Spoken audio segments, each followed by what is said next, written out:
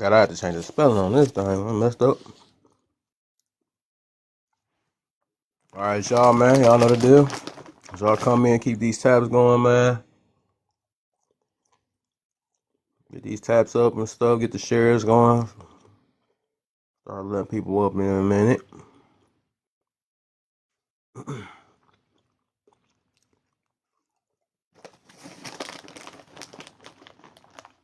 We gotta talk about this, man.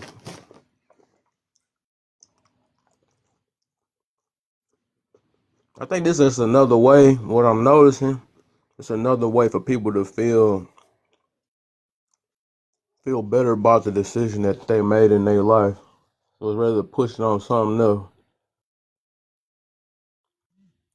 That's all it is, man. That's not what I'm noticing on this. Eli, what's the deal, man? See you, man. So I'll come in, keep tapping and get these shares going. Make this interesting tonight, man. I feel like this is a topic that need to be talked about a lot. And I just hear too much selfishness in the process, man. Too much the flesh and too much. And I feel like it's getting sad because I feel like it's like we just really immune to this situation.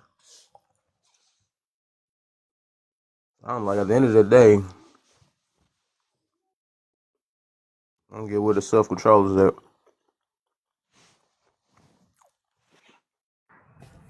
Peace to you, my G. Keep getting them shares going.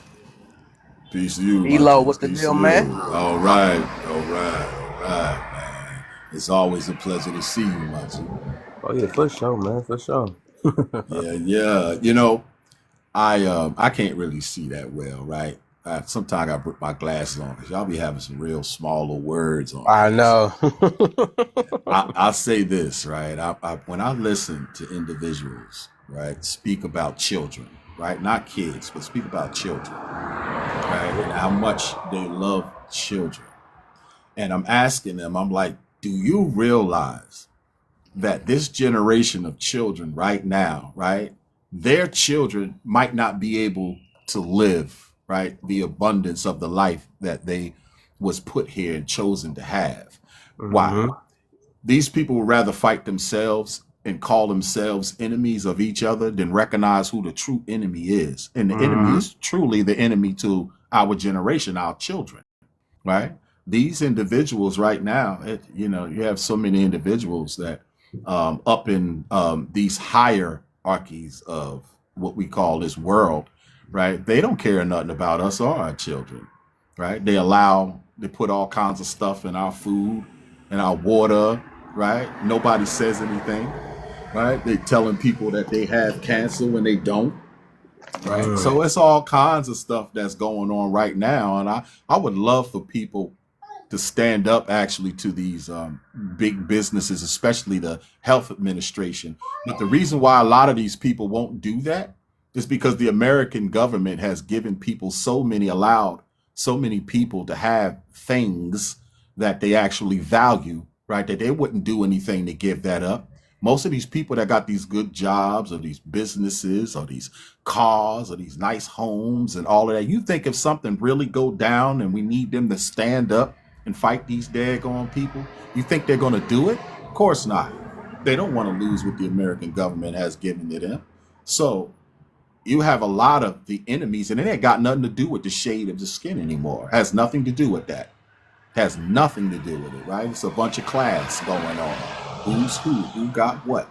So it's deep when you start speaking about the children, because what are we actually doing, right? For it, that's actually going to benefit the children. We allow all kind of music to come out. We allow all kind of videos through media, all types of multimedia that's coming through, and it's called programming for a reason, right? So that is what's the cause. It's a lot of the programming going on, right? The lack of being able to address these emotional issues that we got going on, because we could stop a lot of this stuff if we actually stuck together. That's for sure. That's for sure. What you got for me, Tinker?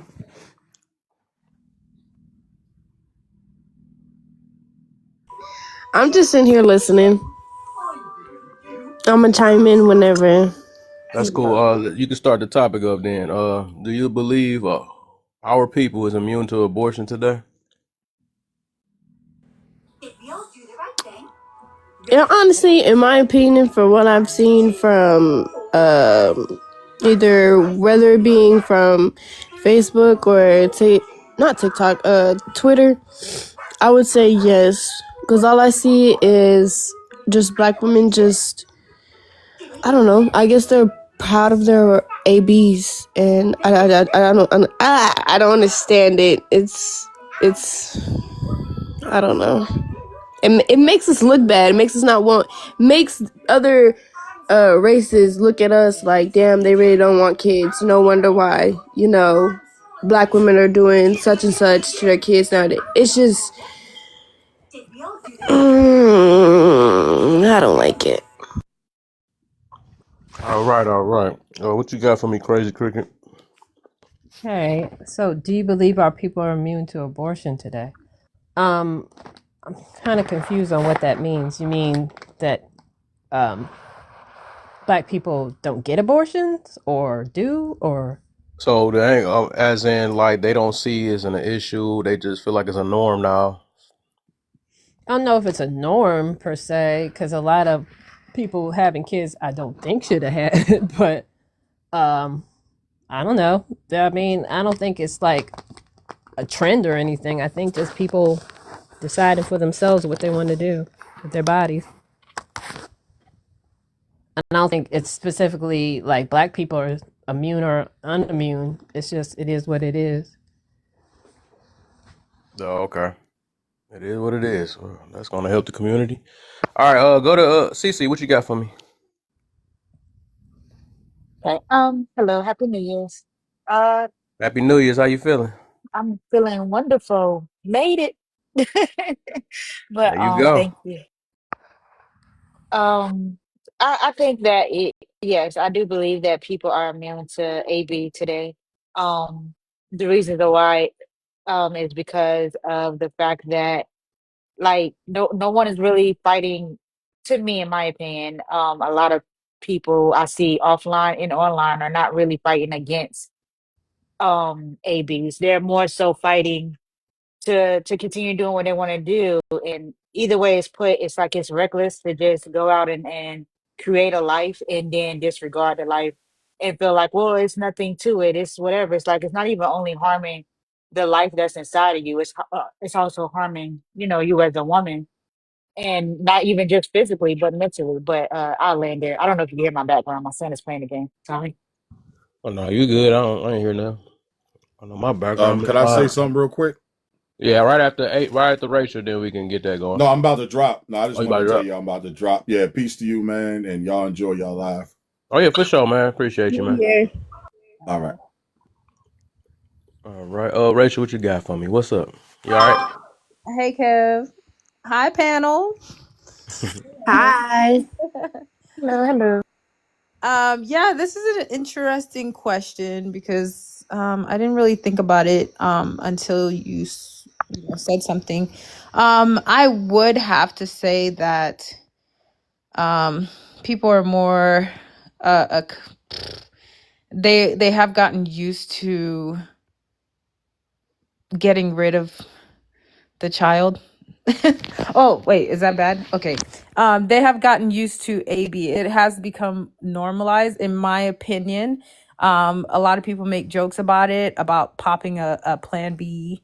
Um, and I am pro choice, but I can see the trickle down effect of people being on social media and kind of like glamorizing all of the ABs that they have had and not thinking twice about it, and how it could affect other people's decisions, young people coming up. So I do see the glamorization of AB. Okay, okay. All right. So anybody agree, disagree? We can do an open panel from this point. Then we get to the next prompt.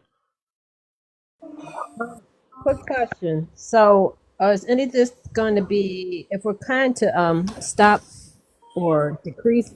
AB, are we going to ever have the conversation about courting and marriage and abstinence before marriage? Because I think the problem is that people are just doing whatever, and then so we need to have a change of mindset. If you're really going to change what's going on, you have to I have a agree. change of mindset. I agree. I'm about to say, what lives you be going in? There's plenty of lives to talk. I know I talk about that all the time. There's plenty of lives that talk about it. You just got to be in it, not the toxic one. Well, all I see is the toxic ones, or at least they start off right and then it devolves into some BS. So Yeah. we need to have more lives about actual solutions and just saying, now, don't get an abortion. Oh, I'm sorry. Well, you can say that on top. It has to be a little bit more than just shaming people. We have to start um, teaching the community there's a better way, that I marriage agree. is family, you know? Because I if agree. you're going to tell people, if you're going to shame people, they're just going to want to do it more. So how about we just let people do what they want to do, but start changing their hearts and minds around the topic of marriage and family? Yeah, I absolutely agree with that. My sister was also going through a situation where she got pregnant, and she came to me and she told me that she was thinking of, not having the child.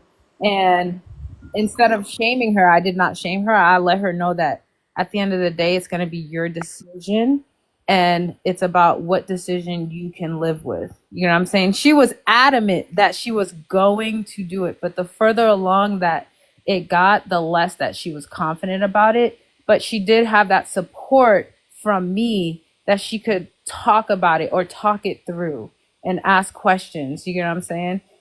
And I think that really helped her out to know that if you choose to,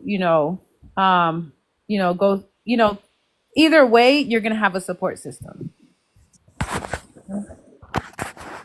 Oh, let me. I want to say so. Ari, so you borderhead. Uh. So I guess we only thinking about. He said they should want to. I think. What about closing your legs? Sometimes I don't get that part. We just don't want to mention that part. Cause I feel like it's an issue when we don't try to think about the kids in the process. I understand everybody got their mental issues and stuff, but it's people. Some of y'all parents had mental issues while having y'all. They ain't took y'all out, so we can't keep using that as a reason why we shouldn't let another child live or get a chance. But matter of fact, let's just get to this. Let's just get to this first prompt. Uh, who can I start with? Let's start with Crazy then, and then we go to Sims, and then Rachel, then Tinker last. So Crazy. How can you really care about the kids if you don't give them a chance to live? Are you talking about inside the womb or outside the womb? Because that could happen either Any way. any any way of a kid be able to possibly live?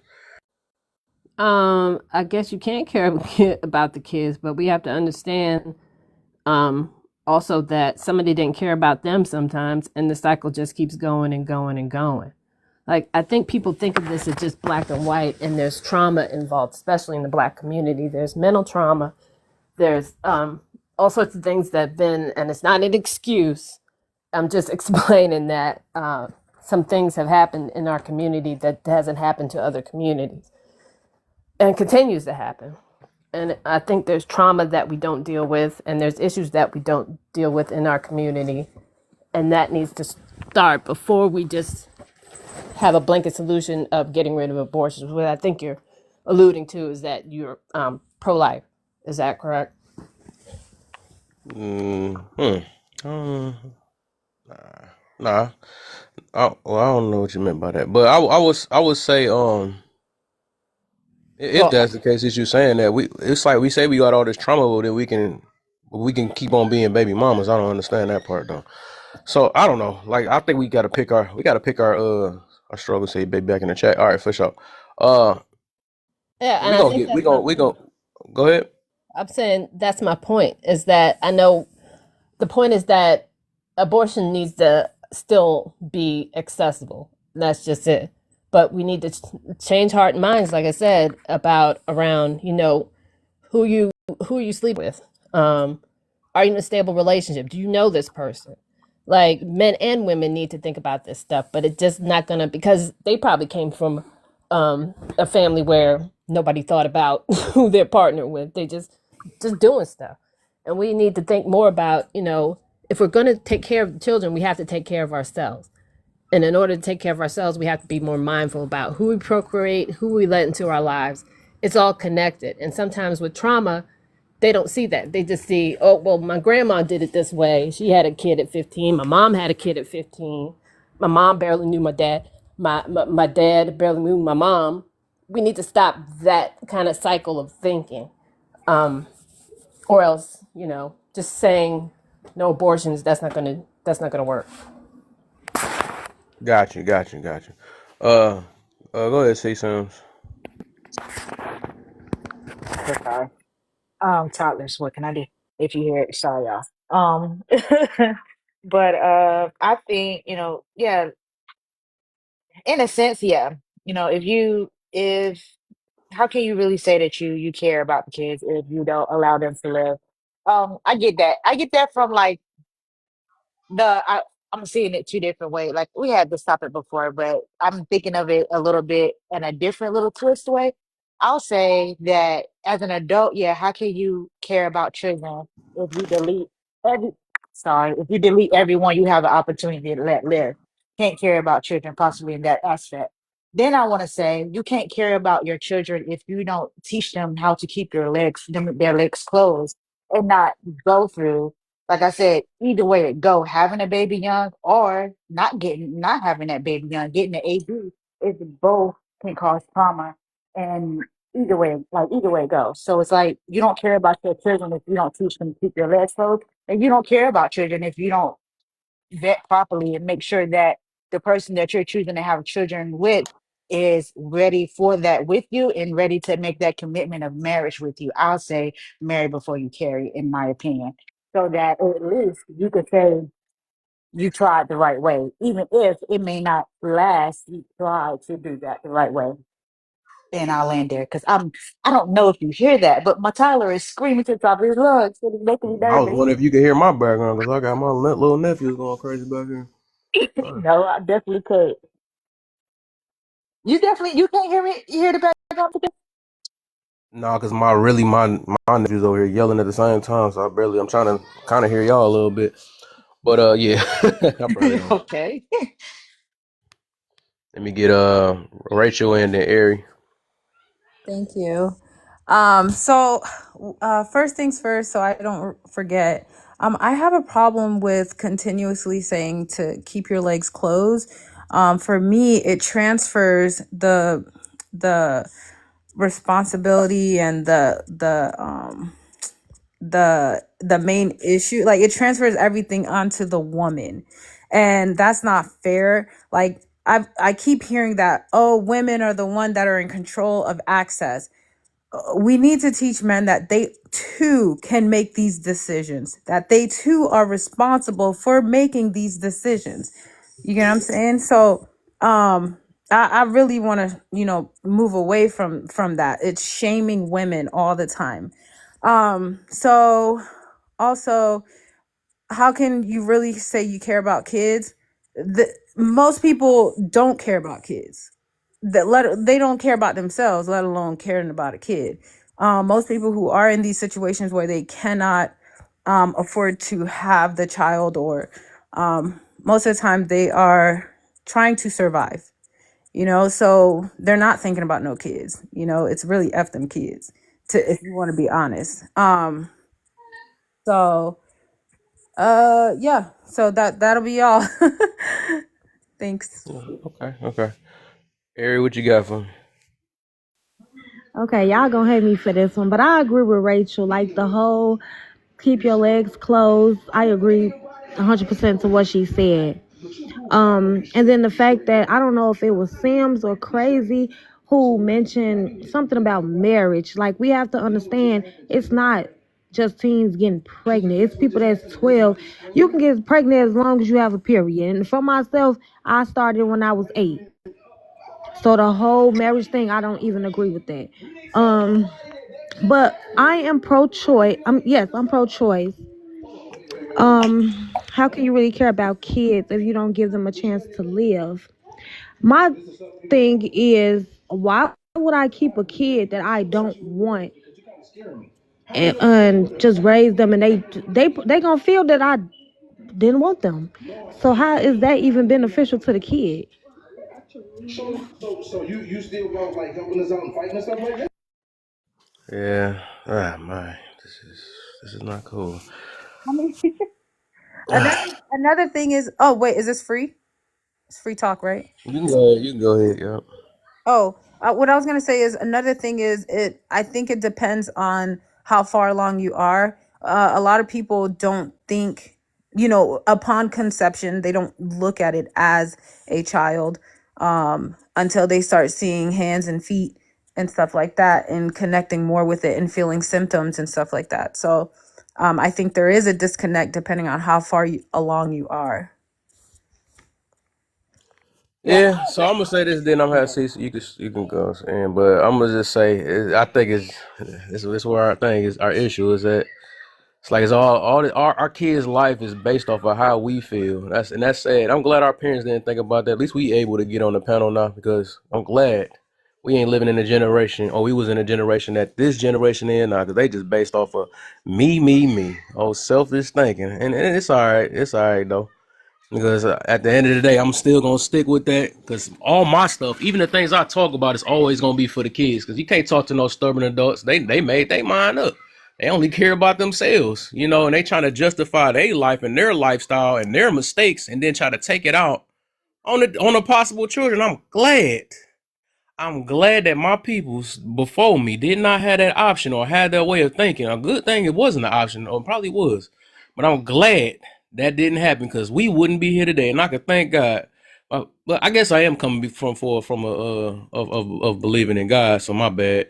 So well, we gonna get to that question on that because I'm pretty sure he's not about to be like, well, you didn't feel like it. You should have had that. I know it ain't like that for sure. Because at the end of the day, life gonna happen regardless. And us coming up with that's my thing with that trauma thing and all that stuff. You got all these issues, and I'm gonna still go back to the opening leg thing. I'm not talking about it's just women, anyways. It don't take a man to open his leg to get to you too, or vice versa. So I mean, anybody that's in it, if I gotta say that man, I gotta add them in there too for somebody to feel better. I don't know. Anyway, I'm just talking about anybody that's doing these things, right? You need to, if you have these so-called issues, you need to be either choosing the right person or whatever.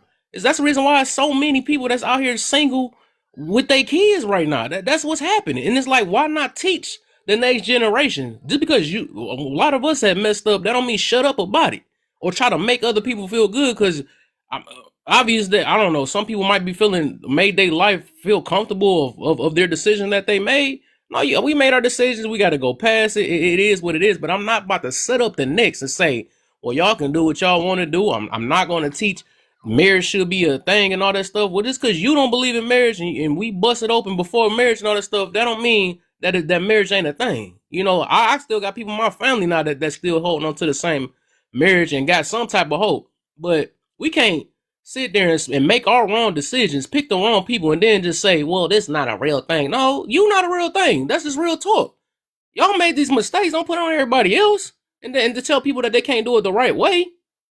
But we gonna get somewhere with this, though, because this is sad. Like I said, all I hear is like selfishness for the most part. It's just all about how I feel. I feel like this, and we shouldn't feel that and all that stuff. But ain't got nothing to do with what these kids that don't get a chance, all that stuff, or even the kids are seeing today. So I don't get how that's what I be meaning about we immune, and it's showing. Go ahead. How do you feel about the kids that's in foster care? And this, I'm glad you just said that. I think, and that's when I know when a lot of people lost the battle, when we gotta use a wrong, and I think once we start getting out this competitive mindset, we'll make some better change. But when we always justify a wrong with another wrong and make it seem like it's right, that's when you lost already. And I think when we kind of mature and grow up and realize that two wrongs don't make a right, we will literally get somewhere. We can't keep on saying, well, it's other kids that's not getting cared about, or it's other people that's doing this and all that other stuff. That's not doing nothing for nobody. It's still wrong. But I think it's still a point because they are kids that exist. It's not a point.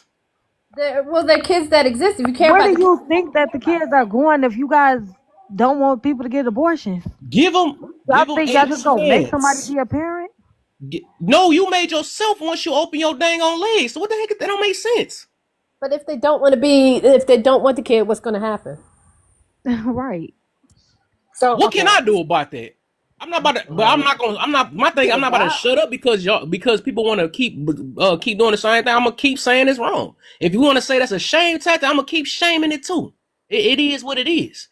Until we realize, and because y'all complain about the same exact world, right? And I know this when it comes to women, it's the hardest thing. But we can talk about how no good man is, because I can shame that all day. But y'all don't have a problem with somebody shaming no good man. But as soon as you say something about a woman, everybody want to get in their feelings. But I'm not that type. I get on both sides, whatever the situation is. So I'm not about to make no wrong and two wrongs and make it a right. Two people made it. We just want to make sure you're consistent that two people have done this. Yeah, but you don't know me. That's what I'm saying. You try to make me consistent. You never been in my life before. I stick on I stand on what I stand on. Wrong is wrong. You're not gonna get me.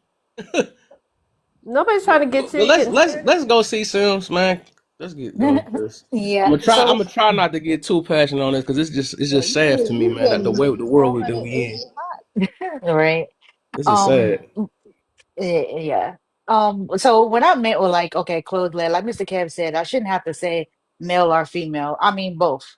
Close your legs, don't do it before you're ready. And the reason why me personally will say that is outside of essay, because you know we're about to bring us some essay, and it was outside of essay, outside of the little boy or little girl getting took advantage of, all that stuff. Outside of that, some of these people are making conscious decisions to do this and not thinking about the consequences that come after this.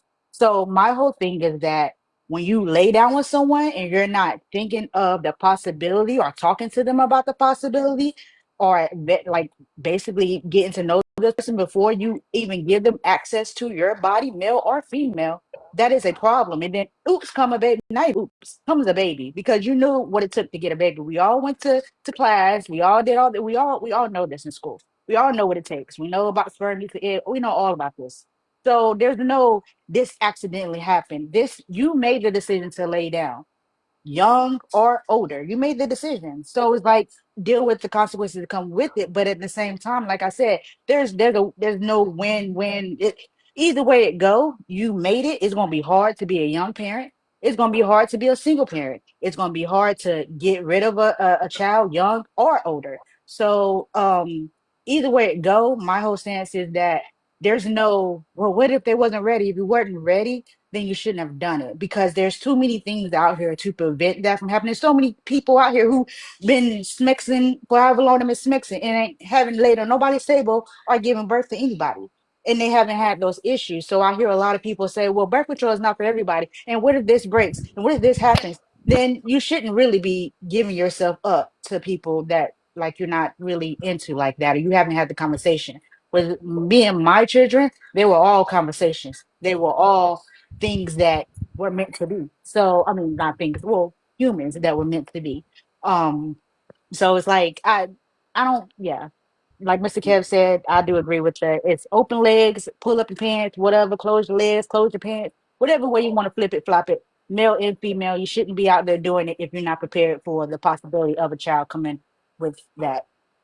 So So yeah, I love that. let me say this real quick, and then I'm gonna get one salute because he haven't said anything. So I'm gonna address this though. So Ari, right? Because she been in my life a few times, right? So I think one thing already. I know you say you already don't know how to forgive and all this other stuff, right? So, and also you said that if I want to have smacks, I can make the decision, right? So overall, I'm gonna let you know, because this topic is more towards the people that care about the kids, right? That's all that really about. So my thing is, if you made your decisions, and I'm not here to change none of y'all. I mean, everybody. I mean, I'm trying to get people to avoid doing what y'all doing. So this topic probably don't have no regards to you, because my stuff is more of either solution based or trying to make some type of change. So you can do whatever you want to do. That's why I say it's. I mean, I know adults are stubborn, so you can do whatever you want to do. I mean, I can kind of care less on that situation, but I'm only trying to reach out to the people that actually care about the kids or care about some type of possible kid, because like we got to be all in or all not dealing with that situation. Ain't no partial saying, well, sometimes I do and sometimes I don't. No, I mean, like I said, we given that just like the first prompt. A kid should at least get the chance to have a chance, because things can change. A lot of us done got brought up on hard times. Some of us grew up poor. At least we ain't get took off the face of the earth. I'm here today to be able to talk about it. I wasn't born rich. I was struggling. At least I had a family, and some of y'all might have family that might even try to help. Y'all act like y'all be in the middle of the street as soon as y'all have it. But let me get one solution and then we can go back to open panel about that.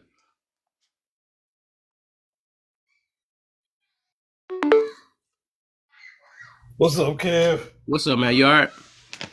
Yeah, I'm good, man. Let me run through the questions. Yeah, we only just the first two. Oh, the first two. Do you believe our people is immune to abortion today? Absolutely not. Matter of fact, I think abortions are contagious. You hang around a bunch of people that had them, they're going to end up convincing you to have one. Let me see. How can you really care about kids if you do not give them a chance to live?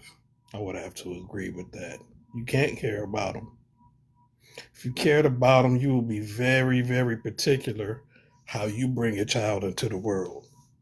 What kind of plan you have? And it's an extensive plan. That plan really involves a lot of self-control, emotional maturity.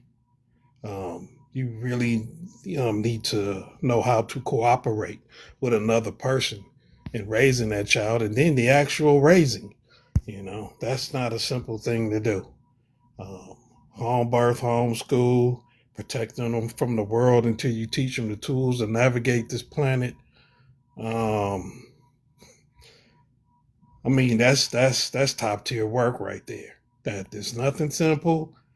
You have to have resources, resolve. You have to have fortitude. You have to be very intentional with what you do. That need to be the plan. That's the plan.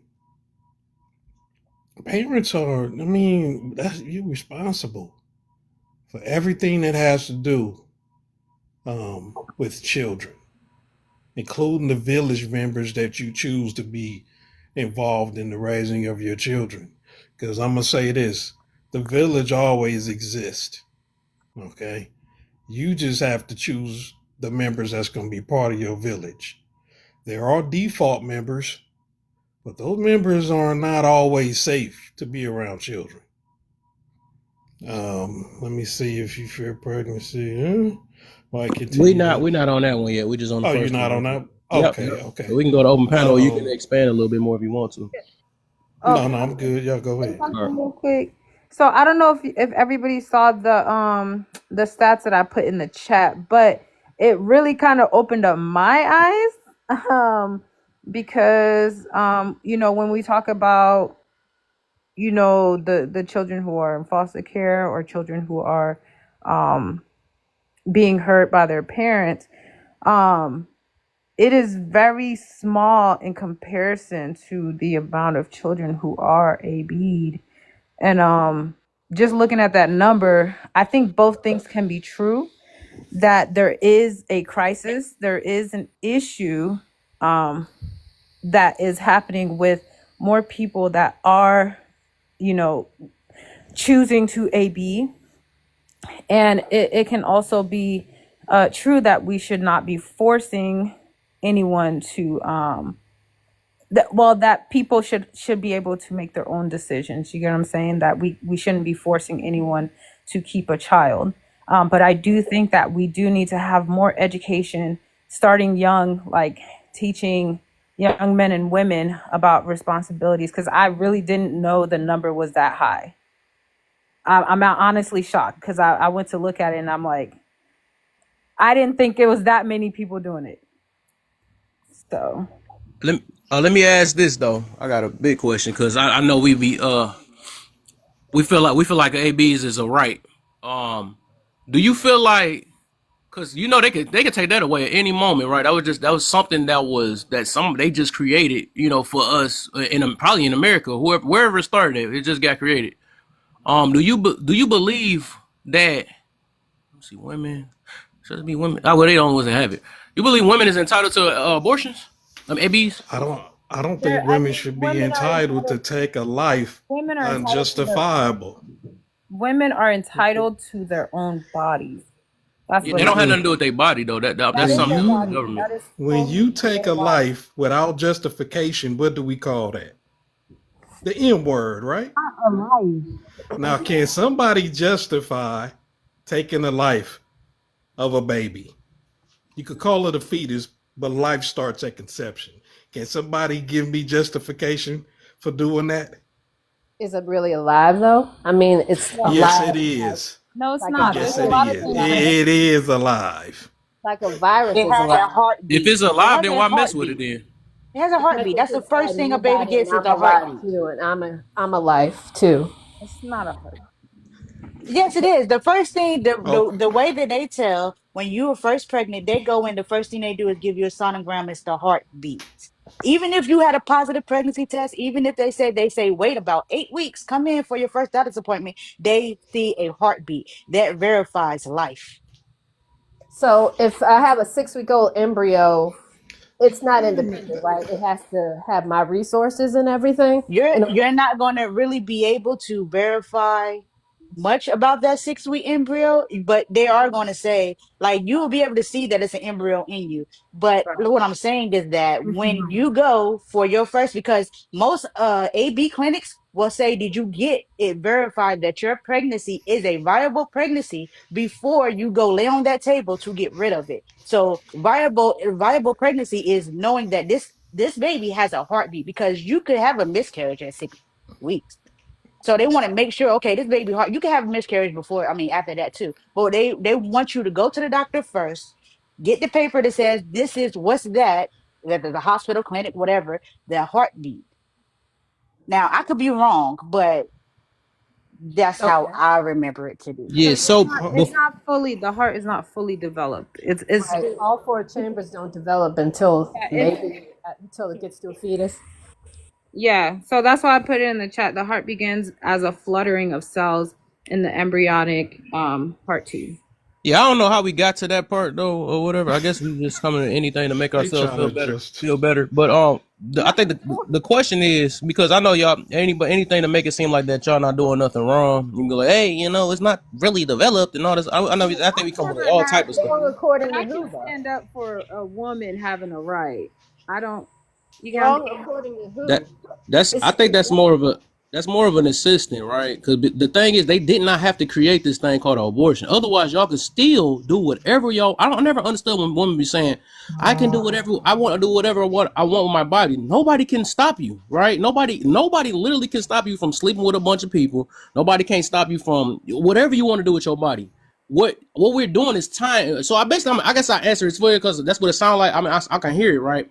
That y'all believe that you are entitled to this government assistant, to the government helping you take a baby out. I don't get that's a whole nother level of entitlement. Like the It's not a government government, must it's do the this for me. doctor. This It's this not the government government. must correct my mistake. They don't have to do anything. They're They just have nothing to saying do that with we your have body. bodily autonomy and we can make decisions about what's going on in our body. And I that need you was, to really hear what I'm saying. The government and your body is not two. Y'all not the same two people. The government can do whatever. If they wanted to take her away, that still have nothing to do with your body. I don't know if y'all really hear yourself when y'all say I want to do whatever with my body. Y'all can literally do whatever what y'all want with y'all body, except if the government, if you like, say if a doctor said I don't want to do surgery to give you bigger chest. That's not them saying. That's not saying I can't do what I want with my body. No, the government just don't want to assist you. They have nothing to do with you and you your know, rights. can I say, you do know abortions have happened since the beginning of time. Yeah, that's how I'm confused. So You're talking about missing? legal abortions. That's why I said everybody trying to find a reason to. At the end of the day, no matter what, y'all was probably using hangers back then or whatever. That was y'all doing that to your body. But now we're trying to tell the government you must do this to my body. That's So you okay if we do it with hangers as long as we don't use the government? out of it. We want the government out of it, but the only way to get it federally in the U.S. anyway and nationally is to do it on the federal level because the states are making their decisions now. My state is pro. At the end of the day, like I said, you are not entitled to. The government can do whatever they want, just like you can do whatever you want. But So, when y'all go ahead. quick question. So let's say you have a child, right? And the mother doesn't want to keep it, right? And you want to keep the child. Well, I don't know how I'm phrasing this, but long story short, if let's say you have let's say you have 10 kids and the government says, you know what? You cannot have more children. And they say you have to get a vasectomy.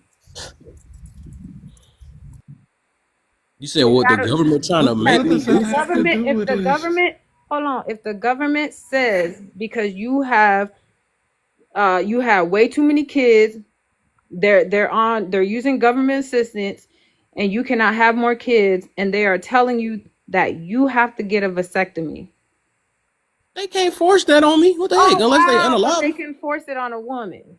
What? Wait, that's not. I don't know if you just heard what you said.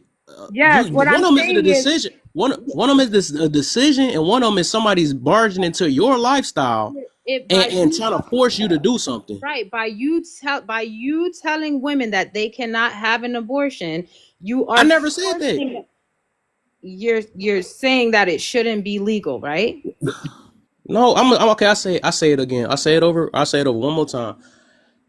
So it's a difference when the government is getting into your business versus you're getting into the government business. So what you said was the government telling you coming in, stepping in. Oh, you're on your 11th kid. Now we got to take you out. We got to take that out, or just pulling you or arresting you. That's a whole different thing. Somebody will go out fighting for that. They can't really do nothing unless you move out of the country. That's a different thing.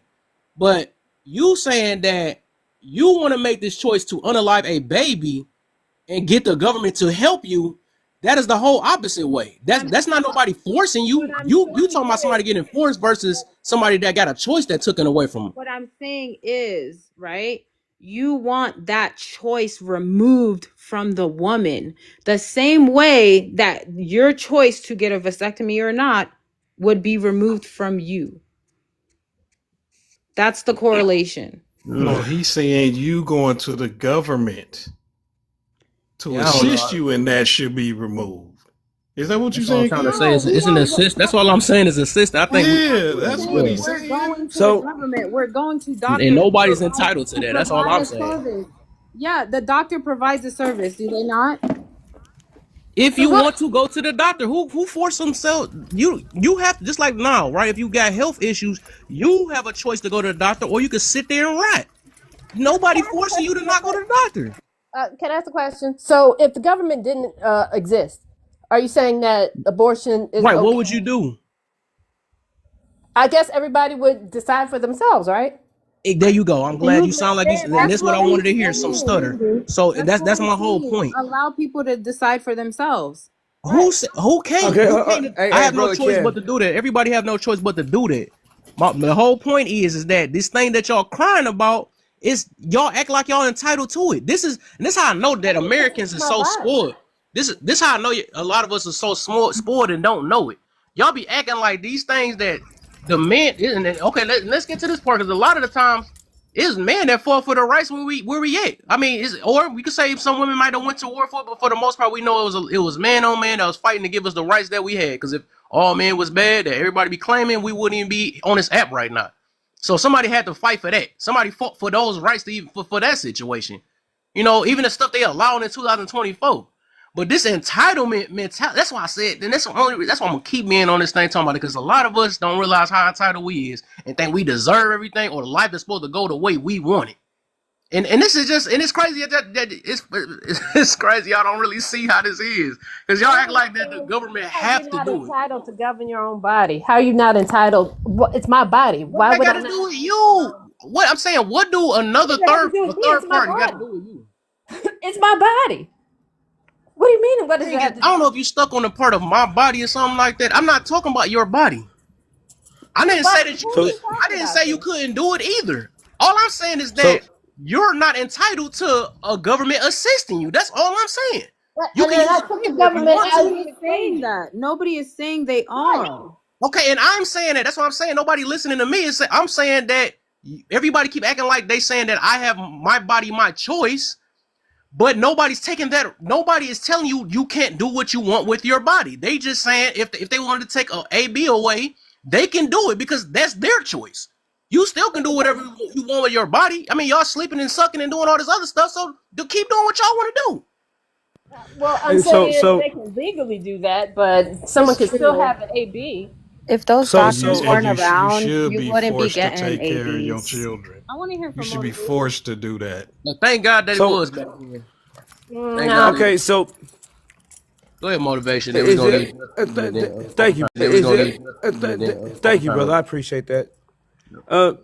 So I'm presenting the question, ladies. I'm not talking about your body, your choice.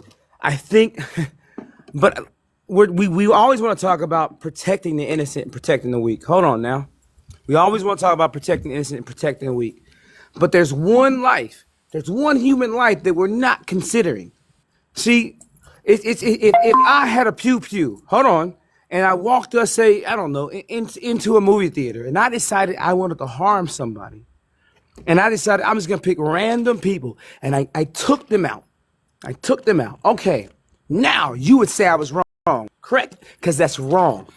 But then we take the most innocent human life on the planet, and we say, I want to take that life out because I want to take that life out.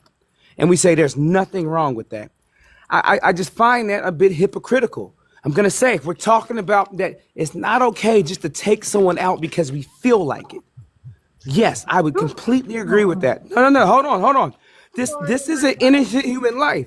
Now, Everything's done. okay.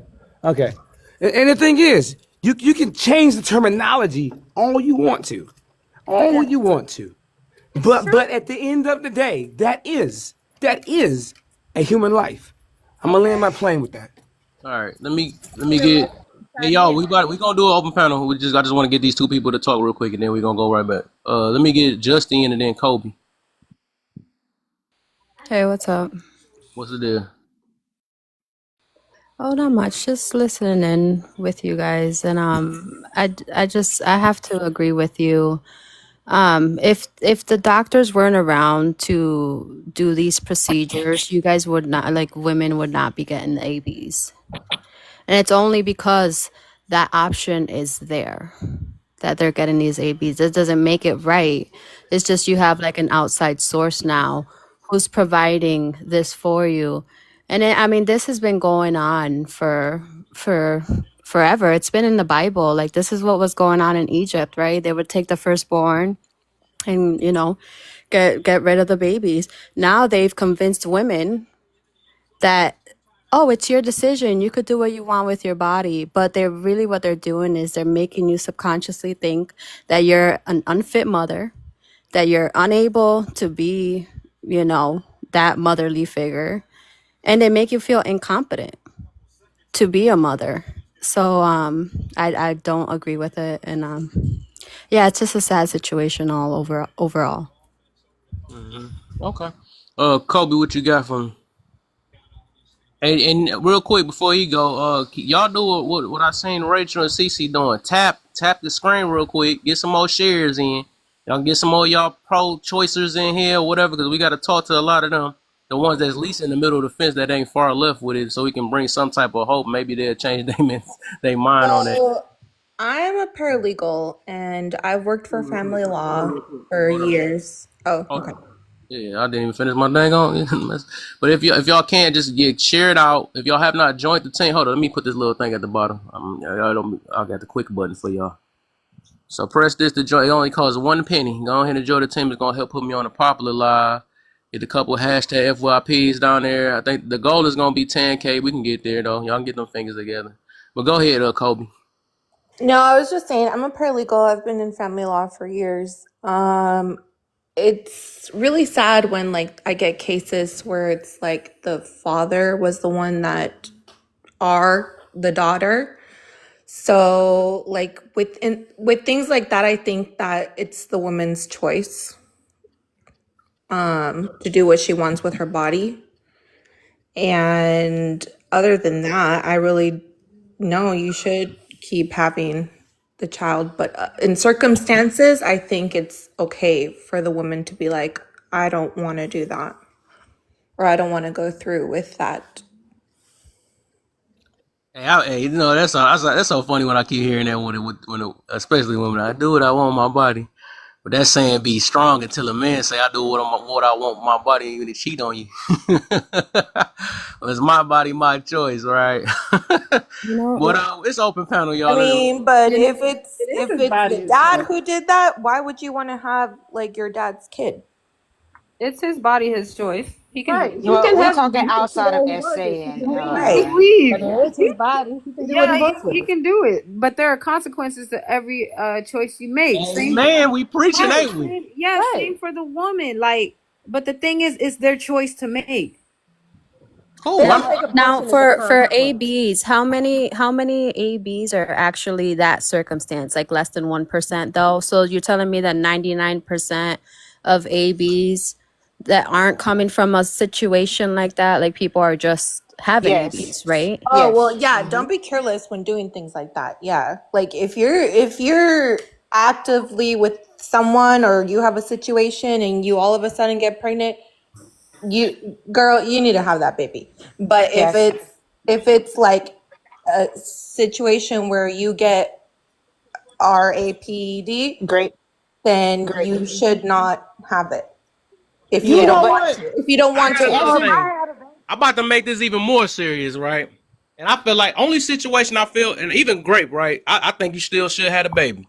But if it wasn't, and I say if y'all both about to unalive, right, on the table, now I can see that. And I wouldn't call that an AB. That's just basically that you about to be unalive. So you really have no choice on that. So you got to find some way to get it up out of you or something like if it got stuck in the tube or something like that.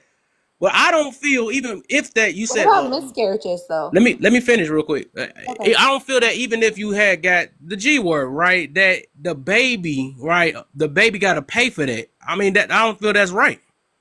But I like I said that's how far I'm with that situation. But overall, yes, unless you on that bed and y'all both about to be unalive or whatever the situation is, then yes, you really have no choice because somebody got to survive, somebody got to live. So I And get it. some babies that have been born out of that situation, they still come, their mothers still love them and they still grow up to be successful people too. Some people on this app right Well, now that's true. That's true. is grape babies. I'm trying my best to. Right, and they still love life and their Yes, mothers still love them and nothing really it doesn't change. they have a chance. That they had a Yeah. chance, and that's what this is really about. Give the Yeah. kids a chance. It ain't about y'all feelings. Right, and Oh, you he know had a what's choice crazy though. too? People arguing on this app about AB, and all of them have been given the opportunity of life. Like, how are you Exactly. sitting here arguing about AB when your mom gave you the opportunity to be here? Girl, look, I wouldn't even care Ursula's one pretty way. I ghetto, actually don't so believe I'm in that. not praising her I for that. wouldn't even care one way or another. Right. I would well, not Like, care. I on, wouldn't be going right now. well, I honestly, wouldn't for even me, know. well, Like, honestly, for me, I do know. For me, I know that my mom was going to AB me, and she was told not to. And I'm happy that she decided not to. Oh Me my too. I'm goodness. happy too. There you go. You wouldn't be happier or sad either way because you You wouldn't wouldn't if she even know. decided to go through with it. You wouldn't even Selfish. know. Selfish. We wouldn't even know you. Mm. So it's a pointless argument that you keep saying that you're happy that your mom did it. Because if she did go through with it, you wouldn't know. But That's she's simple. No, happy I though wouldn't that know. she I'm is happy that I'm living. alive, that But she she chose is not to, happy. and I'm happy that I'm able to Yeah. speak on the fact Because she that had a that choice. was her ultimate decision, but she decided not to. That was her choice. And So which how would you she feel? So had how the would you choice. feel if she decided to do it?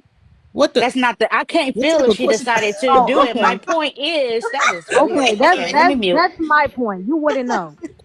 I think What is the point of you making that point? That made no sense. It definitely does because I'm trying to tell you guys rather I think if you the baby fighting is not so here. hard. I'm You not fighting so fighting hard for this care. AB. You gonna ask a question that I just feel like a stranger not gonna tell me to keep a baby that I don't want. is it any that's true optimistic? though. Is it any It's true. optimistic in anybody? Like we gotta man, boy, we need to Oh, do but some wait, reading. but wait, but hey, wait, but wait. Let me say something, bro. He don't want Let people me say going something, around fam. looking Hold for on. that. Hold on. If you wasn't here? What the heck she Hey, here? hey, Thank God she here. Is it? Do any of y'all I believe in? can't, Some of y'all can't. probably don't So, believe in God. okay. So The, mama the the that she young here. lady Why that would I spoke, care if right? she's here or not? The young lady that spoke, right? You said, and I'm not talking about grape. I'm talking about regular situation, two adults being irresponsible. You've been in biology class. You already know what it is. Stop playing. We need to stop playing slow like we don't know A plus B equals C. But we want to play slow like A. No. Stop. I'm talking, please. We want to play slow like A and B doesn't equal C. But then when C gets created, all of a sudden it's convenient. So hold on, so what you just said, hold on now. You just said you don't, then don't open your legs and give a man access to something you're going to create that you don't want to take care of. Why is that your business? Oh my Why gosh. are you yelling? Right. Why is that your business though? We can't control other people. We just can't. I know Why you is this your business? Okay, so how about you start being more responsible? Motivational. You can just start being more responsible. How about that? But we can't guarantee How about You that? the same person that tried to connect. It's not going to happen all the time. We can change hearts and minds, like I said. But if you're trying to say there's going to be a hard stop, That's why I'm so glad that it ain't a woman president, bro. Because this based off it's not his feelings. realistic. Lack of accountability. It's Excuses, not, lack of accountability. You have to teach people. Some the people same don't know about you- accountability. You have I to like teach same people. excuses, boy. See, if you don't have a heart about it, then it's no point in even doing this. Says the people that don't have a heart about kids. That don't make no sense. Oh, You no, don't have no, a heart no, please about don't say that. You don't care what happens to them when they're born. I literally have a passion for children. Okay, like please don't speak for me. But I'm gonna ask you, Kev. What would you suggest be done? Like, what do you want us to do as a nation? On what? That was a cliffhanger. Done for what? To solve this. To solve this? To have So less. I would say first off we have to realize that this is an issue. Right. But if everybody fighting it and feel like it's justified, we can't do anything from that point. I literally said that. I said that. I think everybody on this panel agrees that it's an issue. Ma'am, I hear more excuses. If it really is an issue, we wouldn't be making excuses.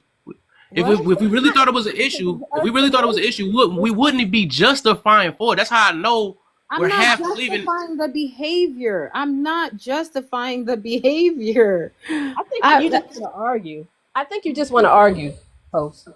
I guess so. Crazy. I just came on here just to argue. Okay, so It's funny. It's funny. Okay, it is hungry. Y'all do realize you asked him a question, right? That's and why while I'm he waiting. answering it, you're interrupting him.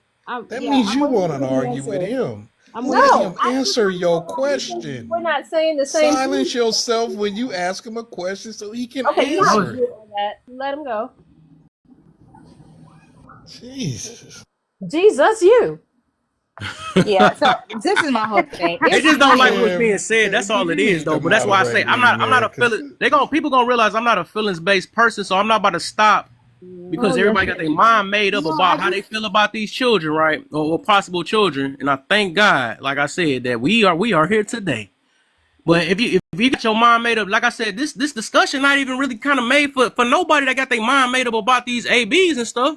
My thing is I'm never, and this is on my end, I'm never going to be for taking a child out no matter what the situation is. And that's how much I care about the kids. I'm on a whole nother level when it comes to caring about kids. I think anybody, and when people view it that way, they will realize, like somebody discounted her story about she could have been AB, and she here and we get a silly question talking about one of you wasn't here. That's some sad way of thinking. The fact is that the whole point was Leashi is here to be able to be able to tell the story, and that's all that really is about. And that's what we're trying to bring awareness about, is that when we do this, because some people may not know, when we do these things, we're taking away people that's like Cece, right, that can be speaking on here and help a bunch of people and help people learn from their mistakes. But it's what the thing is nowadays, everybody want to make these mistakes or try to make excuses for other people's mistakes, and that's one thing I don't do. I can care less about how people feel. Do you understand that these are not excuses? We're not Wait, wait, excusing wait. the behavior. Can Kev? Oh my Look, gosh, bro. Imagine how I really women do lived want to back in the hold on. days. Can I please? Because I did Yes. ask Kev a question, but he didn't get to fully answer it, and I'm just inquiring because I really want to find what we're trying to do here. So if I agree, right, that it there shouldn't be any ABs, right? So what do we propose moving forward to help people not do it? I can't. All I can say is this: the same thing we just mentioned earlier about be able to. It's the same thing we just mentioned earlier about be able to. Just like somebody just said they wasn't against marry before you carry. Teach your kids that. Oh, that's gonna kind of guide it to that question, that bonus question down there. We gotta teach people to not be so quick to falling in love with somebody and just to get in the bed with them so quick because you feel a certain way. Let them know that it should be some intentions of marriage behind it instead of just Amen to that. And I'm gonna using mute it for myself right now. just using it for fun and stuff. But really, it's an awareness because it's like overall, just like even a voice online right now, right? You can't. All you can do is talk about it until people start making these actions, and it's just really just bringing awareness, which is what most of my topics always about, is bringing them awareness so people make it change their ways. But otherwise, I can't change nobody that got their mind made up. So like I said, the solution will be prevention. It's always prevention for most parts. It's always try to prevent even putting yourself in that situation or being in a rush to sleep with somebody. Give it some time. Maybe even date somebody. Not even date somebody. Be with somebody for a good amount of time, 90 days or whatever. And if you don't see yourself with having children with them, you shouldn't even be with them. You just shouldn't. Because There's you gonna so know you're gonna be wanting to have smacks and stuff. You know you got a high chance you're gonna get that, and then be ready if you do get pregnant. there's so many I ways to absolutely prevent it agree. too. There's birth I like that control. mentality. What's up? There's condoms. And then there's And this also me who has 2 kids off birth That's an control. So that's not excuse. even an argument. Yeah, so just yes. don't be with anyone unless you're serious about them. Oh, hold on. So if you're saying that you was using birth control, that means he wasn't wearing a condom. Hold on now. So if he wasn't wearing a condom and you was wearing birth and you was using birth control, that means he should have been using a condom. Hello. No. This is the thing. Maybe he Ladies, you was. get Your birth control is hold not on. 100% Wait. effective. You want to give a man access to your body, but you don't require him to wear a condom. Why is that happening? Why is that Boy, happening? what? So that no, when pregnancy How happens, the hell then you you gonna play try to tell surprise me what we like you did? did not know. No. If you require him to wear a condom, that prevents the possibility of pregnancy. Now, yes, the condom can break. We are aware of that. But the likelihood is not as high as we like to say it is. But a lot of times, ladies, you're not making the man wrap up. It is what it is. I know you don't like the truth, but that's the truth. We're talking in reality, not some made up fantasy world that you want to live in. Now, Motivational, I know you're speaking facts and I appreciate you. Keep all telling I'm these saying, girls what they need to hear. hold on, Kobe. I'm saying we got to stop living in this fantasy world where we just make excuses for all the bad decisions we make. And this is the reason why we don't ever create better results in our life.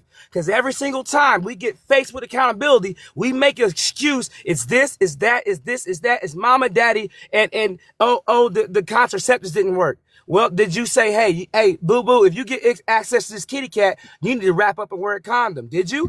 If you're saying no to that, then we did not do everything possible to prevent pregnancy. Period. Point blank. Correct. You can make whatever So excuses you I'm want to. no, it's not an excuse. It's a fact that I'm sitting here looking at 2 kids that I birthed that I was on Depo Provera, and yes, me and him did use a condom. So what's your argument? So did the What's condom your break? argument? No, the art. So Look, no, art, you wait, didn't say right, that. no. It's a No, lack what's of your self argument? I took control. all Hold up. the preventative methods that you just tried to Cool, discuss, right. and No, I'm That's still your looking the life. at two preventative kids. Hold up. Yeah, Bro, you're method would have lying. been let self me control. yeah, let me say this. Then I'm gonna let you get in solution because I seen your hand down there. But you got to realize this topic is not only about you, Ari. You just making this about you. So it's nothing he can say about your situation. You made your decision. It is what it is. It's a bigger world than just I. You know what I'm saying? So it was something I wanted to address. Go ahead. One solution. I'm gonna remember it. All right, look, the thing is why are we prematurely having coitus without planning pregnancies, without planning to raise children? What is it about the lack of self control to want to have to lay down and have coitus with somebody? Okay, because it had nothing to do with birth control and condoms and none of that. Okay, it costs $340,000 to raise a child from newborn to 18. Do y'all not plan for this? What is the plan that you have before you lay down with somebody? Control your libido until you sit down with somebody and plan this out. Are we going to homeschool or public school? Which I don't suggest public school. You know, what is it about about coitus that make y'all just haphazardly do it, knowing that you are putting the ingredients together to produce a new person? All right, this is the accountability that we have to look at, because when we do not hold ourselves accountable and we act irresponsibly, we complain about being irresponsible. We know what we're accountable Damn. for. Okay, listen. To Your move mind is from powerful. boy, for me to move from the title of boy to man has nothing to do with an age. It has to do with my self-control, my emotional maturity, my ability to regulate my sensitivities and control my triggers. It has to do with the code of conduct. It has to do with me demonstrating honor, integrity, dignity, competence. This is what makes me earn the title of man. Until then, I'm just a 50-year-old boy. What are y'all looking at in each other to determine if you are laying down with an adult girl or a woman, an adult boy or a man?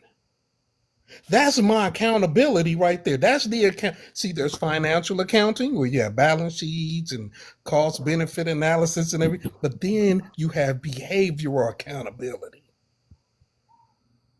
Okay? That was my behavioral accountability that I just stated for y'all. Dang, Yeah. you just You took you When wisdom into my heart. this is what I look for in a female. Before I even consider land, this is what I look for before I even take her on a date or be in her presence. Screw coitus. That's not even on my mind. Can I even be around this person? Is this person safe for me to be around? Let alone produce a child. Right. When you don't look for these things and you lay down with these people and then they take off, that wasn't the first sign. You knew they were not accountable for their behavior. It wasn't after they got you pregnant, then you want them to be accountable. It's too late.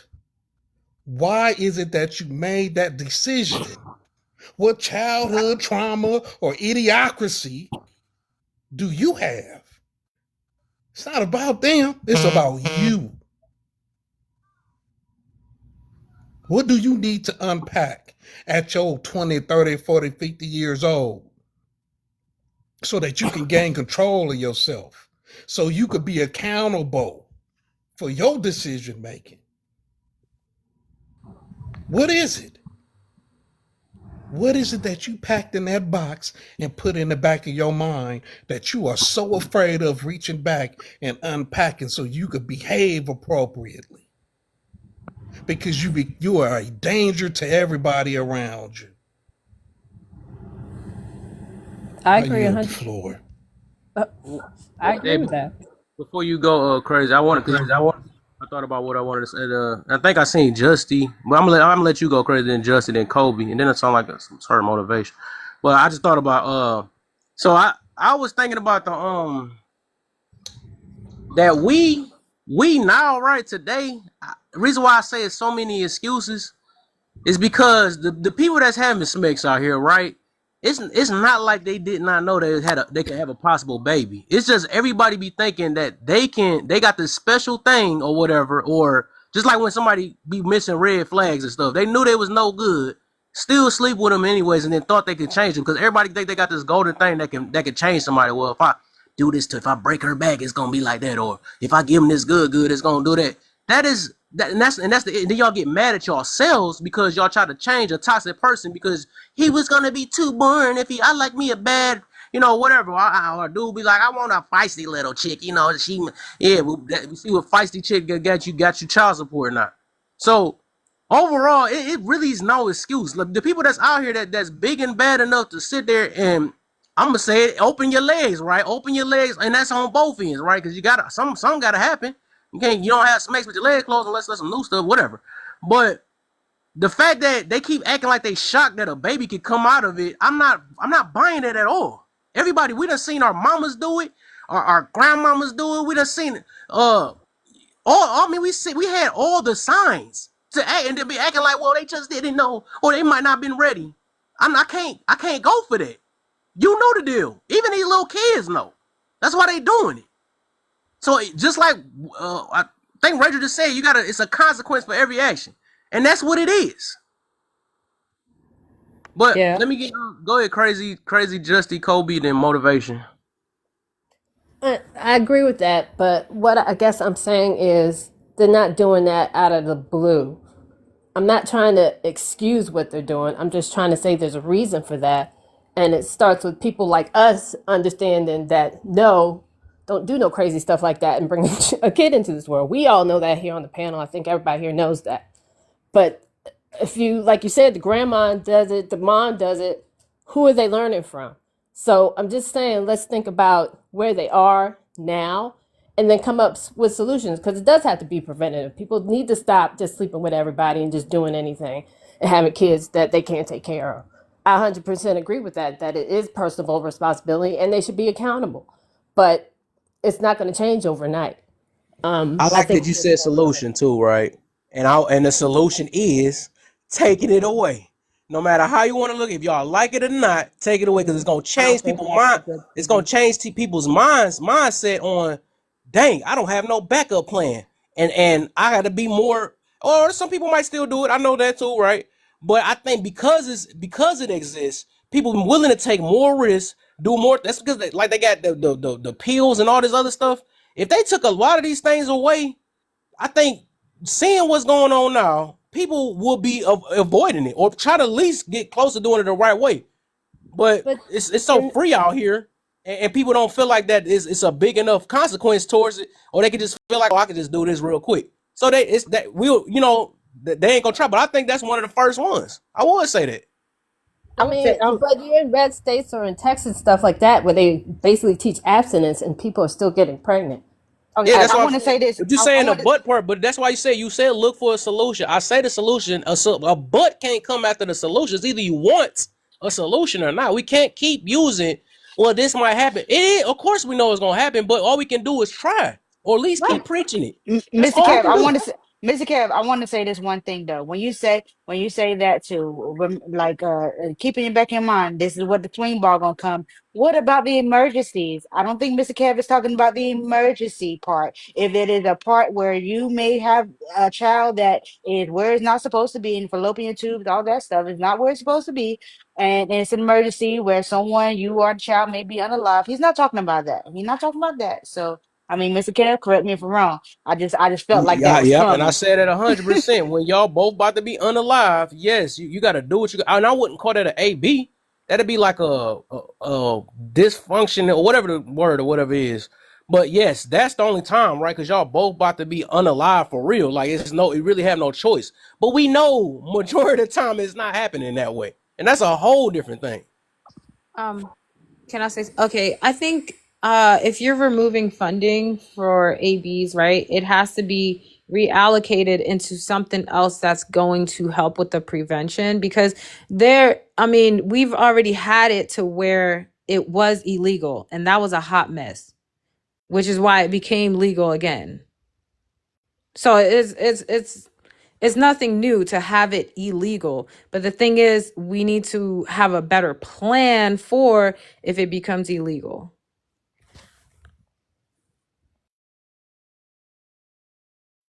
I think was it Kobe?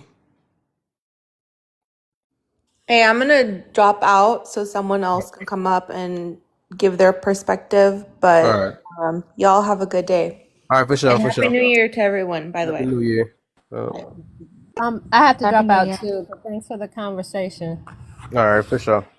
All right. Take care. Happy New Year. All right, Happy New Year. Let's see, trying to you want to let me Oh let up? yeah, Kev. I Yeah. actually think that people should be forced to take care of them children. If your behavior produce a child, your behavior should be to raise that child. The Yeah. government doesn't want that though. So the government likes the incentive of providing abortions. I mean, We now don't care what the ABs. government wants. The government has nothing to do with your behavior or your culture. Oh yeah, I know, I The understand, but why? existence of your people. That question upstairs says our people. Okay. It doesn't say our government. It says our people. What does your culture say? Oh, Absolutely. Jesse. And, Sorry, I was and, just gonna ask and I Jesse. would suggest this. Oh, sorry. I would suggest this. And this is the thing. We even gotta look at our culture, brother one. And I can't see the last part, my bro. So I apologize for that. I'm just saying, brother one. That's fine. The reality is our culture has been hijacked by other people. This is the truth. I've actually did a live on this. We don't control our culture. We haven't for quite some time. They interjected dysfunctional behavior and a dysfunctional way of thinking and a mindset into our culture. And we started. And this happened a long time ago. We got to understand, and they did it through multiple different ways through our music, right? There's a reason why a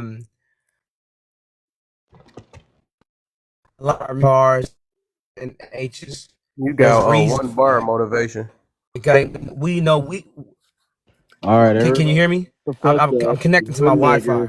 Nigger. Yeah, we can hear you now.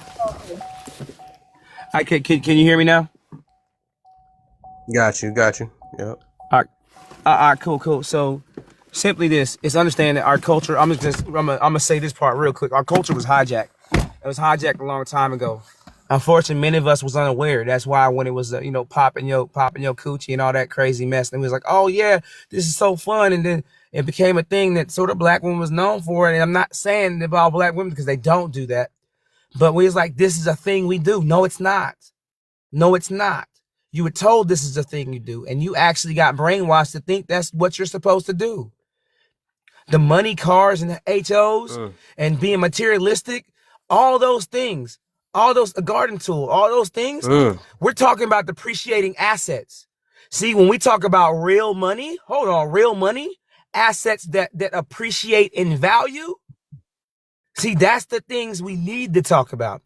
That's the things that the Jewish community talk about. That's the things that YT people talk about. See, but we will talk about buying some 24-inch rims. We don't talk about investments. We don't talk about appreciating assets. See, this is what creates wealth. This is what changes the game. This is what creates generational wealth for the next generation. So all I'm saying is we got to wake up and we got to take our culture back. And we got to analyze our culture and start taking all the crap out that's dysfunctional. That is the complete opposite of functional, healthy, effective communication. All the yelling and the arguing, the fighting and man versus bear, we're supposed to complement each other. But they got your mind so twisted that you will look at me, a brother with melanated skin like you, and you want to take my head off instead of grabbing my hand and saying, how can we work together to empower the people in our community? How can we help them gain understanding, wisdom, knowledge, and break free of the generational curses? That we don't work together and say, okay, what does it take to break the generational curses? Hey, what do you need to learn for financial literacy that then you can turn around and as your kids get old enough, teach them financial literacy? See, we're not talking about these things. The Jewish community, they teach their kids financial literacy. Not all, many white people teach their kids financial literacy. We don't even learn financial literacy ourselves, much less teach it to our children. But we will buy them the newest Jordans. We will buy them the newest game system because that's what they want. Now we need to start talking about the real stuff. Let's stop playing games. While you're playing checkers, they're playing chess. And that's the reason why they're winning. So how about you start learning how to play chess so we can start winning? I'm going to land my plane, Kev. For sure. I love the energy, man. Motivation. I think Ari got something to say because she putting all caps in the chat. You want to say something, Ari family? If I had something to say, I would have unmuted. I'm in the chat. Okay. Rachel wanted to ask Jesse a question real quick. Yeah, what's up? Oh, hey, okay, because you were, and I genuinely just want to know, because I don't think I'm educated on this enough, but you stated that the government would benefit from us having more ABs. And so for me, it's a little bit hard to see that since, I would think they want more of our children going to prison, and using us for free labor. Yeah. So, and using us for free labor. So I just wanted to, believe me, this is not an argument. I just wanted to know. I just see it more as population control, to be honest with you. But that's just my opinion. Oh, Hey, y'all both could be right. I'm thinking as I think about that though. Yeah, I get y'all on both for that. Oh, okay. All right. And then also I heard they used them ABs for some type of, I forgot what it's called. It's something to like replacing nerves and all this stuff. I forgot what it's called. Oh, they use stem cell. They do like stem cell research. Yeah, that's what it's called. Yeah, so they can make. I'm pretty sure they're making money off that. So it's a double. Yeah, it's like a double thing. Like they get stem cells plus they get population control. I mean, wouldn't they want to do population control on like Mexicans who in 2050 are gonna really overtake America? Well, Rachel, no, it's just you realize how much of no. I'm not attacking. It's legit. I'm not attacking you. I'm not.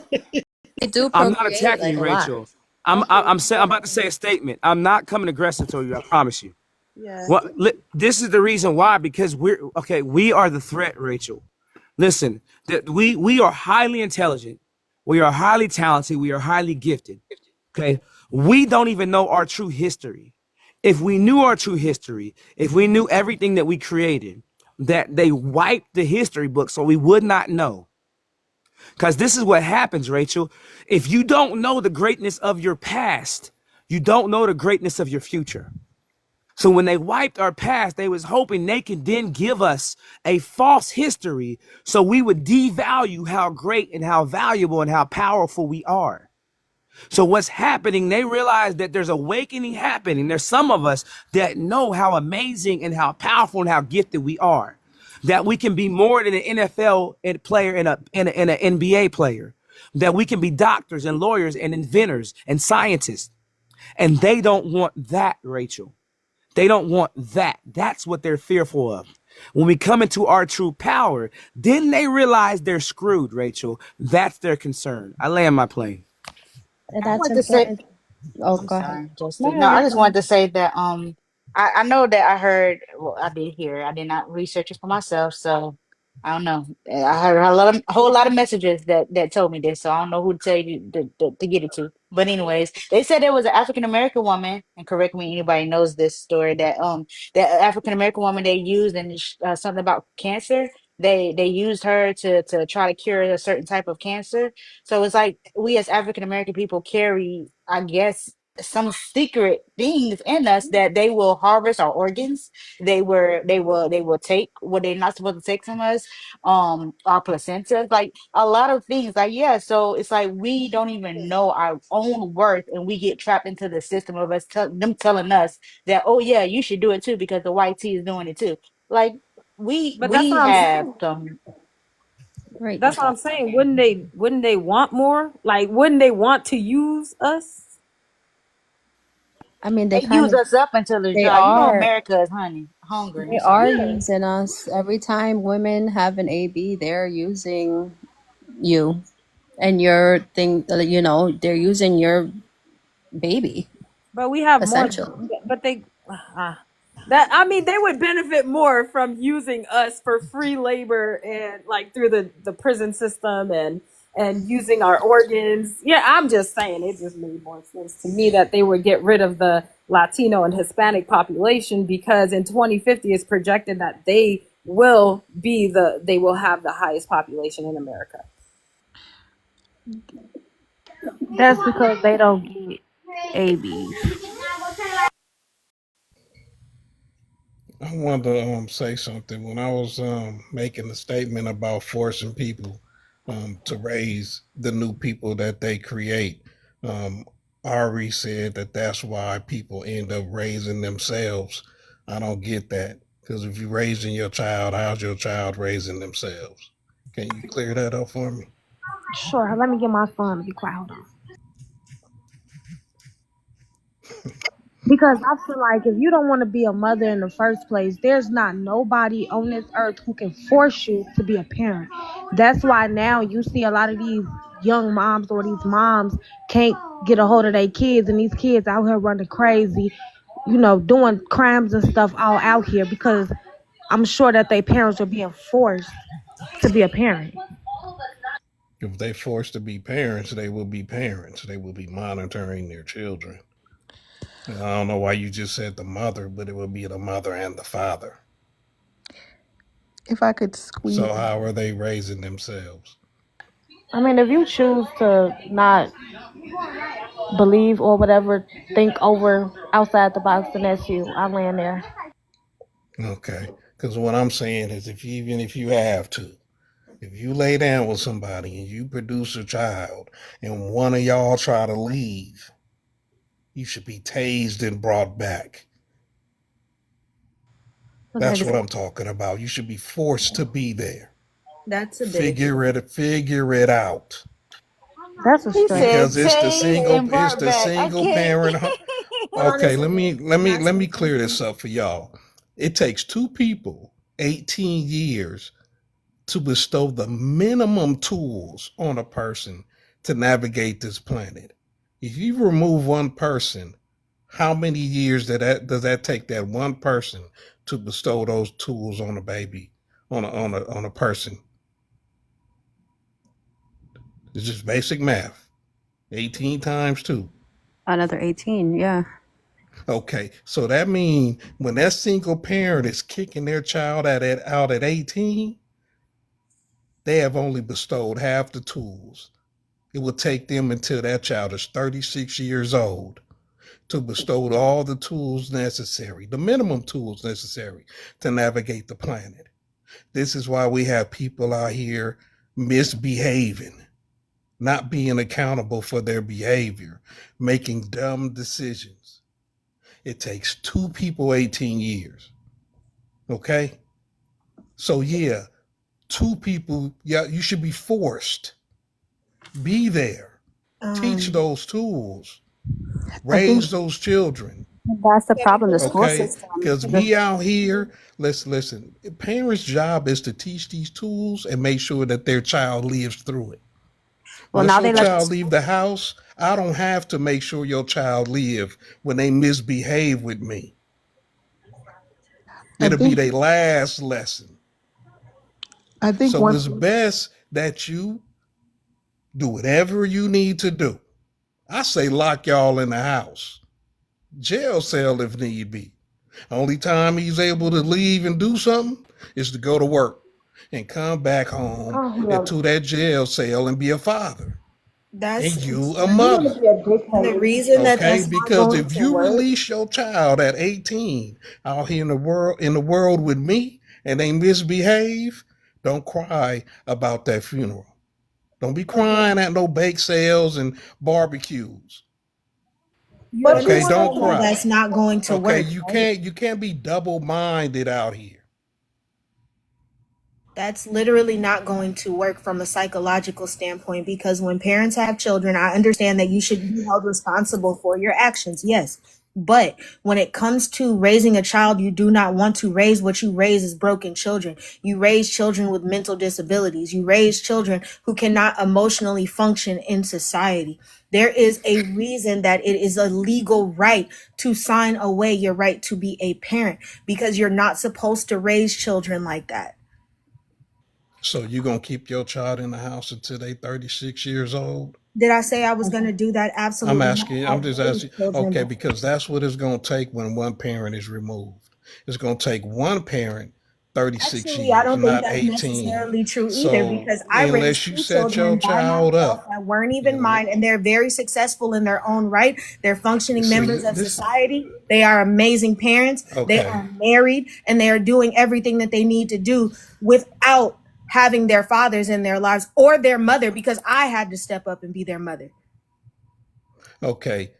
When you release your child at 18 as a single parent, they do not have all the tools. Then why aren't my kids failure? Okay, so it's just going to take you another 18 years. Then why So aren't if my you then why aren't want to my be a kids failure? so if you're going to be a single parent, plan to have your child in that house for 36 years They while you moved out and teach it got to married while and you have teach kids with it to their be a own now. So man why or a aren't my woman. children?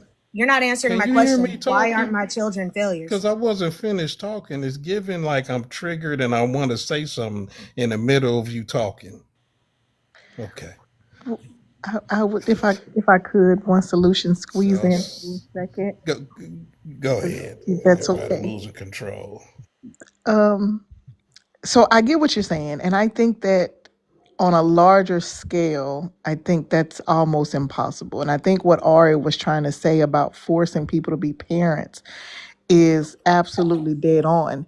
If you have somebody that don't want to do it in the first place, it's going to be extremely difficult for them to bestow whatever tools they want, if they even have the tools. A lot of times you get in situations that you're not prepared for. You really don't have the tools. You just kind of going and, figuring it out. And, that's if you want to do it, right? But I agree with Slimmy with the take on what's a failure, essentially. And I think we are moving in a direction where, parents are not necessarily readily kicking their kids out at 18. We got other options, we got other things happening. I am a single parent. I don't plan on kicking my kids out at 18, just simply because I just have, you know, educational goals already, set up and in motion and in plans for them. But I do think that if you get to a point to where you're kind of, I guess, claiming martial law on parenthood, then I think you'll get more pushback than, and then you'll get a little bit more of a chaotic situation than what you're actually gunning for, if that makes sense. Okay, it comes to that plan. You said you don't plan on kicking them out at 18, maybe a few more years in, because you have educational goals. That's fine, but there are interpersonal, outer personal, and things like that. See, in college, I had to do an oral presentation, and I did it on juvenile crime and juvenile delinquency. Okay. What I found out is 85% of the crime and delinquency happened 2 hours before the child went to school and up to 4 hours after. And it's because the child's school was based on the home address, but the parents' jobs weren't. So the parents had to leave up to 2 hours before the child had to be at school and didn't get home up to 4 hours after. This is where the teen pregnancy happened, the gang activity, the access to street pharmaceuticals, all the way up to them being unalived. There must be someone there all the time to monitor the child. If one parent has to work, that means another parent has to be there to monitor them. That means no single parentage. See, this is so that they don't have public school, for one, is a distraction already. But there's emotional foundations that need to be laid. There's behavioral adjustments and adaptations that need to be taught to children. Accountability and responsibility, honor, integrity, dignity, modesty, competence. These are particular lessons that have to be taught at every moment of their young life so that it becomes subconscious as adults. That's the structure and order, standards and principles, a code of conduct, best practices. When there's one person and this person has to work 8 to 10 hours a day, sleep for 8, and if it's a woman, she needs 10 hours of uninterrupted sleep. That leaves no time to manage a little person that's growing. And I This get is that. the severity of. We see the results of it. Just over 50% of our children are born into single parent homes, but up to 80% of them are raised in them. So around 30% after the child is born in that 2-parent home end up being one of the parents end up leaving. We need to fix that. This is why we're having these conversations. The Pookies and the Raishas. This is why we're having these conversations. The solutions aren't that complicated. They just need to be executed. They need to be done, implemented in that plan that you mentioned. So in that, and Hey, after you go, Anquinette, we're gonna get Warlock in, and I'm gonna get him to go. We're gonna okay, get both of The them. yay, brother hey haven't spoke Warlock, I yet, haven't man. heard What's from you going in on, so Warlock? long. And I get what you're saying. One solution. I think it literally just comes down, in my personal opinion, it just comes down to people wanting to be parents, whether they are single parents or 2 parents or 3 parents or 4, however many parents you got digging into these kids. Because let's be honest here, you can be in a 2-parent household, and if both of your parents don't have no sense, if both of your parents don't have no type of responsibility, accountability, or they don't possess the tools, or if mama daddy or mama or daddy, if we all wrong and it's 4 adults in this house with these 2 kids, guess how those kids are going to function. You can be a single parent and you can have all of whatever you can give to your children, and at the end of the day, once they walk outside those doors, whether you push them out or whether they decide to leave on their own or whatever the case may be, guess what? Now it's their turn to be responsible and to be accountable. And depending on how that goes, yes, it could be a direct reflection of what was given to you by your parents, or it definitely could not be. We've seen this work on both ends of the fence. We've seen kids that come from 2 parents that got college educations, kids that come from trust funds, and they still want to go outside and sag their pants and be gangsters and have kids. Like, we've seen that. Now, that may not be the majority of the situations, but it does still happen. And we've also seen single parents produce kids and adults that function and that actually go out and do well in the universe. And again, how you define success, that's different from every person. Slimmy may have her goal of success for her kids, and it may be something totally different from mine. You may have, if you have children or if you want to have kids, it could be different from what how you want. I want my kids to go to college. Slimmy may not want her kids to go to college. She may want her kids to go military. And we got 2 different levels of success happening here. Everybody can't be at the top, but we also don't want everybody at the bottom. And I do think that it is what you're reaching for. I think is a little bit one-sided, and I think it negates all possibilities of people putting in their best efforts. But I'm Alright. sorry. I'm sorry, Mr. Go Carey. You ahead, go ahead. CC, real quick, and Uh, then I was gonna say that Miss Antoinette, I believe. Am I saying that Antoinette or Antoinette? It's our I'm not Quinette sure. thing. Yeah, it's Okay, okay. okay. It's okay. I get all of it. You're fine. Thank you for correcting me. But I want to say, like you said, but like they're the top, but then you said it the same sense that everyone has their own top. So I lost my train of thought that quick. Maybe one minute for me to say. All right, Mr. Kev, go ahead. I lost it that quick. um, yeah, I'm about to say I can hear what they're saying though, but for the most part, it's always gonna be. And I think the parents that come with the most excuses be say, oh, whoa, that say, well, kids can do other, even though it's a true statement though, but I think a parent really knows if they try their best.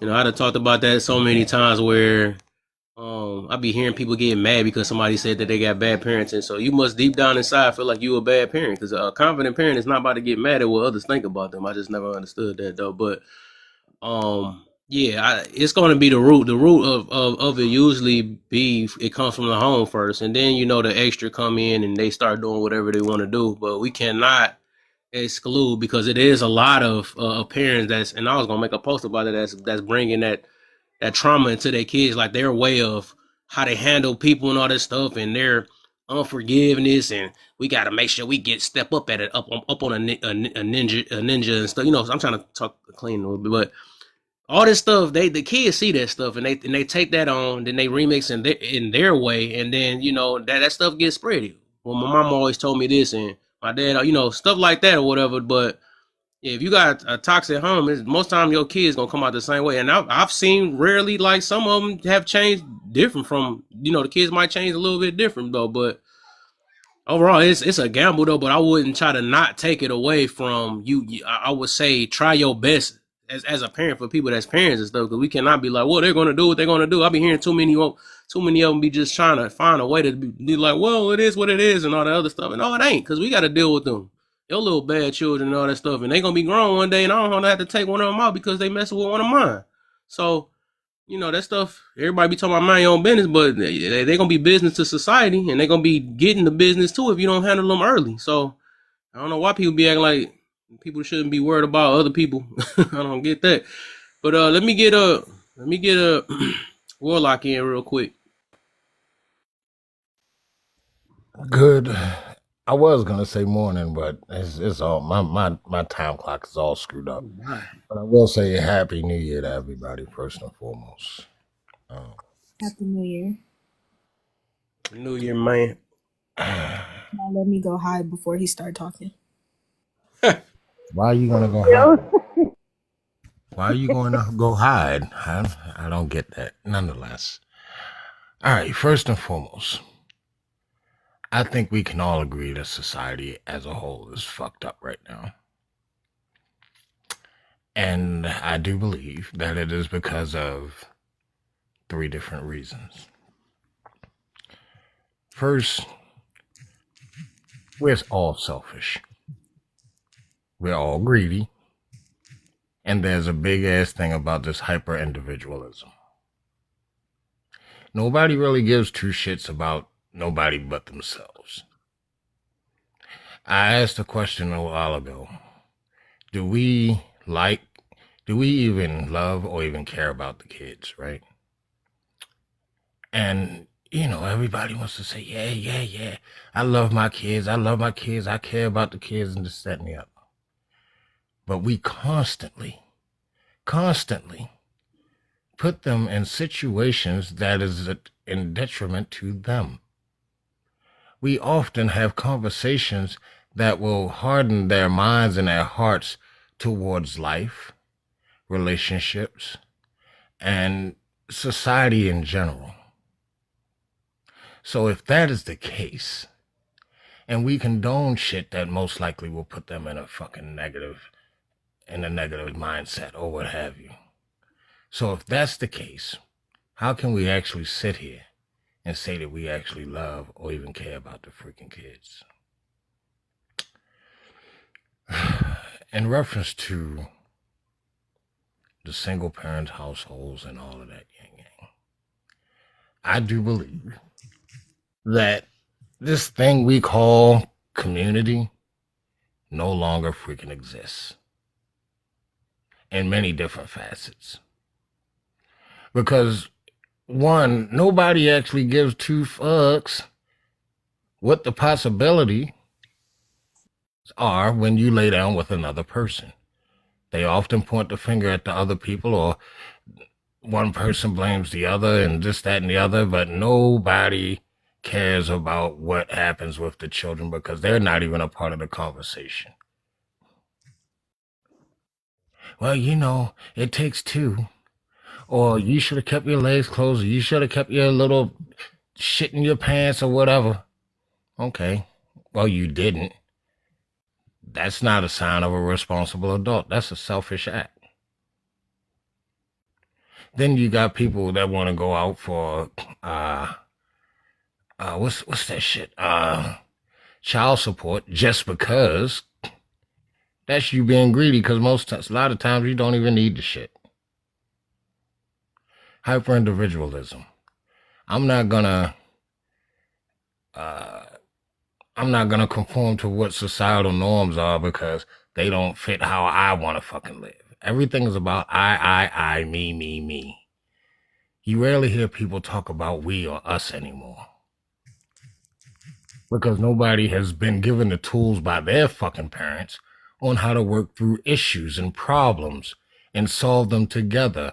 If I run into a problem and it's touching my soul, it's making my soul feel a certain way, I can't deal with it, I'm out. Well, okay, that's fucking life. What about that fucking child?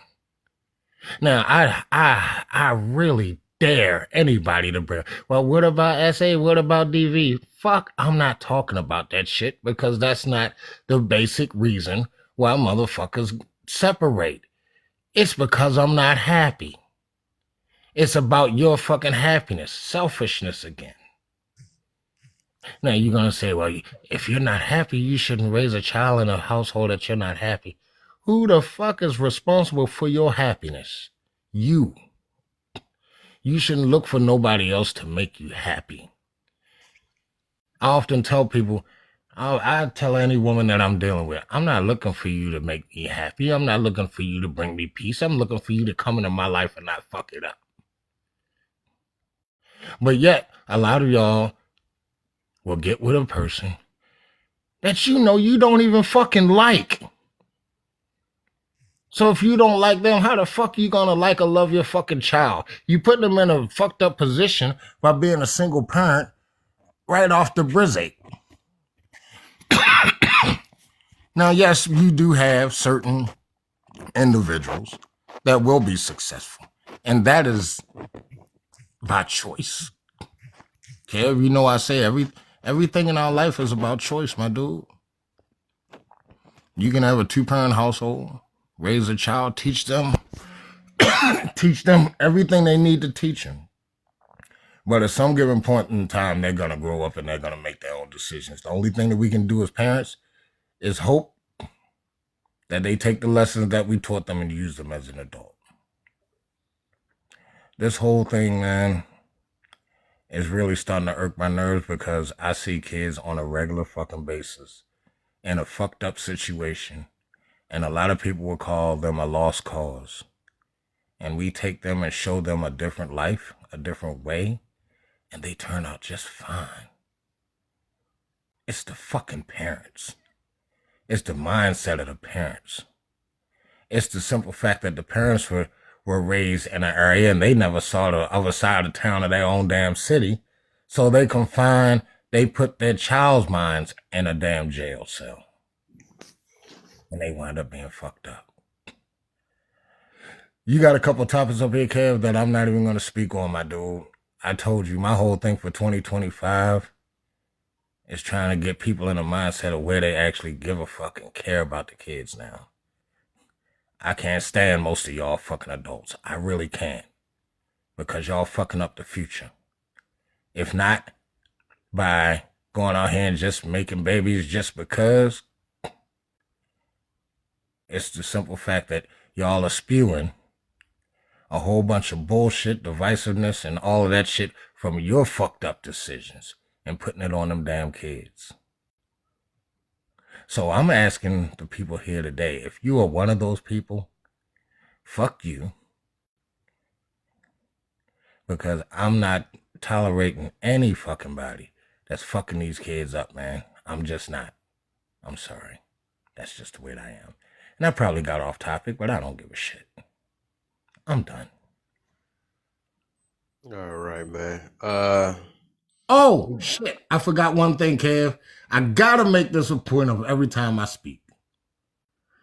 If you want to attack anything, attack my points. Don't attack me personally because you will get destroyed. But in the last end, tell me where I lied. Ooh. And that's exactly why I said I was gonna hide. Because first of all, Mr. Warlock, you told the truth. Yes, I had to start off with a high, first of all, but you told the truth. I love it. Thank you, sir. Let me get a Miriam. So we gonna do the first. I'm trying to get back on this topic a little bit because I got a couple hours for y'all. Amir, we gonna do the topic question, the first, and you gonna start the second prompt for us. So we haven't started that yet. What's up, Kev? What's up, man? Happy New Year. How you Oh, feeling? man. Happy New Year, bro. I'm feeling very, very well. Thanks for asking. Hopefully everybody else is doing well as well. A lot of wells there. Well, Well, let me see what we have here. what So was do you you at last night? We was doing the vocals and stuff, and what's it I called? missed Oh, that. no, I know you probably was Oh chilling at your no, family. really? No, I was with Oh, I was on the live Yeah, I last had to night. get my Look, I brother. saw you, Kev. I'll be honest, it was either you or Class, and I hung out with Class, so but you my guy. That's what's up. I'm mad I missed that one. But all right, so do you believe our people are immune to abortion today? I believe that our people are being used and have fallen victim to that system that's been implemented to destroy our family. I think they've been brainwashed into believing that they can do it without destroying the community. Like a lot of people feel like their one little AB ain't going to affect nothing. And I remember when it happened to me when I was 21. That was a long time ago. But I felt like, I felt bad, but I was like, okay, well, it's just one. Next time I'll have all my babies. And I got 3 babies now. But I always think, what would have happened if I had that child? Could she have been the next president? Could she have been the next, pillar of our society? Could she have been the next mother to, some great other individuals? So I think if we look at the micro and compare it to the macro, we realize that our small individual efforts are very, very much affecting the overall objective if we're trying to build community. Each and every AB, and obviously with the exception of, my personal opinion, because some people don't even feel like there's no exception, but, I would give a woman. I agree. I understand that a woman has, the right to her body. And if she feels like she's being, if she was raped or if her life is in danger, then that's her and her family's choice. I have no decision on that. But as far as people being promiscuous and using AB as birth control, I think that has gotten way too far gone to where we asking that question. Honestly, Kev, I don't know. I like to think that we still have some wherewithal, but when I hear the numbers about how many have been done, how many total, ABs, and compare that to the amount of people that have passed away in wars, it's just alarming. It's really scary to think that we are committing genocide on our own people. So I like to be optimistic and say that we're not immune to it, but we are definitely at the critical point, critical mass point, and I'll land with that one. All right. The other one is how can, and I'm after you, I'm gonna get everybody started on this. The fear. How can you really care about the kids if you don't give them a chance to live? Oh man, I'm glad I ain't forget that one because that's probably my most favorite one up there. It really, when I look at that, because I have 3 children, when I make decisions based off of them, I have to ask myself, is this a decision I'm making because of me or is it because of them? You know what I'm saying? So I have to ask myself that, and I like to think I'm a good parent. So I really want to question each and everybody's intention when they're making decisions in regards to their children. Are they taking the children's best interest in consideration? So I don't think you can really care about kids if your, spending habits, if your everything that you do is revolved around society, acceptance, or your friends' acceptance, or your personal acceptance, happiness, as opposed to their well-being. And I'll give you one example, and then I'm gonna land. I like to make real things real practical. Like with my children, I say to myself, "Hey, man," because you hear this term, are you living vicariously through your children? Because I was, I was one of them rah-rah type cats. So I want my son to be rah-rah. And when he's not rah-rah, hopefully y'all know what rah-rah means. Extrovert. When he's not extroverted, I get upset. And I'm like, man, you need to be more like a man. And that's not being a man. He can be an introvert and be a man. So let's just be very careful, y'all, when we expect, you got to be more masculine, or woman, you got to be more feminine. Make sure you understand what you're doing and you're not, imposing your will on the child, because masculinity can be patience, being able to not, be rah-rah, to be, calm in your demeanor. And that's not what I was, and, what I would think a man was when I was coming up. But I have to realize that, that's just how I see things. But my son's future wife might not want that. So always, I'm just always thinking about their future, and not always, but I'm always trying to remind myself to think of their future and not just mine. So no, I don't believe you can do it. And we have to give them that chance. And this is what I was going to say. Oh yeah, kid. See, I think parents have a fear. Sometimes it's not living vicariously through the child. Sometimes it's a fear of letting the child fail. So you have to give the child a chance to live. When that statement is there, what I see is give them a chance to fall. See, because parents be like, yeah, let him live. I want him to live good. No, life ain't just good. Let him fall and bust his ass. Until the white meat come out. And then, teach him how to rebound from that. So I'll end with that one, Kev. Thanks for having me up. Can I say something really quick before we move on? I just want to address a little bit of discourse that I caused in the comments. So when I asked, I can't remember what bro name is, if he would give his wife that same tune-up that he say kids need, and he completely, how did you correlate? Is if you put your hands on a woman because she's not listening, your woman because she's not listening or not behaving, that would be considered abuse. No? So why would we do that to children? I think that whooping your child, I understand discipline is different. I understand there are different levels to physical discipline. But what I'm saying is you're not talking about popping a child because they got disrespectful or they did something dangerous. You're talking about leather belts and switches and shit. That is abuse. We should not be seeking objects to hit children. You cannot beat bad behavior out of children. It doesn't work that way. As parents, we need to do better than putting our hands on our children. Why can't we actually sit and do the work to have the conversation to figure out what's wrong with the child and why they're behaving the way they're behaving so that we can rectify that behavior without doing that to a child? Why is it so hard to parent? I like that question. But I want to. I'm sorry, Mr. Warlock, if I may, just a quick question. Mr. Amir, I think that's how I'm pronouncing it correctly. Golf. Amir. Yes, ma'am. I was listening to what you were saying, and you said you kept continuously saying you're a little girl. So I didn't hear the beginning, so forgive me. So was this baby girl a bead, or was it stillborn or something of that sort? Oh, yeah, I was making reference to my testimony. I don't mind telling people that when I was in college, my girlfriend and I decided to have an AB because we weren't prepared to have a family. We was having unprotected sex and being Oh, irresponsible. So it and was just an AB. okay, and y'all already knew the specs of the child.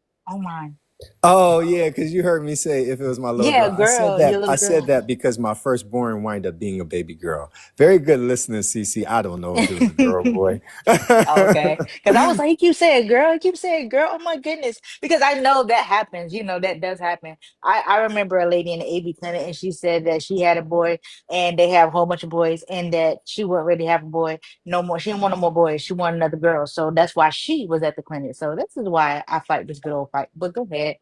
Yes, yes, sir. Yes, sir. All right. So, But I'm sorry, Warlock. But yeah, man, I just want people to realize that, I'm glad you heard that, CC, because a lot of times that go over people's head. Think about it, like the AB. What if you was AB? the AB? What if that person is the next, leader of the free nation? I mean, come on, y'all. Let's do better. Let's do better. Go ahead, Warlock. I'm sorry. All right. So people are going to disagree with my ass on this one. Sometimes that ass whipping is necessary. You can consider it abuse. You can consider it whatever. Some children, yes, you can talk to. That's the way that they learn. Certain things requires that ass whipping. Now, the whole thing is there a lesson behind it? That's where people get it fucked up.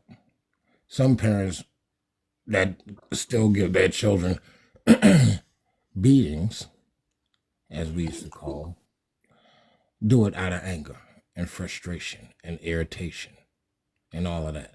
Yes, you can talk to them. You can go tell them sit in the corner. You can take their iPad and their phones away and all of that shit. But I always say that when you get out in this world, they not going to give two fucks about you. They will beat you. Maybe not always physically, but they will beat you mentally, emotionally, physically, even sometimes. But to ass whip a person, I'm gonna tell you, I got ass whippings on a regular basis because I was an asshole of a kid, and I can honestly say maybe 3 ass whippings that I got I didn't deserve, maybe, but it was the defiance that got me the ass whippings all the time. But sometimes ass whippings are necessary. Gentle parenting, this gentle parenting thing, I don't even really know what that consists of, but I realize that it is not producing the results. And we always talking about the mental stability or the mental repercussions on a child. I would rather whip my child's ass than have them constantly touch that fucking stove. So now they associate the pain of that ass whipping to the pain of to the pain of touching the damn stove. It's like when we were children, when we were babies or infants or just learning how to crawl or walk. And we go to do something. We all have that instinct of what's right and wrong. Because before that, when we go to do some shit, we look over our shoulder to see if our parents are watching, right? Because we know instinctively something is wrong because we probably did it before and we got yelled at by our parents. So where do we lose that? Where do we lose that, Kev? Is it between infancy and 11? And then from 11 to 18, we have no idea what the fuck right and wrong is? Or is it after we turn 18, then we lose our sense of direction where right and wrong is? Do you know what that age thing is? Because motherfuckers try to act like people don't know what the fuck right and wrong is. They try to act like society owes them fucking something. They act like society is supposed to treat them fair. Life is not fucking fair. And I wish people would tell their children this shit. Because if you keep telling your children, well, you know what, you deserve this, they shouldn't do it. Okay, maybe shoulda, woulda, coulda. Talk is cheap. Real life application is what the fuck it is. Like I said, people are going to disagree with me about the ass whipping thing, but it has proven to work. Luckily, I haven't had to put my hands on my goddamn kids. But that's all I had to say, man.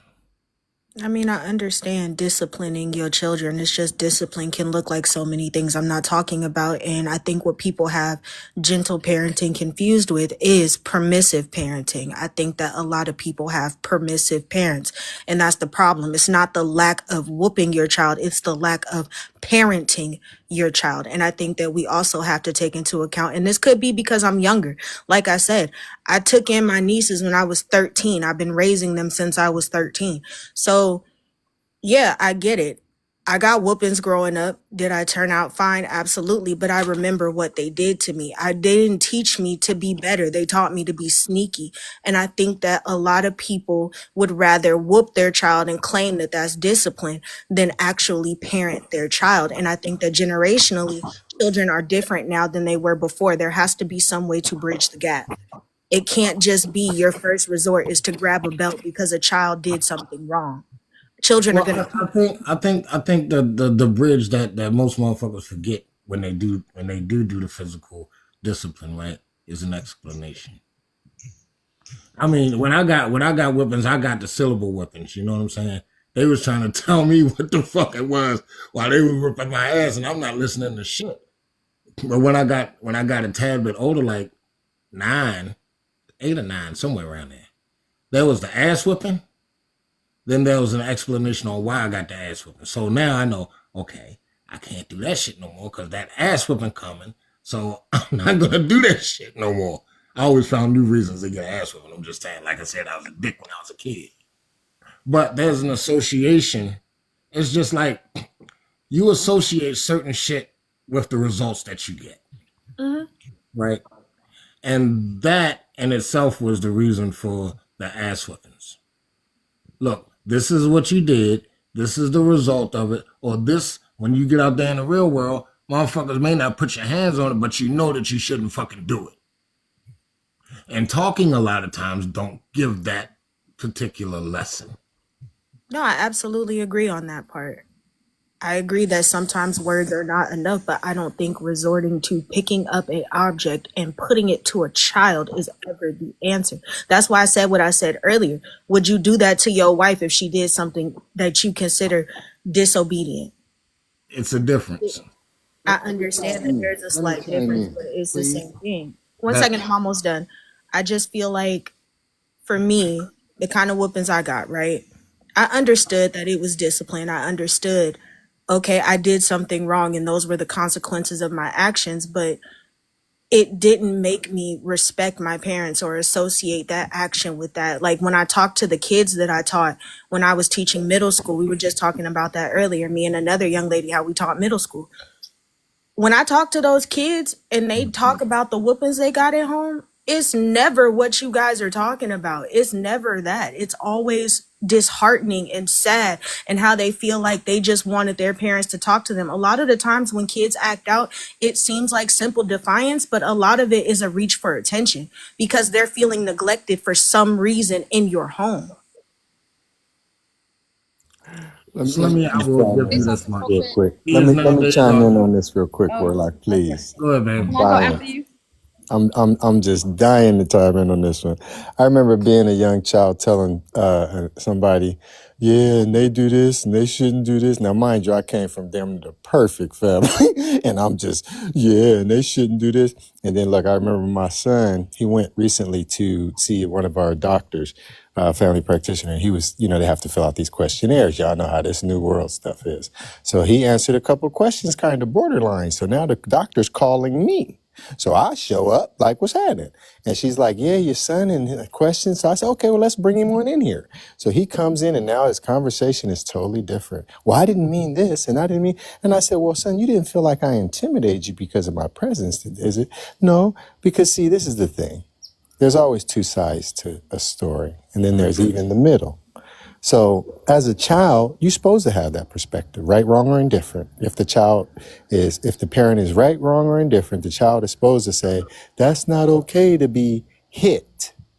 And it's not from the child's perspective. From another person's perspective, they're looking from the inside out. That's not okay for you to hit that child because it's not. That's their perspective. But as a parent, you're not going to tell me what to do with my children, especially when my creator has instructed me very well. He said, spare the rod, spoil the child. So actually, when you tell me not to do that, I'm going to feel like you're my op. And you actually don't have my child's best interest at heart. Because what you should do is consider the source. Consider the source. If you're understanding and believing the child, then okay, I hope you got some real good training on therapy and all that. And I hope you're including the parent and getting that side of the story. But until you do that, I think it's something we worry about a little too much. It becomes a talking point Because I grew up in a time where, kids got handled a lot, and they were just fine. Now, we all understand the levels of discipline. We're not talking about abuse. And when I heard you say pick up something and hit somebody, no, ain't nobody need to be picking up nothing. If it ain't a belt or a comb or something, something just to tap them. We used to get paddles in school. The principal used to paddle us. Yes. There was even a time where you could get stoned. So life is really not fair. It's kind of societal, depending on history. So it's cool to have a position, whether it's right, whether you feel it's right, wrong, or indifferent. But it's kind of hard to impose that feeling on other people that have watched it work and that are doing it the right way and aren't going to listen to you anyway. Like, you're not going to tell me what to do with my kids. Regardless of what you say, if my son get out of line, I'm going to tighten him up, and I'm done. Last point, real quick. Oh, Oh, Go no, ahead. let Richard go real quick. Go ahead, man. I'm Go ahead. losing my train of thought. That's why. Yeah, Thank so you was very much. I. Oh man. Go ahead, Rachel. Go ahead, handle your business. Okay, because it was okay. So for the people that are saying like, "Oh, I got whooped. I'm good. I'm okay." The reason why you feel that way is because it's been normalized. Like, you wouldn't know if you weren't okay if you weren't exposed to something that was healthier. Once you're exposed to something that's healthier, then you're like, "Oh wait, there was a better way to do this." Okay, you're cool with it. To you it worked out, but it's not, you don't realize how it has affected you, right? You may be not as good at making decisions for yourself. You may be not as good at communicating how you feel and your wants and needs. That's a whole nother thing. I'm gonna let that go. So another thing is, parents who do not go out of their way to learn a better way, a new way, and says that, oh, it's working, I can just whoop my kids. That is lazy parenting. That you have, it's just like you want to train, you want to be better at being a parent. You want to be better at being a basketball player. You want to be better at your job. You want to be better at everything else. So that means you have to educate yourself on new things that are coming up to make your job better, to be more efficient at your job, to get the best result. Correct? So there are people who study this, right? And will tell you this is the most effective way that your child will yield the best result, that they will be more confident, have more self-esteem. Just because they eventually taught themselves how to have high self-esteem, they eventually taught themselves how to be a better person, that doesn't mean that it was because of you. A lot of children are actually born with that type of character and that type of resilience. You didn't do anything, really. I'm sorry, I got a little heated. I apologize. No, you almost sounded like Yeah, I was hearing I'm gonna say this real quick. what she I'm gonna say this real quick, y'all. How you really feel, though? Hold on, Miss. Our motivation was in here for a minute. Look, y'all better let me go before I lose this damn thought. Here's the thing. I do believe that the simple fact that, one, it was a forced issue on us. Because now it's like the children have more fucking rights than the parents do. You go to yell at your child or you snatch up your fucking child, they can call 911 on you. You don't even have to beat their ass. You can just snatch their ass the fuck up. And they can call 911 on you.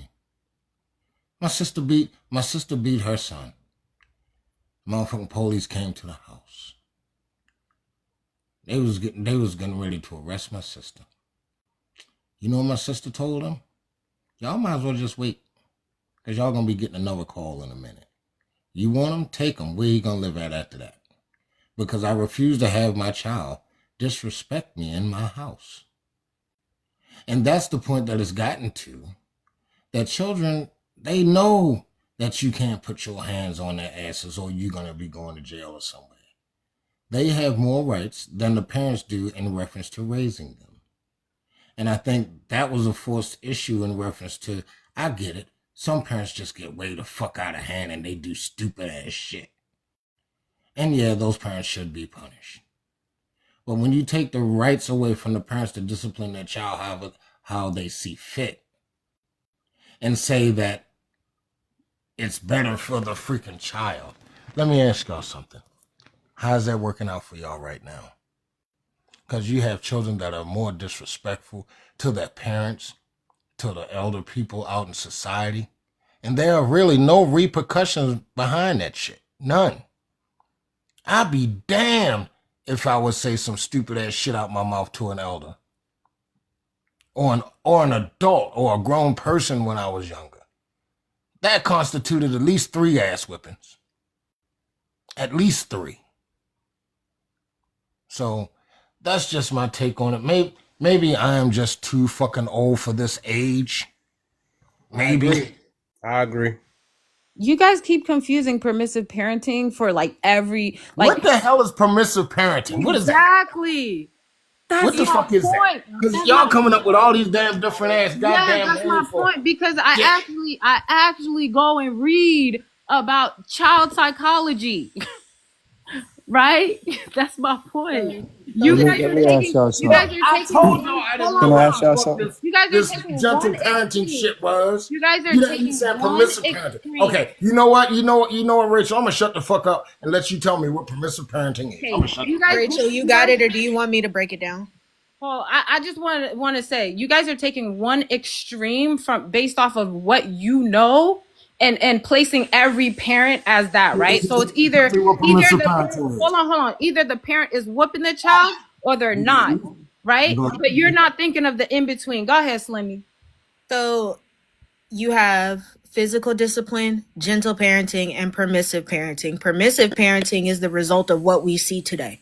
When you see children being disrespectful, like you're talking about, when you see parents not reining their children in, when you see these kids allowed to tell their parents what they're going to do and all of that, that is permissive parenting. That's allowing your child to be your friend. That's not disciplining your child. And a lot of people confuse that with gentle parenting.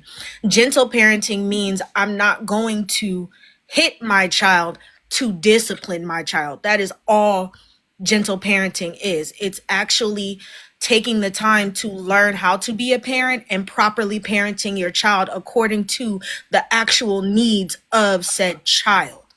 It's not just letting your child do whatever they want to do and then it's like, oh, let's talk about it. No, it's just removing the physical part of it, having a little more empathy for your child, but still disciplining that child. Man, potato, man. I'm glad y'all said the definition though. That's the same thing to me. You All right, trying to so let Me me too. ask you Me a too. question. Okay, Can I so say something? what I was Child? talking about, there are 4 styles of parenting, right? So there's authoritarian, there's authoritative, there's permissive, and there's neglectful. Hold up, what was that last one, Ben? Neglectful. Okay, neglectful. Okay, go ahead. Yes. And a lot of parents, so authoritarian is where you want to be. It is a balance between being authoritative and permissive, right? So you are learning your child. And you the thing is you have to be creative. It's not just about talking to your kid, oh, don't do this, don't do that. That's not what it is. It's not just about taking something away from your kid. If you learn your kid, you know exactly what's gonna get them to do what you need them to do. So can I say something real quick? Can I give a little pushback? Thank you for letting me up, laugh and learn. I appreciate being here. Hey, Warlock, what's up? I totally agree with my brother Warlock. This is new age. All of this stuff is new age, and unfortunately, we've given in to what the YT mentally have made common sense of what common sense was. Have y'all forgot they came to us to raise their babies, but we're not going to go down that rabbit hole. Let's unpack what you ladies are saying. I know you might not agree with it and you're just spewing out what you've learned, but it's nonsense. It is the problem. We're giving these kids identities before their time. I literally watched my daughter at 10, at the puberty age, form her own personality. At 3, she may have had some personality things, but at 3, her chin was up and she was looking to me as the mother to guide her.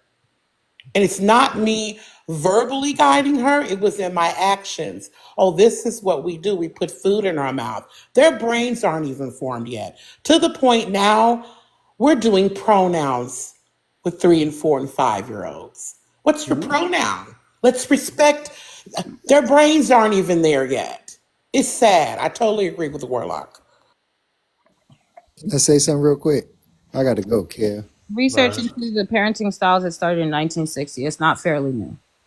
It's child psychology. Let me say something real quick. I'm gonna drop It's and the let you YT way of parenting when we were the kings and queens of it. Speak, mama. Speak, mama. Now, look, this is what I was going to say, kind of what she just said, and just to help Rachel get a different look. See, when I remember when I was in a position where I was learning, and I was like, okay, well, we need to try new stuff from the old age because we the new generation. We got new technology, new information, new experiments. You got to take one thing into consideration. The information that you have access to, that's cool. But it's other information as well. So you have other people combating the same points that you're making. I can find people in studies that combat those same arguments as far as what should be done, what has been done, what's worked.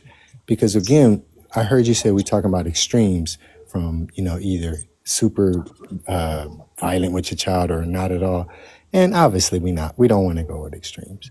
But when we look at in totality, you realize that you play both sides sometimes. As a parent, there have been times where I've been a little over the top. See, we got to look at these things in reality. What you gonna do then? So when I heard you say something, somebody said about, I think it was you, Rachel, said about improving your parenting skills. I'm all for that, sis. So the same energy you said about that, make sure we doing that as students, as children, as advocates. We all got to give the other people the same amount of, understanding, because this is the last thing I'm gonna say. Whenever listening, because I was in positions where I had to listen to victims for a long time, and I would always fall victim to feeling too sorry for them. And even to this day, I tend to give people grace where it's not even necessarily, arguably deserved. And my man One Solution knows exactly what I'm talking about, But we tend to give grace where grace is being manipulated. Because I heard Slimmy say when someone got spanked and they just learned how to be sneaky. That sounded like me. Because, see, I'm going to tell you the truth, man. I'm ashamed of the devil. When you a child and you yelling and screaming about getting yelled at and screamed at, what are you doing to get yelled and screamed at? Like, what is wrong with you? Why can't you follow a code? Maybe you do need to be tossed up like a salad. Maybe somebody needs to publicly shame you. Maybe someone needs to throw rocks at you. Maybe.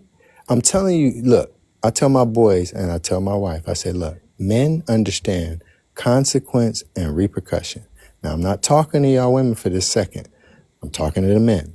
If you told me I could jump off the Empire State Building and live, I'd do it. That's the only thing that's stopping me is because I know I'm not going to live. We test limits as people. Now I'm talking to the women too. We test limits as people, so there has to be parameters set. And guess what? If you say I'm not going to do something, and then you break your word, guess what? You deserve the consequence. And life dictates that. You don't. You don't. Your friends don't. The advocates of anti-beaten children, they don't get to dictate the consequence. That's not how life is. Life is about survival of the fittest and self-preservation. So you should learn from touching that stove. If you don't, maybe again, you need to be hit. And maybe you need to learn. And maybe you need to be excommunicated if you can't, because you're affecting everybody else in the classroom. Hard head. I used to be that person. That's why I'm telling the truth. I'm shaming the devil.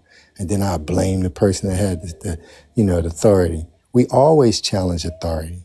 So y'all, let's just be careful. Obviously, I'm not an advocate of child abuse. I have 3 straight A children, classically trained. So let's not, go too hard on the mirror, but I whoops ass over here. Let's not get it twisted, okay? Hey, I'm bring it done. back. Thanks, I Kev. hit you when Thanks I for having me up, big And, homie. and and to me, that's the problem. So I okay. put in the So comments, wait. Before you why am I go, getting interrupted? because of that, I'm It's her sorry. turn. She's been But out before before you you got Are in. you a go, I moderator? yes, ma'am. It's kind of Before obvious. you Like, go, Oh, I'm sorry, I didn't know. Yeah, it's fine. Yes, ma'am. I just wanted to go before we go like all off. I was gonna say that there is a difference between when you, because okay, well, yeah, I have a close person that's near to me, and when they whoop their child, they whoop their child out of anger, and I feel like there's a difference. There's a difference between disciplining your child because you're disciplining them in the right state of mind. You're disciplining them, and you're letting them know, like, look. You touch the stove. I say stove because I heard stove all conversation a little bit. So, anyways, I say you touch the stove, pop, pop. No, no. I'm not gonna say your mama and your daddy, boom, boom, boom. I'm gonna hit you in your chest and knock you across your head. Like, no, like that's not a form of discipline. A form of discipline is saying, okay, you did this thing that I asked you not to do. Now you get the consequences for it because when they're out in the real world as they get older and they becoming adults, they're not going to be able to just do what they want to do and not face consequences. So it's better me let you know that you do the wrong thing. I'm telling you as authority in this household not to do. I'm gonna pop you. I'm gonna spank you with a belt. And I live in the state of Florida. So spank my children with a belt it's not illegal as long as I'm not hitting them, beatboxing them, all that stuff. Somebody laughed at one time I said that. But beatboxing them or nothing like that sort. I'm spanking your behind with a belt on your behind, and that's that. And I'm getting my message hopefully across. If not, then we'll do it all again until you get it. I, yeah, I was raised that way. I don't feel like it was any like I wasn't beatboxed as a kid. So I feel like getting my behind whooped with a belt when I needed it because I was told not to do certain things in the house. Yes, of course, I get it. I understand it. I understand. I understood where and how to take my grandmother because it was my grandmother. But I understood how and where to take. I understood what to say, how to say, what to do, not to do. I understood it because guess what? I don't want to be on punishment for one, and for two, what comes with punishment is my butt whoop. So I don't want to do that either. Because when I get my butt whooped, we all a little community neighborhood apartment. Everybody gonna hear it. And they gonna laugh. The kids laughing at me next day. I heard you, CC, you got your butt whooped. You was screaming. Don't be acting like you was screaming. You was crying. That's embarrassing. So I want to act right. I'm not even about to play with y'all because you know my grandma gonna tear my butt up. And you already know Miss Lucy don't play. So anytime I get out of the line, Miss Lucy, CC over here, she da. But anyways, I just want to say that, there is a line between whooping your children out of pure anger and whooping them for the sake of disciplining them and getting them in line. Because that's what I'm witnessing as in my life right now. I'm witnessing that her disciplining her child out of pure anger and me constantly telling her, you need to stop doing that. Stop doing that boy like that. Stop slapping that boy across the head. Stop punching him in the chest. Stop doing that. If you're going to discipline him the right way. And now, you know what? She has a whole lot of trouble out of him. He says ridiculous things. He does ridiculous things. And she's like, I don't understand. I don't know what I'm doing wrong. You're not placing the right people in his life and you're not disciplining him the right way. You're disciplining him out of hatred and not out of love. So I'll let my plan with that. All All right, right, so we got. Oh, go ahead, get. Karen. Hold up. I got it. Let me get. I just want to give. Cause we're gonna go back to the open panel again. I just want to give Rachel to say that point because I get what she's saying. I still feel like it's still different forms of some of that stuff still sounds like gentle parenting, but I think she's speaking on the different types of parenting, which I get. But I do want you to explain because I just want to know, what each four of those mean. And I'm gonna get Jay Love in too if she haven't said anything. Then we Okay. go back to open panel after that. Thank you. Appreciate it. So authoritarian is basically it's a mixture of disciplining and talking to your child. So the child is aware of the consequences and it's just the best balance for everything. It's both. You talk to them, you give them the care that they need emotionally, but you also discipline them. And that can come in all forms. I'm not saying, when we talk about whooping, it sounds like most of the time it comes out of anger. That's the problem. Most people are not coming home and taking their time before they whoop them. You know what I'm saying? They get mad and they hit the kid. So authoritarian is more balanced. Authoritative is basically strict parenting. It's when you just tell the child exactly what to do, when to do it. A lot of times the rules The parent will change the rules on the child. The parent will change the consequences on the child. So the child is always on high anxiety. So they never really know what to expect. They just know that they have to do this thing right, exactly how the parent says it. Permissive parenting is when you basically are coddling your child. This parent basically tries to make sure that the child's environment does not allow the child to see failure, and that's horrible. So they basically, it's like a helicopter parent. They try to stop the child before they make the mistake, and you don't want to do that. You get what I'm saying? They coddle them. And then neglectful parenting is when you are not providing any emotional care. You just provide the basic needs. You give them shelter, food, the stuff that they need to survive, but you're not really acknowledging them there. And a lot of times it's not that they neglect them on purpose. So it might be like they have to work a lot, so they don't have the time to cater to emotions and stuff like that. So yeah, they end up neglecting the child. Okay. All If right. that's understandable. Yeah. What's up, Jay Love? How you feeling, What's man? up, Happy New Year, bruh? bruh. I hadn't been here in a minute. How have you been? Happy New Year, Happy New Year. So I guess we're talking about gentle parenting versus non-gentle parenting. I mean, I don't know. Is that what we talking about, Kev? If you want to talk about that, we can get on the background topic on whatever you wanted to hit on. We talking about ass whippings. That's You silly warlock. So let me say this. I think that most parents don't parent their children age appropriately. So they start off and they start off whooping from go, and that's all they know, or they start off coddling from go, and that's all they know. But they don't understand how to talk to their children. They don't understand what is ass whooping worthy. And so I just think that a lot of parents don't parent their children for their age appropriateness. So if you got an 8-year-old, because I know people that have 8-year-old daughters, that their daughters know the words to some of these songs better than the grown people that I know these songs. And I'm not talking about the radio versions. I'm talking about the unedited, uncut, raw. And to me, as a parent, I think that is the worst kind of parenting known to mankind. So I just don't think that I don't think that most parents today parent appropriately. When it comes to spankings, there's nothing against spankings as long as you don't whoop above the butt and you ain't leaving no bruises. In the great state of North Carolina, whoopings are permissible, but spanking your children is not abusive. It's not abuse. All children don't understand the same things. And if you have more than one child, then you should know that you don't parent both of your children the same way, because they learn very differently. I have 2 daughters in my house. They're like night and day.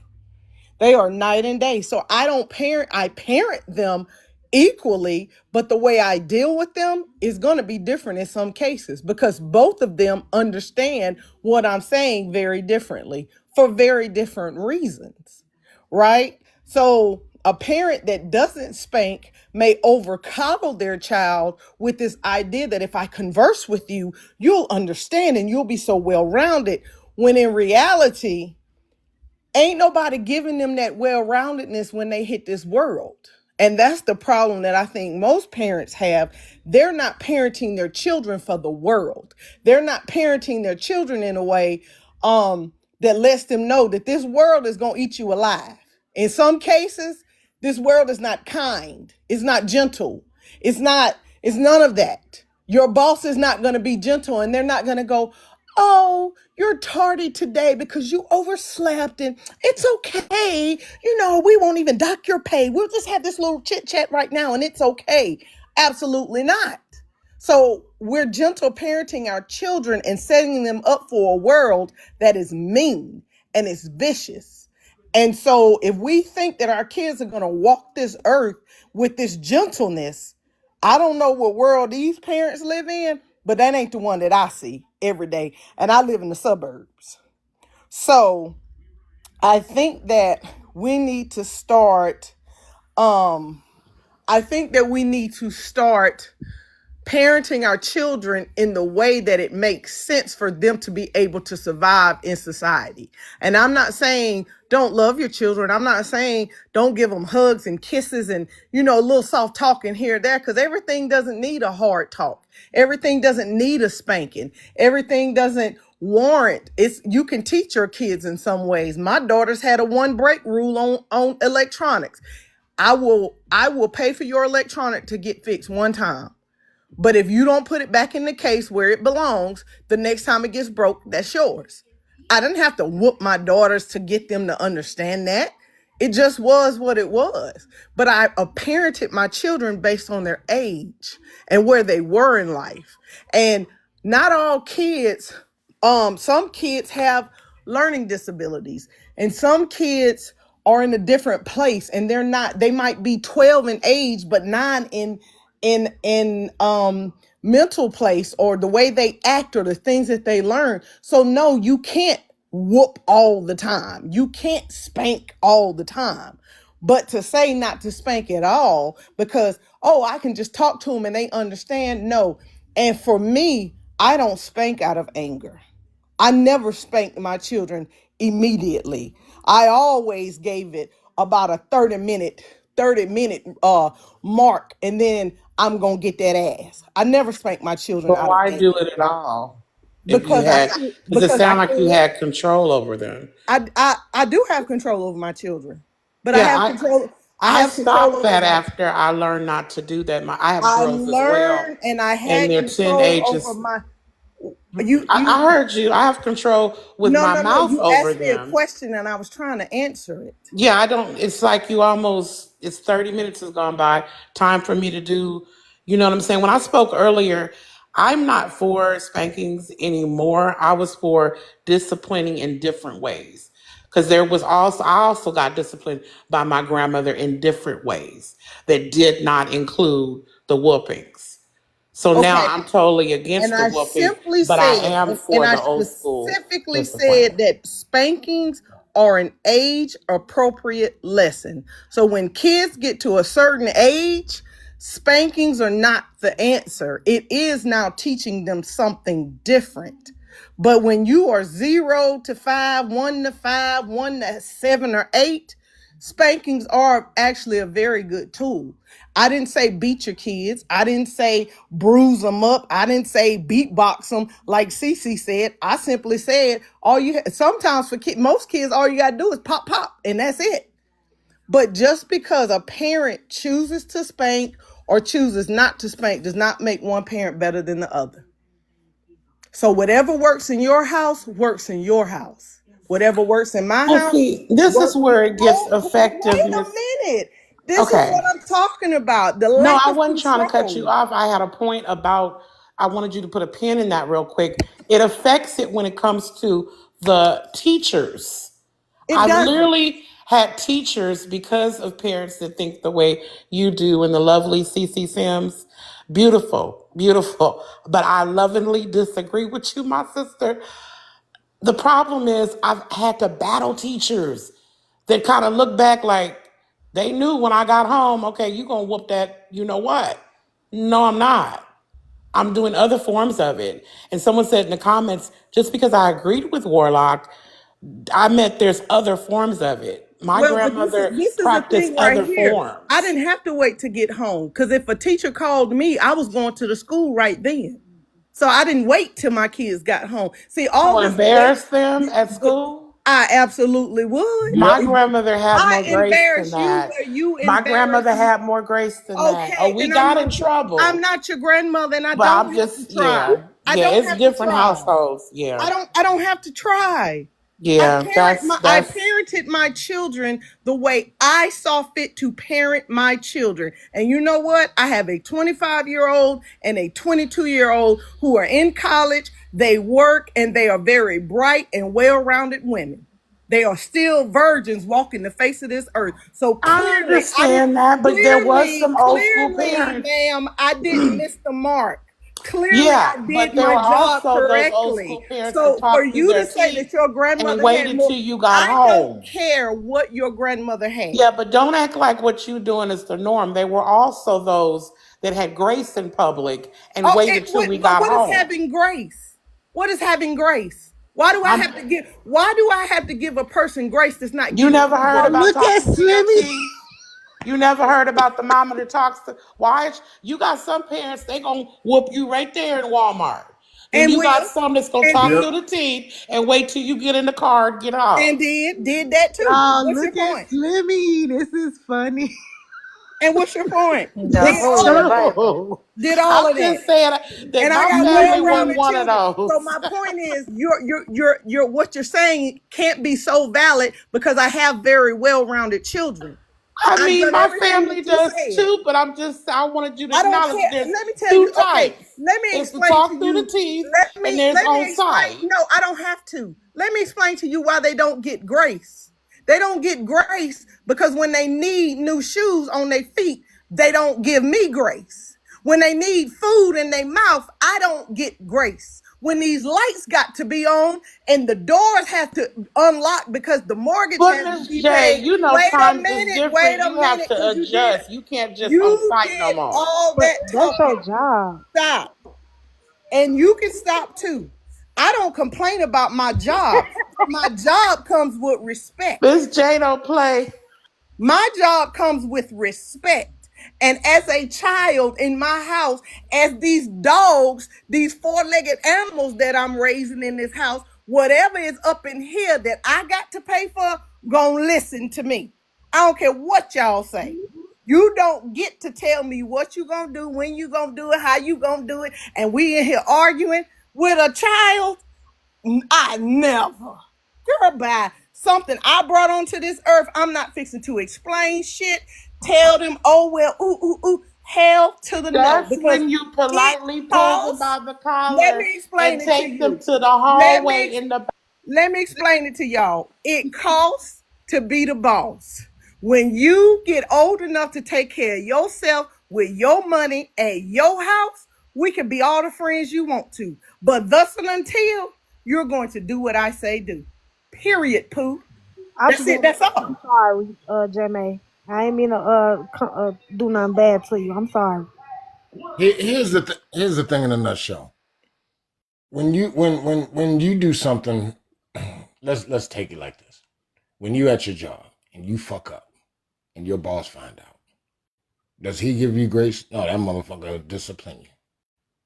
When you're playing any sports and you make a mistake, it costs your team. That's not grace. That shit's immediate.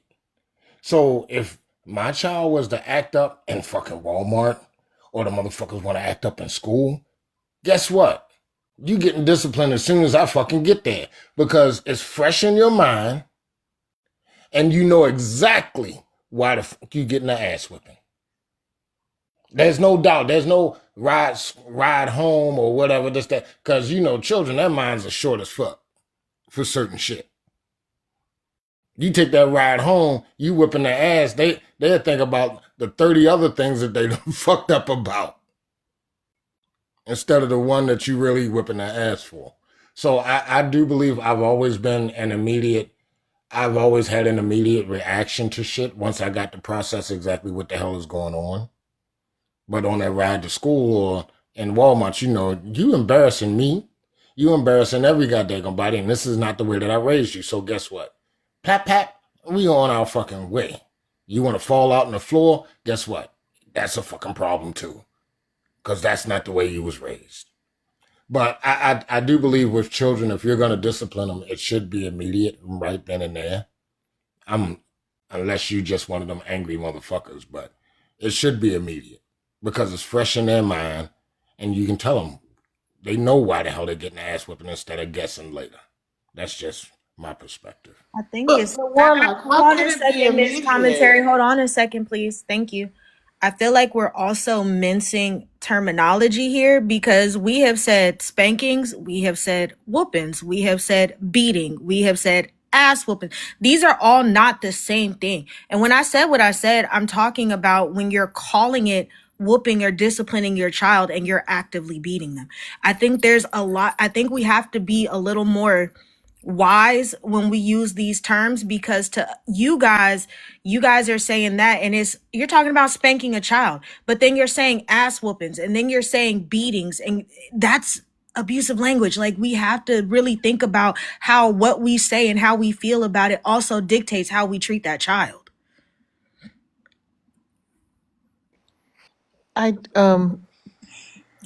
Mine was gonna be quick. I'll be quiet after this. Real No, quick, Warlock, how can you do that though? Because today you got people still in the parking lot where my grandmother couldn't even play it off and get to the car because people are recording and taking their phones out and calling I don't care. CPS. I don't care, man. That's the whole thing. People give too many fucks about what other people do. If your child is acting an ass, I'm not gonna have you embarrass this family. I'm not gonna have you embarrass yourself or none of that. They can call the police on me. I don't give a shit. The police can take them motherfuckers. They can raise them. They can raise them motherfuckers. I don't care. Now, in reference to the different terminology that you was using, ass whippings, beatings, and spankings, right? Here's the thing. We've gotten so fucking accustomed to breaking shit down when we know exactly what the hell we're talking about. Everybody wants to break shit down to this, that, and the other. It's spankings, ass whippings, and beatings. All of those were the same when we came up. It was the same fucking thing. You got your ass whipped. You wound up crying, snot balling, and all of that bullshit. Right? When we came up, you always gonna have those abusive parents, right? But for the most part, I do not believe, especially from what the fuck I seen when I came up, it was not fucking abuse. It was not. And most of the mass majority of the children that was brought up when I was, even looking at how things are now, they would not consider it abuse. They would consider a lot of the shit that the parents are doing now abuse to the children because they're not being disciplined. You can see the lack of discipline in these fucking kids nowadays. You can see the lack of respect of these kids nowadays. And it comes from, oh, I can't do that. They're going to take me to jail. Fuck jail. Guess what? You want to take them? Fine. You raised them little motherfuckers. Warlock, these kids ain't even scared for their parents to come to the school no more.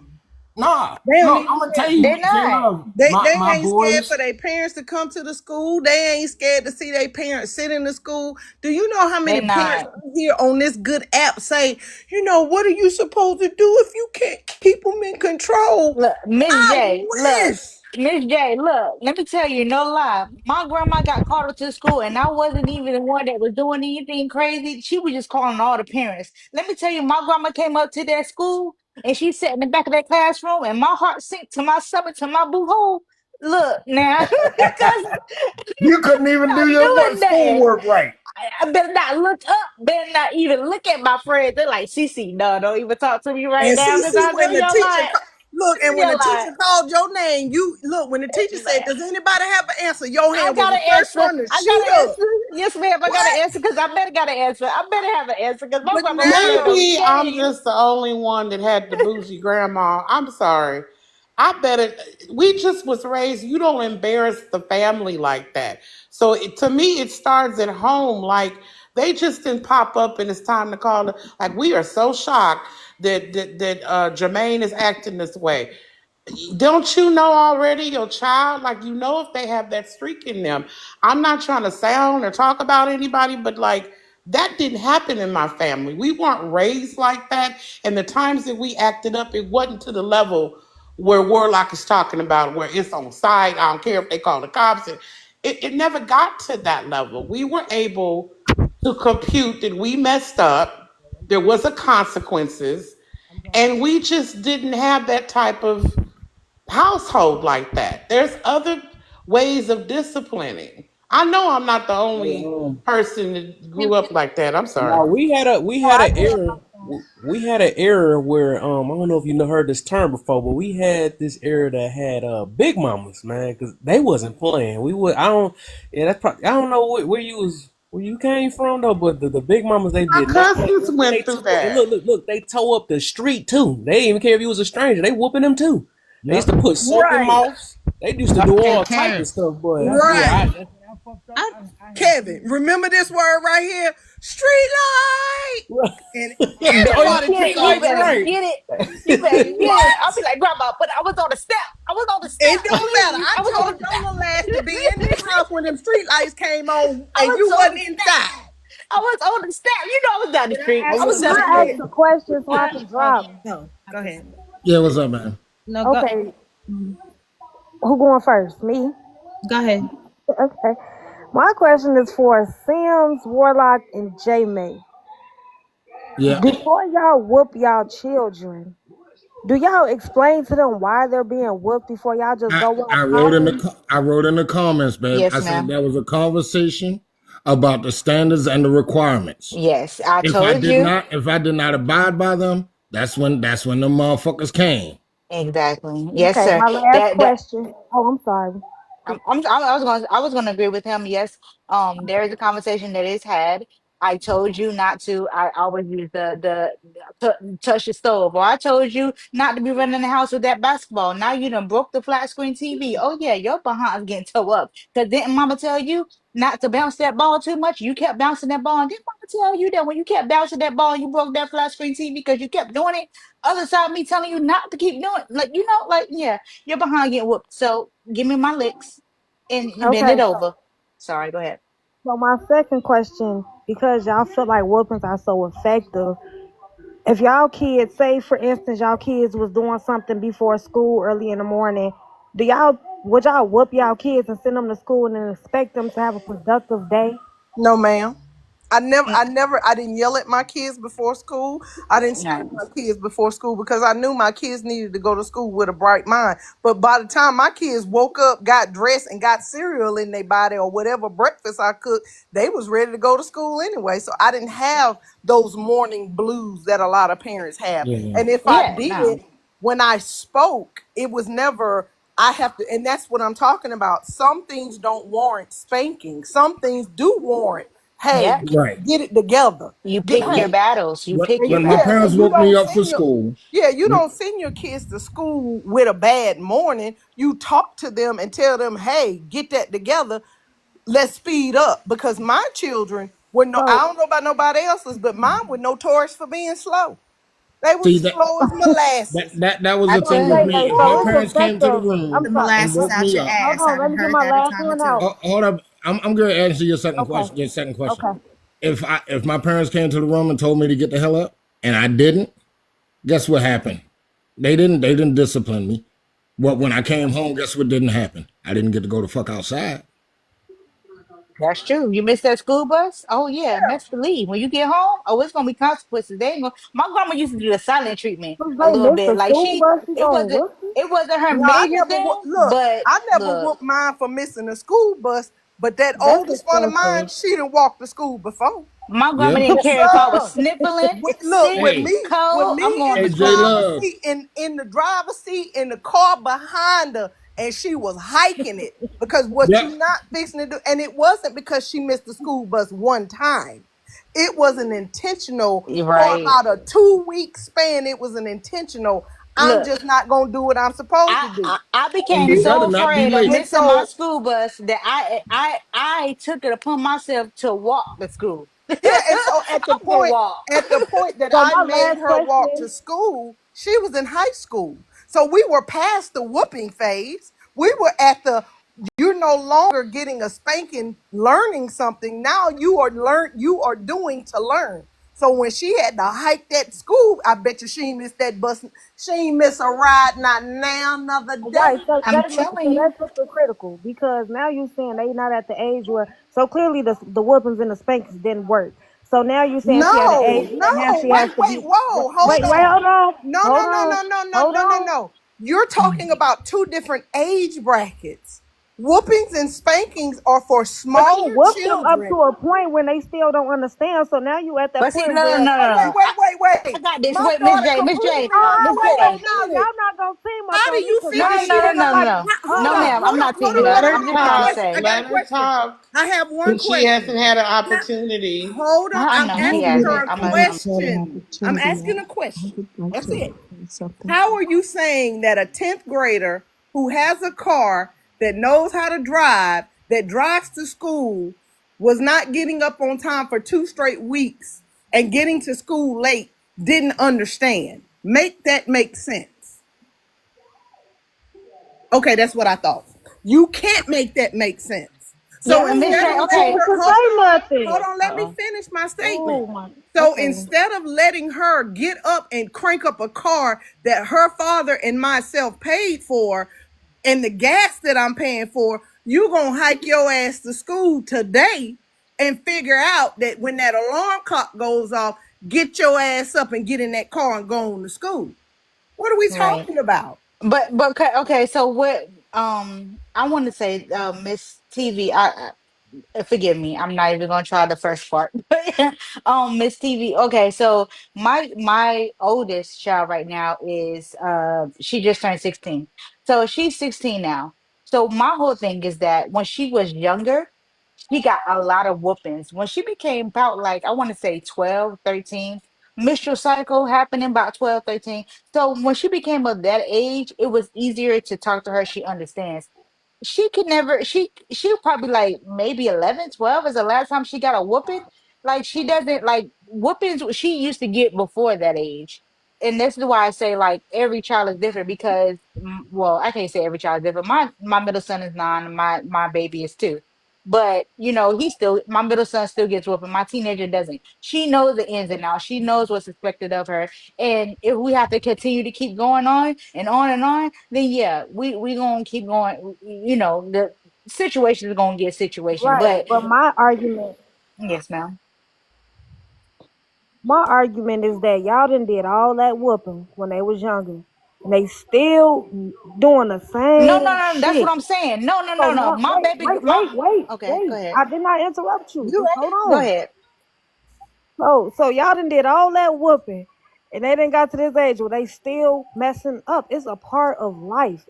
Mm, But y'all done did all this whooping, so now y'all at a point where what I was talking about before, where it's okay to discipline your child without causing pain. The okay. pain for them would have been J Love saying, Oh okay, shit. you missed this bus, now you gonna hike up there. I ain't have to put my hands on them. But she know now, don't miss that bus because now you're gonna be walking. That's my argument. Okay, Okay. so I'm Wait, sorry, Mr. wait, wait, Warlock. Let me wait. say She this. Let was me a say this. teenager. She But was let me a say this. teenager. As a child, wait, I'm sorry, Cece, but hold on, Yes, because ma'am. she's called my name. But as a child, as a 5-year-old who I'm telling, don't touch the oven because it's hot, and she runs up there and sticks her hand on the oven. I'm just supposed to let the 5-year-old run, or I'm supposed to run behind and go, no, no, no, baby, don't do that. No, ma'am. If I pop you, because wait a minute. I'm responding to your question. If I told my 5-year-old not to touch the stove and she went to touch it, and I told her again and she did it again to try to touch it, that third time, if I pop her on her butt, guess what she never did again? She never tried to touch the stove.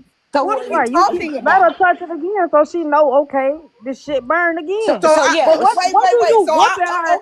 okay. How does So you by whooping your her logic, teaches wait a her minute, life Okay, skills so and real hold on. moral? quick, now I'm with By Slimmy. your Because Slimmy got her logic, hand up. I Hold on, know, but Miss May. hold on. I'm with Slimmy because the problem is there's nothing Hold wrong on. with popping. Because I by get that your with my logic, 12-year-old. what you're saying is that if I'm I let my agreeing with you if child you let me touch talk. the stuff, Miss well, you Summit, Hold you on, overtalk let There's her keep me. nothing, finish. interrupting there's, You her. overtalk me, You so keep I don't know what you're interrupting her, talking Miss but about. Summit. I'm Finish your telling her point. I I'm saying agree to Hey, with you let by her. J your Love She's logic, finish. still if I let talking. my child touch the stove I and got burn that. herself, then I I have to understand. take her to the doctor's office. And once I take her to the doctor, now I have to explain to the doctor why my 5-year-old is burned and potentially have CPS at my house. So make that shit make sense. But Y'all, then you Yes. potentially I gotta said I when agree they with check their you. butt. You gotta explain to them The why CPS Like problem. you being don't called bruise Okay, them, sis. so baby. That's why they if don't have bruises. Oh, What are you if I talking can be about? if I can be the everybody, hold up middleman, for a Getting minute. muted, man. Everybody, yeah, hold up for a What minute. do y'all Just think one I minute. about don't know how boo? I didn't do that. Slimmy, go ahead. You had your hand up, and I don't want to see your Bible on the screen no more. But Okay, before, hold on a second, Miss Sims. Can we please let Aquanetta go before me because she had her hand Okay. raised first? All right. Cool. Is Aquanetta Slimmy? Then I guess we'll go back to open panel. But go ahead. Phew. Okay.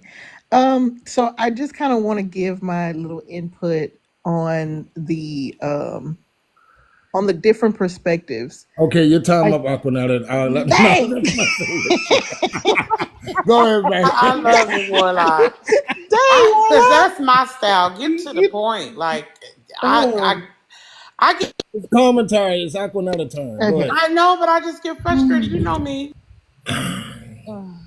So Self-control. I think we are all looking at it in different perspectives, and I think Slimmy said earlier at the beginning of this conversation about like having the teacher's perspective versus the parent's perspective. We literally do see it on all sides when we are in education. We see the kids that get spankings before they come to school, and we as teachers, we have our agendas for the day, and we have our opinions about how that works too. I also agree wholeheartedly with Miss J about disciplining your children per age level. The cognitive processes of our children does happen at different stages, and so the level of discipline or the type of discipline that you bring to them, it literally does depend on where they are in their cognitive stages. Miss Rachel, I agree that the authoritarian, I think it's where you said with the balance, I think that's the goal of every good parent. I think the goal of every good parent is to have some sort of balance when it comes to disciplining their children. Now, when you get to hauling off and you walking through the doors and you see shoes in the middle of the floor and you just start punching on your child or whatever, then okay, then maybe we just on another side of the room with that, and that needs to be addressed in a different manner. But I think when you bring in spankings and punishments and grounding, and like Warlock said, okay, yeah, I missed the bus by moving slow, so I made my mama get out of the bed and take me to school. Okay, no, she's not gonna whoop me before I get to school, but when I get home, I'm not going outside. I'm not going to be able to play on my video game. But in the same token, like Miss J said, I done told you several times, or I think it was Miss CC, stop bouncing that ball in my house, and you continue to do that, and you break my flat screen TV. Okay, yeah, now we're gonna have to do something different, and that may very well look like a spanking. Or if your children, Miss Ari, to your point about them being older, if they older and you break my TV, whatever coins you got in your pocket is going to replace it. So I may not give you a whooping. I may not spank you for breaking my TV at the grown age of 16 or 17 or whatever, but you're going to pay for it. In the same sense that Miss J is saying, like, hey, yeah, you missed the bus. Okay, go ahead and catch them streets. Because at some point you do have to learn. I explain to people all the time, like I have a 13-year-old and an 11-year-old. I've gone from I'm in the stance of where I'm just coaching my children now. I'm not I don't whoop my kids. Not now. I coach them because the level of thought process that they at, it's literally, it comes with, it does bring different types of discipline, or it does bring different types of parenting. You might go through a stage where, okay, your child fall. Let's not let them fall. Okay, fall. Okay, but get back up. They might fall at the age of 2 and you rushing to go pick them up, but they fall at the age of 7. Okay, well, get up, because now you can. And now you understand what it means to get up on your own, or you understand what it means to tie your shoes before we walk out the house so you don't fall. So I do think it is different strokes for different folks. But when it comes to discipline, I agree, Miss Rachel, we do got to have a balance. I agree, Slimmy, we don't always have to go for the jugular when we're disciplining our children. And I also agree with Miss J May. If you get to a point to where the whoopings are not going to be effective, then yeah, we gonna look at something different. Go ahead and catch that hike. And there's nothing wrong. Some people may say making your child walk to school is abusive. You may But my say, okay, you got a car in your driveway. Why you just won't get up and take them to school? Well, there's a lesson to be learned. And you gonna have to learn that lesson, whether that's me whooping your behind so you don't miss the bus anymore, or that's you getting up and walking to school. Your choice, especially if it's cold. And I don't know, I'm from the South. It get cold, but it don't get cold. Child, If I you live in live North up north Carolina. and you It was miss that freezing bus that day. and you got to walk to school in 3 inches of snow, however that's gonna look for you, some people may say, oh, that's abusive. Okay, well, but she got to learn. And however that comes, it just comes. I do agree. I think we've been on both sides of the spectrum with extreme and not so extreme. But I do think that Miss J explained it best when she said to tailor your discipline, your parenting, your coaching, however you raise your children to that age appropriate level. It may not always warrant a whooping. It may not, or spanking for that matter. And I do think the mincing of the words do kind of bring in a different type of conversation. Some people may say a whooping, some people may say a spanking, or like I think Warlock was the one said, Ass I'm whooping. gonna That's get what I I'm gonna said, get damn that it. ass, or you're gonna get an ass whooping.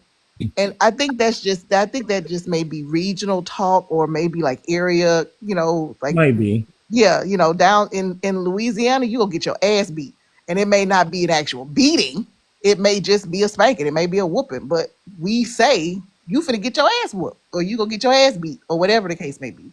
So Yep. I do agree. It does definitely come, And I think when we talk about school, the teachers, because I do see it. I see it all the time. It's just we see the kids come in, but that's another level of parenting that we just on the outside looking in may not always agree, but at the same token, you know, it's heartbreaking for the most part to say. Aquanetta, I'm gonna tell it to you like this, babe. I'm glad I let you go because you said just about everything that I was gonna say. Nonetheless, I'm not Before gonna you take go, more man, I'm time. trying to get these Let mind me get breakers. on you. So Okay, so the My Break, Mr. Kev's live, tap the screen, share the live. If you see the little heart up there, do a little heart me and subscribe. Mr. Kev, we having a great conversation here, you guys, and I really love it. As much as you may see us go back and forth, I'm enjoying it. I hope you guys are enjoying it too. Tap the screen, share the live, heart me, subscribe if you feel the need to. I hope you do. Thank you for being here. Happy New Year's to everyone that is here tonight. Love you all. That's my break. I hope that's good. See, I got a question for you, man. Can I go Yes, now? Why are sir. you trying to be nice and shit? No, just fuck with you. And I try. Look, I try to be nice. I don't be no All right, hostile. Slimmy, it's on you, baby. Look, put that Bible down. I Put the put the Bible down. That's my hand. Go ahead, Ooh, boo. ooh, ooh. I was reminded. Give the panel. Give the panel. You like what you hear? Give the panel. I'm sorry, Miss Lala. She corrected me. Give the panel. You like what you hear? Gift. Yes. Share the love. Okay. So I think my thing, because I'm the one that kind of brought the topic up. I never, not I never, I'm specifically talking about extreme whooping your children. I'd understand a little pop here and there. Like, I don't think that that's abuse. Like, that was never my sentiment. I just, because I grew up in the bridge between parenting how you guys were parent, and let's also be fair, a lot of you guys have kids that are close to my age, if not my age. So it's like we How old grew are up you? different, and I understand that. How old are you? I just turned 30. Oh no, my daughter's 24. But go ahead. I'm sorry. In their 20, like around that age group. So we grew up different. So I'm talking about when it comes to parenting the children now, because there's a bridge that needs to be gapped. A lot of the rebellion we're seeing, because some kids you're just not going to reach. And sometimes you're parenting, whether you whoop your kids, whether you don't, whether you're a great parent, whether you're a bad parent, they're going to do what they're going to do. You can't, once they get outside, that's almost on them. But my thing is finding ways to continuously bridge that gap so that the children that can be reached can still be loved, can still be heard, can still become functioning adults in society, and can still be well-rounded. Ooh, Jesus, that word was whooping my ass. Well-rounded people. that's my whole goal in all of this, because like I said, I grew up at the tail end of it, but I also grew up under gentle parenting. I saw what that did for me. I saw what it was like when my mom actually sat me down and explained things to me, when she gave me a chance to express myself a little bit. Now, I do think that these motherfuckers nowadays take it too far. Absolutely, they do. We got way too much going on. We let the teachers raise your kids.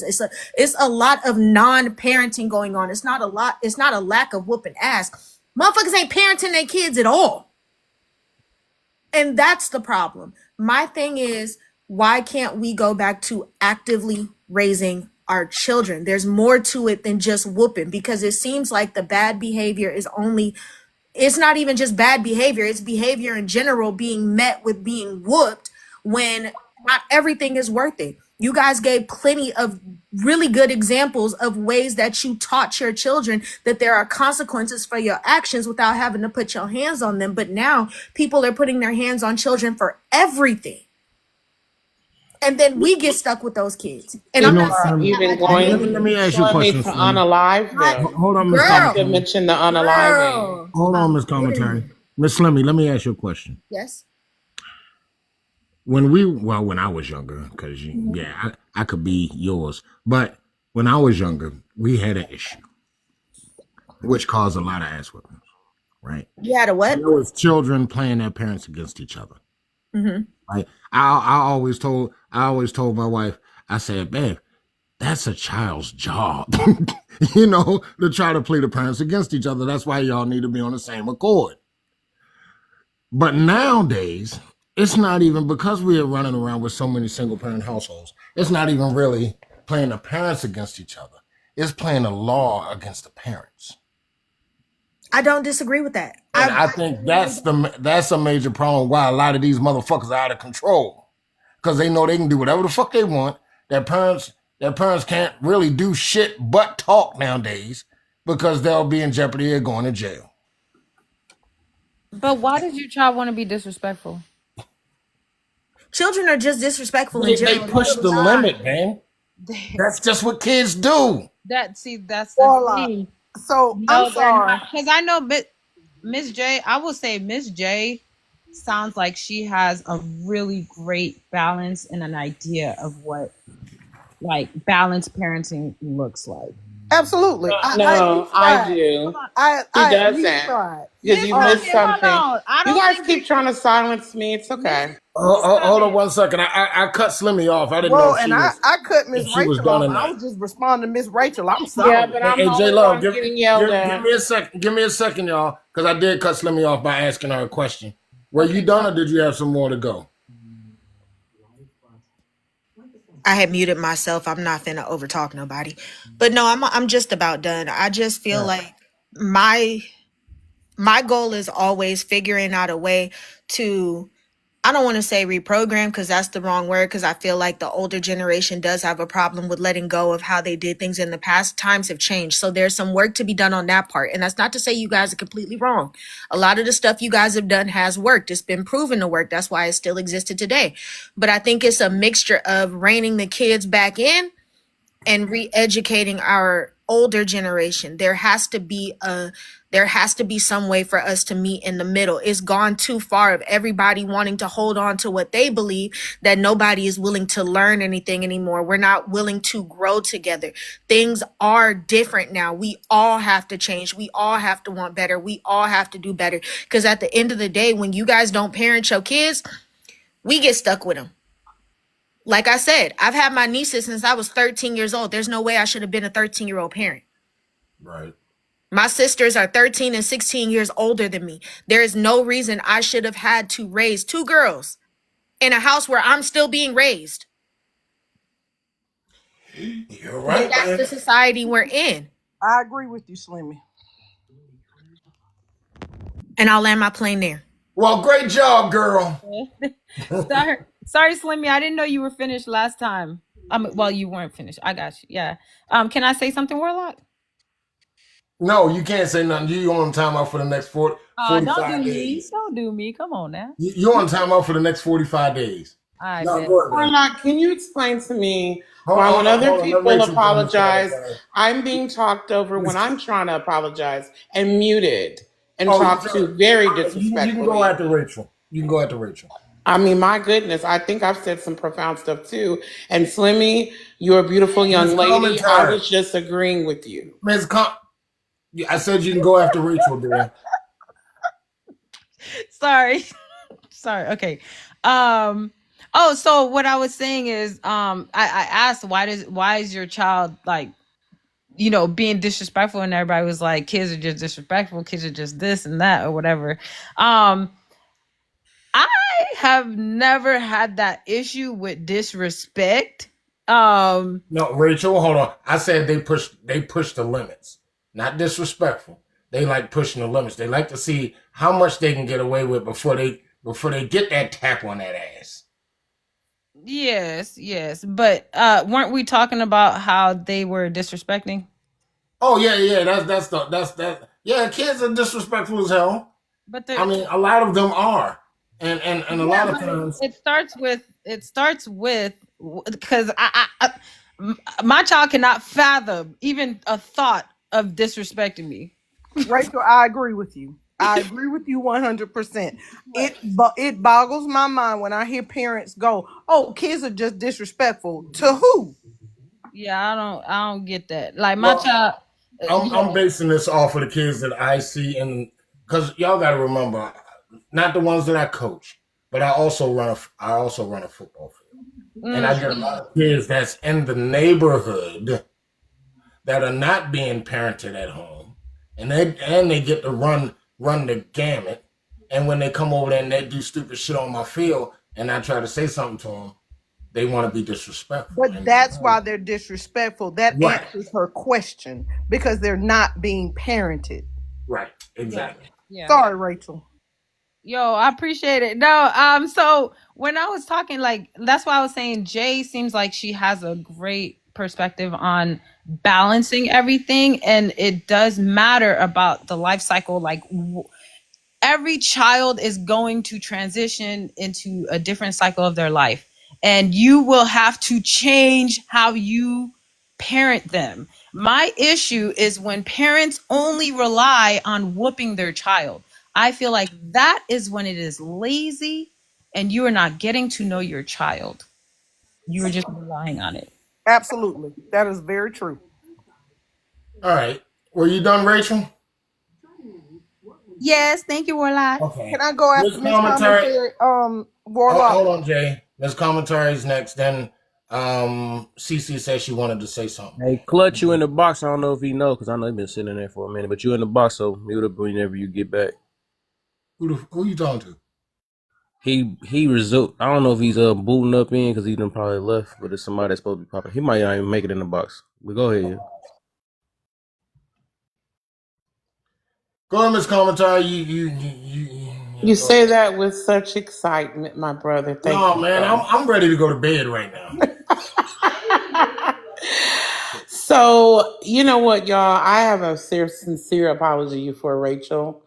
And Slimmy, like I said, I wasn't trying to cut you off. I was just doing an amen, and maybe I should have waited.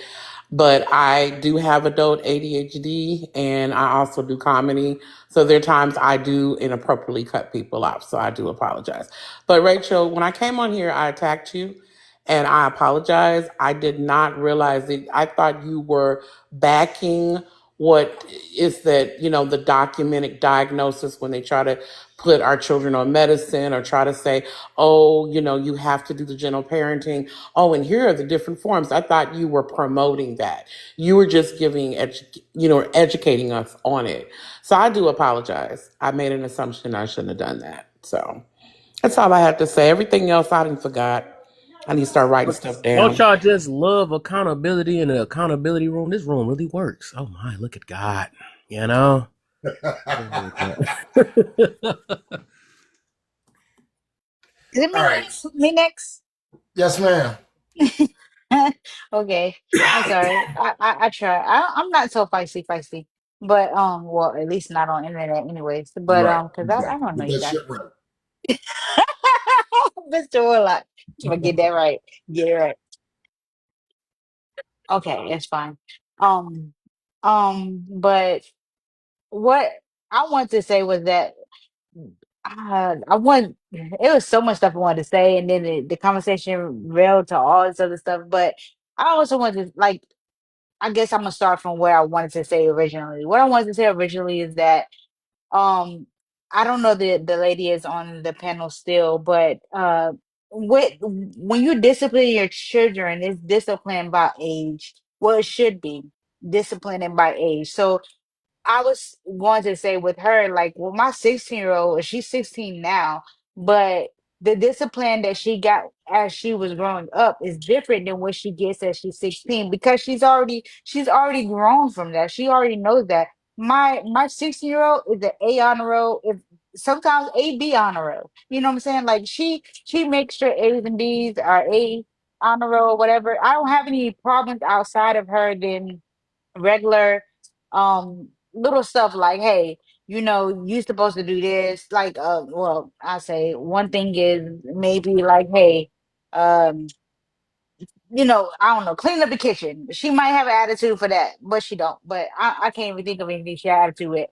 So the young lady who was up here, she was saying like, if you discipline your children earlier and they still doing the same thing as they get older, it's like, no, my child is not doing the same thing because as they grow, their responsibility grow. So I'm not gonna move you to the next responsibility if I see you can't handle the ones that's at hand with you, for you at first. Like if I say your responsibility is to clean your room, you can't handle that. You seem like you have struggled with that. You're gonna be stuck at the responsibility of handling your room. Like, and then if you can, then you progress through. Okay, you can now, indulge. Like for my household, we don't allow kids to indulge in social media until a certain, like my daughter, at a certain age. So until you can tell us that you can show us that you're going to listen to what we're saying, other than what social media is saying or what they're embedding in you, we're not going to allow you to indulge in social media. And if you can indulge, if you get in social media and you show us that you cannot handle that, then we're not going to get you a car, because then you get a car, you can't handle yourself when you drive. And then if you can't drive, then you're not going to get a job, up under our roof. You're not going to get your first time job up under our roof. You're going to have to wait till you're an adult in college, whatever, because you showing us that you can't handle that responsibility. So responsibilities is need at each age. I know that I hear like certain parents that give their kids phones at 9 years old. My daughter didn't receive a phone until she was like 13. So it's like I don't get the whole thing of, I do get it. Let me not say I don't get it. I do understand it. And there are some parents out there that's like that. But for the parents that I believe that was on the panel, I don't know if you all are still here. And for the lady who said what she said, my child, as she grows, her responsibilities grows, and I expect for her to meet the expectations of her responsibility as she grows and they grow. If she cannot, then she does not get to the next level. I'm not gonna give her a car if she's at a 9-year-old mind span. I'm not gonna do that. You're not even responsible enough to handle certain expectations. I'm not about to give you a car now that you're 16 and you're still thinking like a 9-year-old. I'm not going to allow you to, get your first job and you're still thinking like a 9-year-old. Like it's certain things and certain aspects to it that you won't allow your children to step into. And I apologize for how I'm sounding, but whatever. But anyways, I'm trying to get my words out really fast. But yeah, I would not allow my children to get to next level if they're not responsibly showing me that they're able to achieve that level. So yeah, I wanted to say that. That's what I've been holding on to. So I land my plan. Thank you. I'm so glad I can't hear you the way you Why talk. his voice super Mr. low, ain't Warlock, you really low. You Yeah, really low, Mr. yeah, Warlock. I'm yeah, so yeah. I glad had I my could finger not over the hear that. goddamn microphone. But anyway, yes, it is on you, Jay. Thank you, Warlock.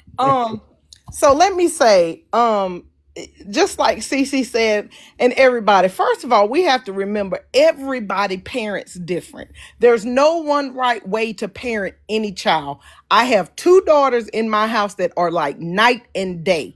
They respond very differently to very different things. They're stimulus,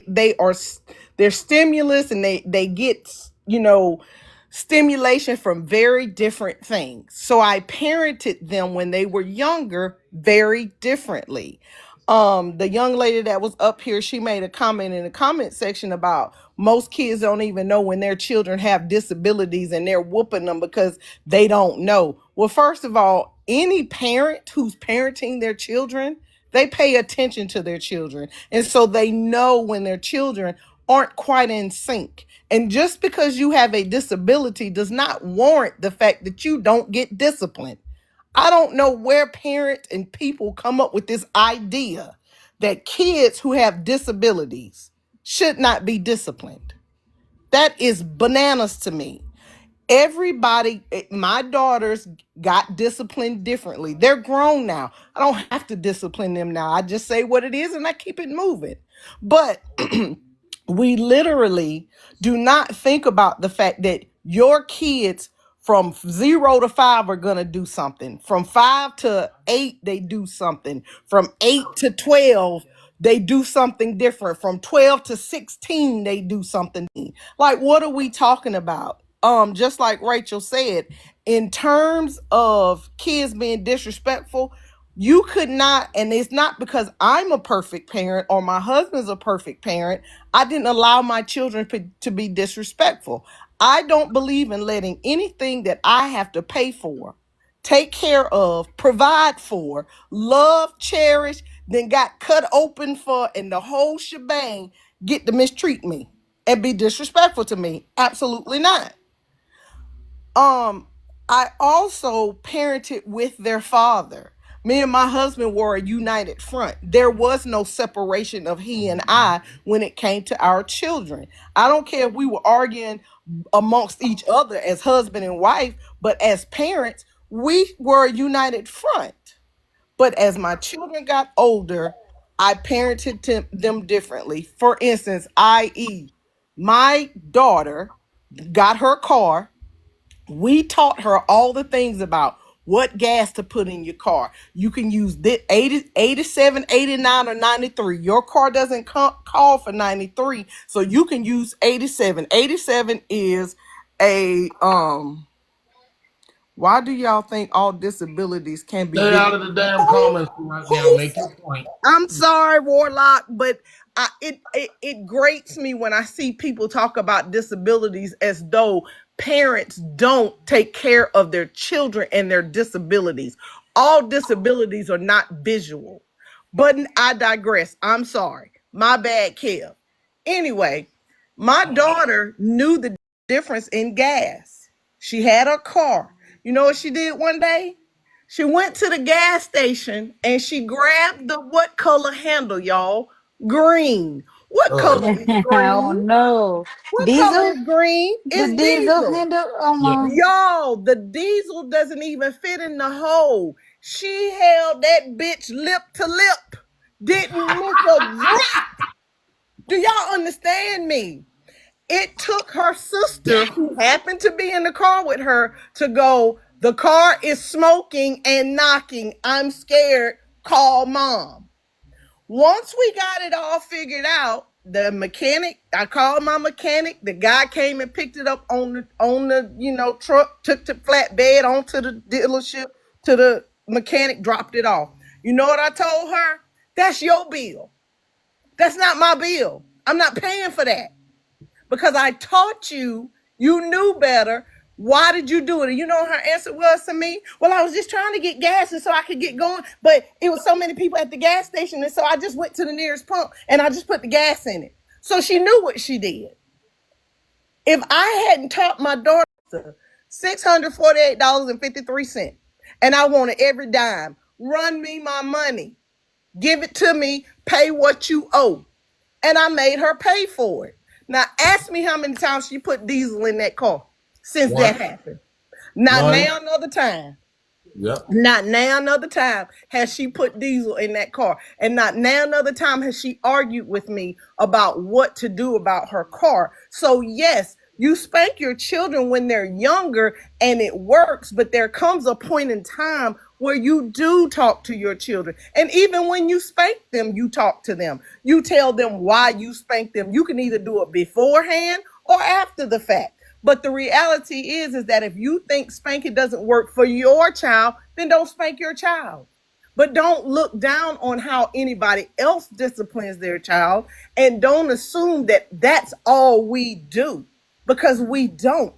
I talk to my children. When my children hit 18, I talk to them like adults, because at that point, I couldn't make decisions for them anymore. I couldn't do anything. Wait till your child turns 18 years old and has to go to the OBGYN, and that lady starts asking questions, and they look at you and go, "Oh, you can't go back there unless she gives you permission. Oh, you can't hear this conversation unless she gives you permission. Oh, can you step outside the room because I need to ask her some questions that you can't be in here for?" Then what do? You see what I'm saying? So moms with daughters, y'all get prepared for this, because this is what happens. They turn 18 and you can no longer hold their hand. So yes, I have to be a little bit harder on my daughters than the world, because if I didn't teach them, the world was gonna eat them up. Why do y'all feel like we're not? What are we talking about? But y'all gentle parents, when y'all kids get older and they sitting in somebody's office on the couch because y'all didn't teach them what rejection is, because they got sensory rejection dysmorphia, and you trying to figure out what it is, it's because y'all ain't never taught them how to take rejection, and now they don't know what to do in life. Don't talk to me then. Jamie, I have a question for you and anybody else that has several different children. What? Would you agree, and I'm quite sure you might, that yes, although you do raise them differently, but the parents has to have what I say a baseline of what is required. Yeah. They have to be consistent, and a lot of parents are not, because they will coddle one child and hold the other child feet to the daggone white flame. Absolutely. You have to be consistent across the board, but you have to be consistent based on the child. Right. My children are night and day. One like vanilla, one like chocolate, one like Burger King, one like McDonald's, one like, you see what I'm saying? And sometimes they did it just to be cantankerous, but your discipline has to be the same across the board. I couldn't discipline my oldest child and then 3 years later be too tired to discipline the second child. And a lot of parents are too tired to discipline their children. Let's just call the truth the truth. These parents are out here working these double jobs and don't have nobody helping them raise these kids, and now they tired, so now they don't have the energy or the effort to put into their kids because they're tired.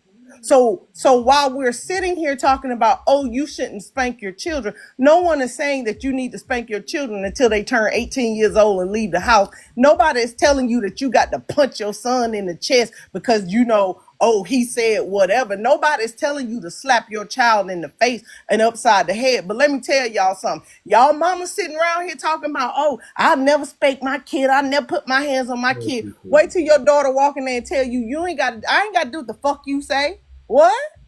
I know children that have told their parents that.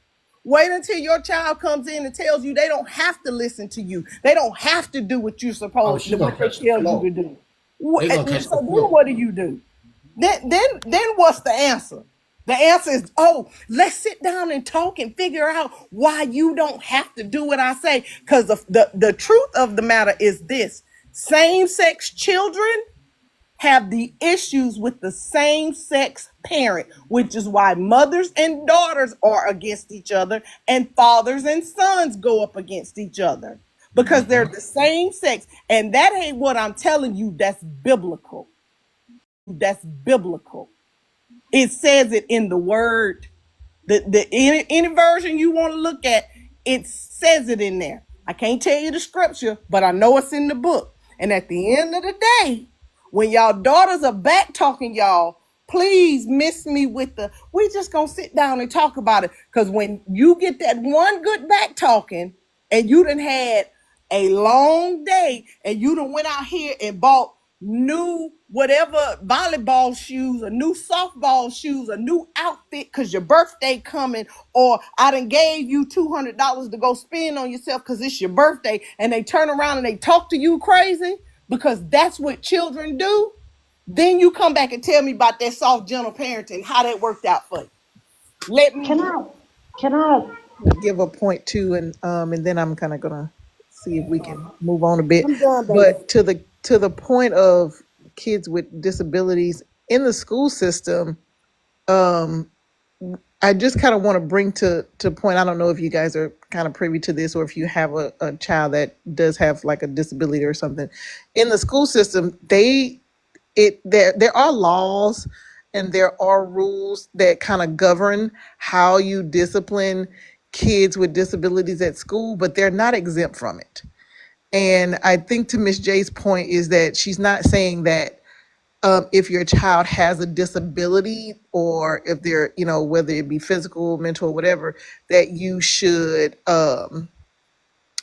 just beat them like that. I don't think she was saying that at all. Well, I know she wasn't saying that at No, all. ma'am, I wasn't. But the kids, when it comes to that, even outside of the home, they're not exempt from discipline. And at school, I deal with this a lot too. There are different approaches that are taken. Some kids, there's a rule they can't be suspended for. They can't be suspended for over a certain amount of days, or they can't do like in school suspension for a certain amount of days and stuff like that. But it doesn't exclude them from discipline, and it doesn't give them a rite of passage to just do whatever they want to do either. So I think you kind of were a little bit I guess, I don't know, confused on how she was saying it, but she was just simply saying that if your child does have a disability, or if they're just simply different from their other siblings in whatever ways, you do take different approaches. You do take different approaches to discipline them. You don't exclude them from it. And it may not always be with a conversation, if that makes sense. Kev, if it's okay, I don't know, Warlock, if you have anything else, or Miss Rachel, if you have anything I'm else. take my ass to bed. Y'all gonna be on your own. No, you have to stay. Fuck that. Look. I've been asleep maybe 2 hours this whole goddamn day from yesterday morning. So. Oh. All right, get up out of here, old man. Dang. Hey man, you can have the Crown back a team no sleep. Fuck that. I'm not doing that shit in 2020. Oh no, I got me some sleep. Yeah, I know you did. I slept all until 1 o'clock this morning. Ladies, let me just say this to y'all. It was lovely having a conversation with y'all. Like I said, this year for me, it's all about the kids, man. I'm not fucking with that. Facts. I'm fucking with that man versus woman shit. That shit's old, dead, and stinking. If you don't want to be, you don't want to be, and I'm gonna leave your ass where you at. So it's all about the kids for me this year. Appreciate y'all conversation. I'll see y'all in these streets. For sure, man. You already know. Coming even stronger this year. Let's get it. Thank you for the what, somebody said something? Oh. Nothing? All right. So I guess we're gonna get to because it seems like we done drive down a little bit. So let's get to this next one. I want to skip the other one because this is more for the opposition, right? Hold on, let me get my boy Silk in the building, man. Seen him in 100 years. Oh man, what's The going deal, on? man. What's going on, brother? How you doing? I'm good. Happy New Year. How you feeling? New Year to everybody, and God bless you. You know what it is, man. Ain't no secret. You feel me? You feel me? Going on, people. What's up with it? What's up with it? What's up, Rachel? Hi. Oh, thank you for the gifts. That was you? Yeah, you so late, and you know what's crazy? I've been followed you, but you ain't following me What? back. I'm No, at to hold cancel on. her. Wait a minute. Hey, No, it's look, what's crazy? The crazy is I had to hit it again, but I already followed you. I'm finna cancel you. No, I'm telling no, I think TikTok be No, doing it. man. I was talking about that on my live. They be taking follows away. Oh, they on Yeah. that now? Oh my God. What up, J May? And Quinette, what's up? What it What's do? up, What y'all? it How do? y'all doing? Yeah, put it on the wood. See what it smell like. What it here for? What they doing?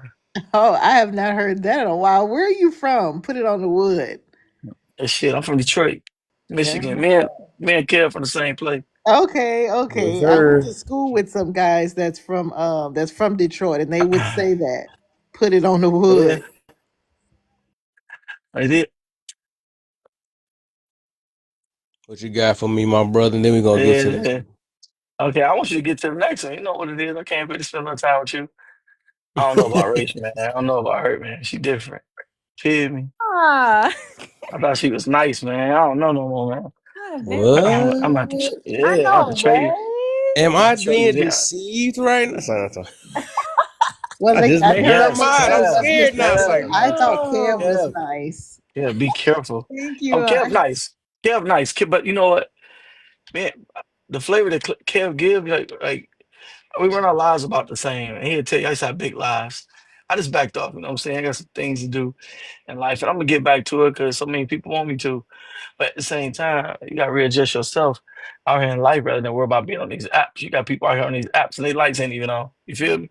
I mean, That I ain't one part of them. is true. I ain't one of them. That But you part got people. is true. But you got people on this app helping people do stuff. How you help somebody do something and you owe child support? I'm not understanding how you sending roses. I don't understand how y'all doing that. You feel me? But it is what it is. I ain't knocking it.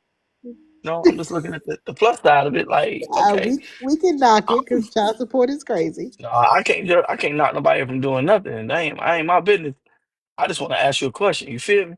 Like, if you and Kev, I ain't trying to change, man. I just had this on my heart real quick. You know, how God move around in silence, man. So, and you know, I'm just speaking on it. But like I said, a lot of cats do it. I just be want to ask them. Look, bro, I ain't here to judge you. I just want to ask you what's up. Like, you know, how you doing that?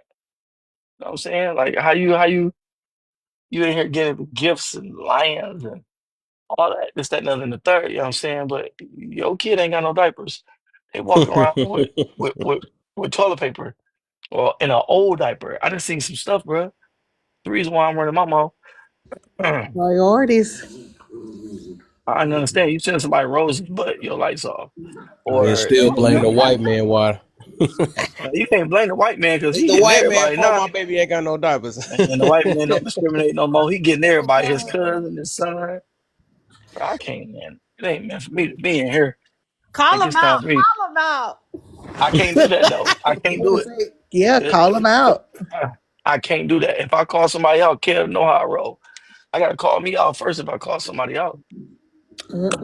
I mean, it just depends on the situation. If it don't apply to you, or you maybe been through it, and you can say, or you can call them out to say, "Hey, look, I've been through this. I did this. So let me help you."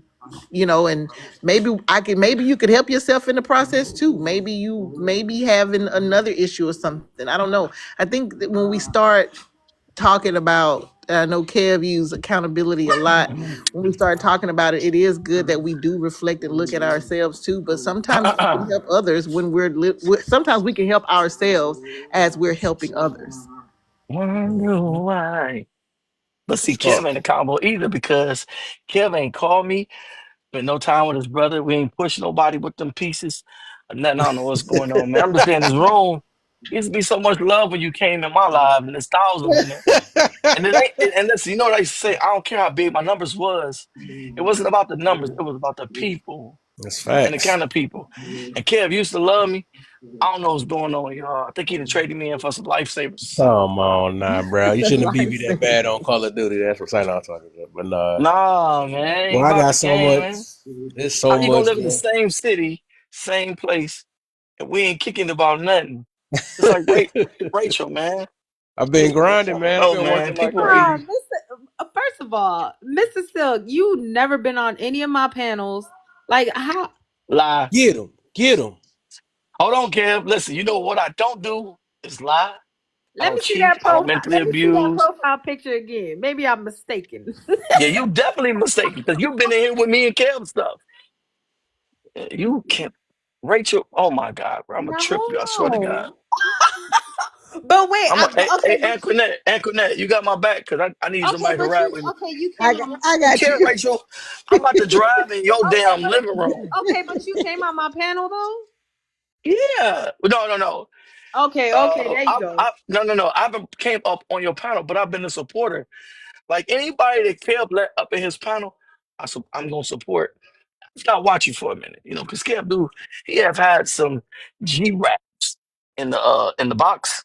Mm. I'm not gonna get judgmental, but my man done had, some oh my God, get his cord. He about to tell Feel everything. No, I ain't gonna dry snitch. I ain't gonna pillow talk either. You feel me? I ain't gonna do none of that. What I gotta be scared of? Say what you gotta say. Sure. No, we ain't gonna do that because it ain't my place to do that. You already know that. Ain't my place. That may be how you feel about me, Mr. Silk. Tell me I that. thought me and Kev was cool. Yeah, I know, Maybe I man. gotta be from Detroit. Maybe I should move to Detroit. What No, you do? Not what I'm you in do, Detroit Equinette. and I ain't do he nothing. playing me. He playing me. I'm in Detroit. It don't matter. Oh, I'm so it telling don't you. matter. Oh, Everybody You talking might as about well I'm stay where playing. you at. yes, I was thinking. And you know what I don't like Stay where about I'm at. Kev room right now? He got all these beautiful people in the room. Everybody camera off. I don't care if your hair. You Oh know, my gosh. anybody who know how my live roll, even Kevin. Let me explain something to you. You come up in the You panel. gotta If you see got the all courage to come bonnets up in in this. here, Oh tell Lord. them again. Tell them Wait, again. wait. All my ladies and all my brothers happy with the do rag and the bonnet. We welcome you. I don't get into that judging, bro. If you ain't afraid to be yourself, you know what I'm saying? Like when you wear that lace front out there that ain't yours, and come up here with that bonnet. Because it's covering up what is yours. So Well, we can't see in you. my defense, It's Mr. the same Silk, I don't scenario. think I can turn my camera on. I think I have to have a certain number of followers or something. I can't turn my camera Oh, on. you at But shit. 120? I My thought you had more than that. God. Yeah, it But, won't let me turn my but camera Rachel, on. can be on. I And I feel don't weird. I feel weird because I just cut my hair and now I feel like my head is different. Man, if you oh don't my quit it, God, man, man. get up Hey, out of here. Tesla, you Oh, know come on. you. I live You for a know good she a Yeah. haircut, beautiful woman. She out there Rachel. playing around, playing. Man, get out of here. And then I don't know. Then we got what's her name? Family TV, Ari Family TV. Quiet. They I'm gonna Ari turn it down there ain't saying nothing. Now she just got quiet. Boy. Oh, Man, well, let me hold man, on. you been coming to me all Look night. at her. I'm just being See, respectful look to at let her, y'all What's get up, man. y'all Oh, Rachel? off. Look Rachel, at that's her. a cute haircut. And Okay. it's colored. She And got it's me smiling because she's colored. smiling. Look at that, That girl beautiful. man. Get up out of here. Matter of fact, cut your camera back off. You get taking all the shine. You taking all the shine out the room. You Nothing taking all the air shine. out the room. I can't breathe for the beauty. Sister, Rachel, that's a cute Family haircut on you. TV, where you at? Yeah, Yes, I like the whole absolutely. Rachel, style. you It's nice. fly, girl. You fly. I Hey, like it. I like it. You're Yeah, that's super. pretty. I like the hey, color hey, too. Thank hey, you. Hold on. I'm Rachel. gonna put my When And you she glasses got the on. natural too. Everything now. I Yeah, like it. Rachel, listen, let me explain something to you, sister. Remember this. A person that can see you understands the India Arie effect, the Anita Baker effect, and everybody else that follow behind protecting our sisters from what their real worth is. As men, we value you. And I'm one of here to tell you, I don't care about your butt and your money. I'm talking about the woman. You understand me? I'm telling you this from a brother to a sister. Understand something. A real man can see who you really are, and he values that. Your value as a woman and as a female and as a sister. You understand that? Your hair is not you. You are not your hair. You are not your hairline. You are not your smile, the physical. You're everything from the heart. Never forget who you are from the inside. And when somebody recognizes you the way you recognize you, and you know you love you, and you can look in the mirror and be proud of what you see, that's where you move. Everything else, man, nobody trying to hear that, man. I'm proud to be who I am all the time, every day, all day. You feel me? Lopsided, whatever the case is. I'm talking about if I'm in a jumpsuit with the Jason mask on, I'm gonna make sure you see me because I'm gonna lift it up. Family Thank TV, you what they so here much. for? I Family appreciate TV. My hair not done. Nobody care about that. Slip a bonnet on. Hey, look, My throw a hair not t-shirt on your hair. that Throw a bonnet t-shirt on. on. Throw a t-shirt on then. Throw I some over your would head. Yeah, I'm die, but ready my to hair see not who done. hide behind that camera, boy. I'm not hiding. Give me to tomorrow. If All you that my last, mouth she got, boy. listen. I can't If wait. you come on tomorrow, I'm gonna come on. I'm gonna be putting it together. You got me. I'm about to make that a I'm boy. about I to play can't some wait to see who Glandy. that. I'm Hey, about who to man I'm is about to right put you in here? a Hey, big box too when you I get got a up. song for y'all.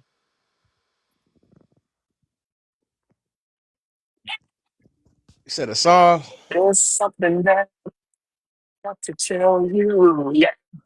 Here go. He Remember bringing the this. light skin in. Get your light skin Yeah, head. yeah. Hey, Kev, you know I'll pull that mic out and go with I you, but didn't this know show you were live. from Detroit. Hey, we was just doing that yesterday though. We was low key going crazy for the New Year though. And my You boy, ain't say nothing to me. I'd have came over and saw. You yeah, know how many mics I got? I was How many trying to you want send. me? Yeah, yeah, How you many you want right. me to whip out? They everywhere, baby. Do You know what I'm it. saying? Like, stop playing. I got 6 mics, Okay, 2 more my bad, downstairs. my bad. You already know I got a studio and I sing. Hey, Jay, hey, Fern, come on, man. I mean, sister, come on up in here. I don't care if you just throw a t-shirt over your face. I just want to see your face. That's it. We Who? just short. We just showing our face. I'm talking about family. Hey, Oh, J okay. May, you can cut your camera on too. Or I you worry about the cannot. I next don't. person. Wait, wait. Whoa, whoa, whoa. You know who I am. I am J Love. Yes. So you know what I look like. I Yeah, can't I don't cut, care about that. but I can't cut my camera on because I don't have enough The people. followers. I What just happened? got You back lost on your page? TikTok I meant to ask that too. because I should. I no, I didn't lose my page. Okay. One day I just was like, you know what? I'm not getting anywhere on this app. This app is not bringing me any solutions. I got tired of the circular conversations. I got tired of the redundancy. I got tired of the you not submissive, you not a man. Whoa, I got tired of the baby, what lives were you in? They hear that. Yeah. A all them man don't say lies. that to a woman. It's a What? no. Huh? A man don't say no shit like that to a woman. Not no grown man, but that's Yes, a whole they different I'm do. conversation talking for a about different ignorant, day. ignorant man don't say that. Yes, they Don't Yes, tell do. a woman they what to That, do. do. Oh, you I've know been what? told, Something look, changed. I got sick and tired of men telling me, "Oh, you masculine because you won't submit to me." I submit to one man. I married him, but that's a different story for a different day. Kev know what I'm talking about. So one night, I was literally listening, and I literally hit the delete button on all my accounts and said, dang. "Let me see how long I can be off of TikTok." I was off of TikTok for about 7 months. I Me came too. back. And then I'm getting ready to drop all of it again tonight in No, about three no, hours. Michelle, I'm don't do that. So straight you just back gonna on tease it. us? Wait. Everybody's like, Let, no, no. Right, let me you. say That's what something. I'm saying. You selfish, man. We want you over here, man. You Wonder want me over here, Don't why make Kev? us torture. You gonna torture us I'm because of sorry. them. that I No, need I mean, Kev, not okay, Kev, breathe. I will say this. Your live is the one You live that I are the think one. is very productive. I've always said that about your Watch your live. mouth. I Watch your think mouth. I think your lives can be very productive, and I think that they have some validity behind them. But there Thank comes you. a point where you Validity get, behind it. yeah. Kev makes some good. Ooh, Kev's lives oh, makes you go, You know what? That might not be like that, or it makes you think a little bit. And at some point, you're going to be accountable.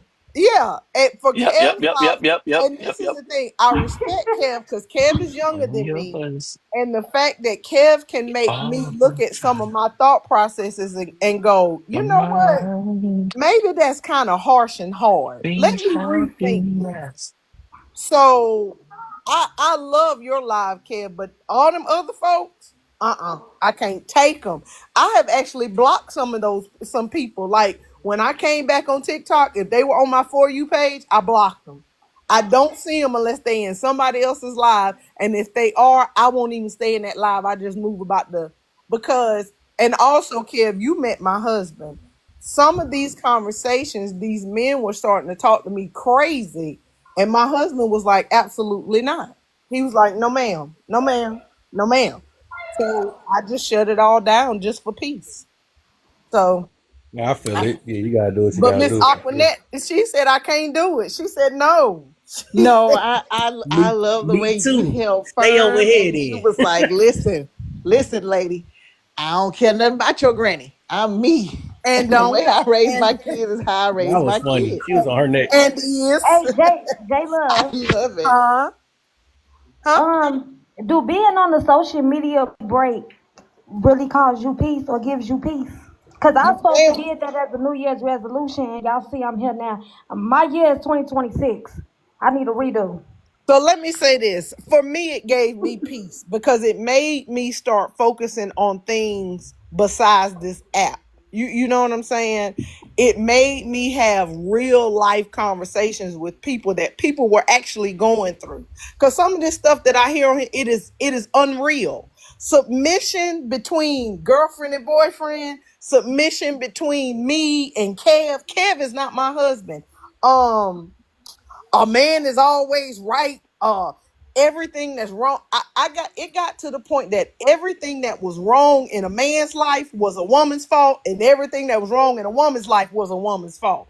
Well, damn, if y'all leaders, how the hell is everything my fault? So, truth be told, I got something out of it because it let me focus on the things that I needed to focus on. And it just gave me a breather, and my brain just slowed down. That's what it did for me.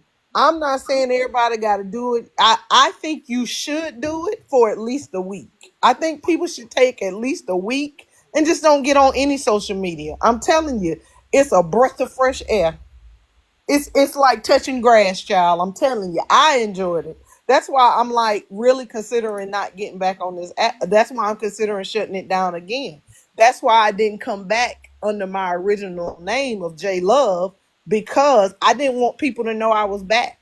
And then when people start hearing me talk, they was like, wait a minute, that's J Love. And then it just had a ripple effect. And one day, I don't know why people, but I went to bed with like 2 followers and woke up because people knew it was me. And I had like whatever I got now, all in like a day, because people were like, Jay Love's back, Jay Love's back. But these conversations y'all want me to have, I don't want to have because they're redundant. Let's talk about something that's going to change something. What's the solution?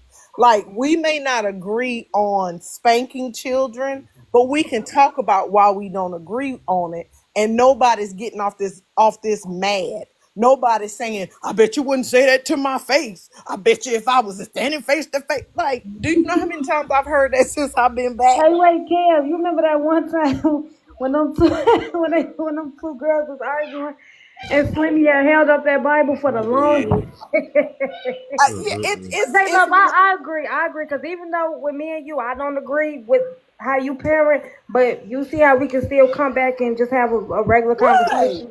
Like, we don't know each other, girl. I don't know you. You don't know me. But you know what? I'm the type of person that you might need to send me an inbox and be like, yo, can you help me with some groceries?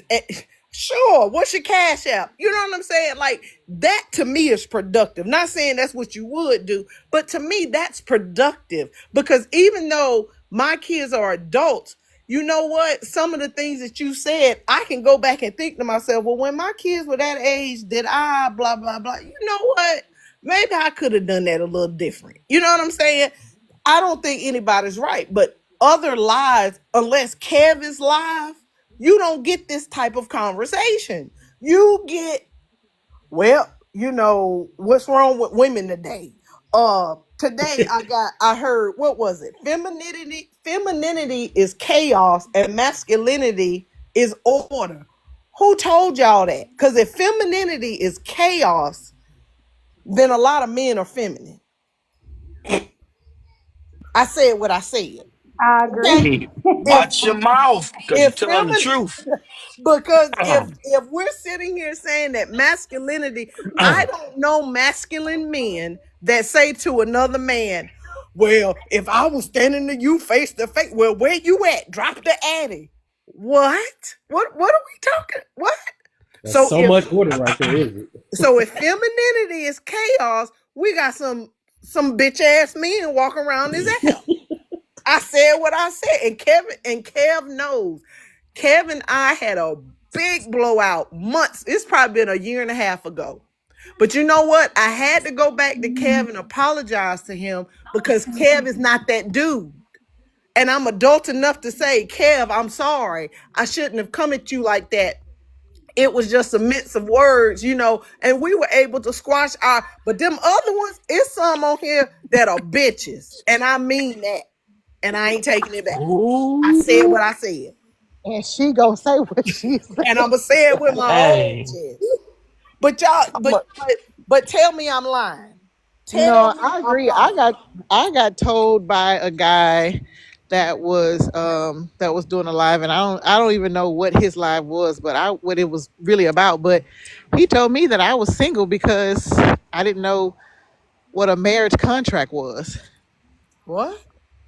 What is a marriage I, contract? That's another thing they doing. Not calling a marriage license contract, bro. What is Text a I don't marriage document. know. contract? I know of a prenup and I know of a marriage license. What's a But marriage I genuinely contract? asked, "What's a marriage contract?" What? It's Okay. And something that he they told me made, that's something why that they you made single. up because they get bored. The No, he said it's generations. 277 pages long. And then he started quoting Bible scriptures when Oh I my asked him lord. to give me an example of what it actually He says in a couldn't give you one. marriage He couldn't give you one. contract. No, He he couldn't just give you one said, because it's not in the Bible. It's not in the Bible like that. They're taking stuff and they blend it. I've studied 11 religions. Kevin will vouch for me. I'm very prolific in this. I'm just letting people talk and I'm listening because I can always learn, but just trust me. Some men like to suck the air out the room because they ain't got no real motion in their chest. You feel me? Some guys got lungs, but they ain't got no air in them. They got shit in them. That's why they open their mouth. You can smell them a mile away. You feel me? Oh yeah. You You gotta let, you gotta, I'm sorry. You have to learn, ladies. I apologize for the ignorance that y'all experience. You know what I'm saying? And the fag lag you might have got into off the plane. You feel me? I'm trying to watch what I say, but sometimes, I said I come across the way I come across. And I'm with J May. Let me tell you something. I've never had a woman call me a B. I'm proud of that. You know why? Because see, the thing is, men, we're supposed to be leaders. Every man ain't a leader. Every man ain't a king. You know what I'm saying? Every man ain't, I'm gonna leave that alone. Yeah, Anyway, we got some. before We you got tell look, before you tell the right, truth. Stop right. We it. got. Just I leave it alone. respect people's. I respect people's lifestyle, even if it doesn't support mine. I don't. I'm gonna respect you even when you want to change uh the way things are genetically made for you. It ain't my job to judge you. That's not my room. It's not my place. I ain't with You that. can But righteously judge, Mr. Silk. What you talking no, about? no. You can I, righteously judge. I ain't judging nothing. Let me tell you why. I am. I need to be pure in heart to judge somebody, and I'm not God. God pure in heart. What? That's You mean to that's the tell me ultimate you're not judge. pure at heart? No, I'm not. Boy, shut your mouth and keep on talking. You know me. I'm not pure in heart. What I used to start my live with J Love. What I used to say, Cam, no. What I used to say before I start my live, Cam? Say that shit. What I say It every has been a time before I while. I started. think you say I'm not ish. That's what you say. Some I'm not ish You and damn some skippy. I say I ain't shit. I might yeah. fuck up because I'm a sinner. You feel me? I ain't Mr. never hit a Silk. woman. I ain't never cheated, and I don't lie. I stopped lying in my early 30s. Let me tell you something. But I recognize I still ain't shit because I'm a sinner. I might do something. I might fuck up. I'm going to fuck up because that's who I am. You know what I'm saying? I ain't that bad guy that's gonna do the controlling thing with you. I ain't finna disrespect you on purpose. I'm not gonna, lead you out there. But it ain't about me. It's about us as men. Men, on the average today, are not taught what the lead is because ain't nobody in the damn village teaching the men no more. That village is the most important thing that should be talked about. But people want to take the conversation and run it in circles. When in actuality, the thing that's the most important that we can have as human beings, if everybody in here just stop for a minute, take a deep breath, and rock on this. I've been going through this with a friend of mine. Like I was telling, I said, baby, we can't build, you know what I'm saying, if you can't get the communication where it should be. And it doesn't make her a bad person because she was taking it like that because of, previous guys, how they beat women up. But I'm going to say this, without communication, you can't get to nothing. Love, madness, you can't get to nothing. You got to be able to communicate and be able to know what to say and how to talk to somebody instead of at them.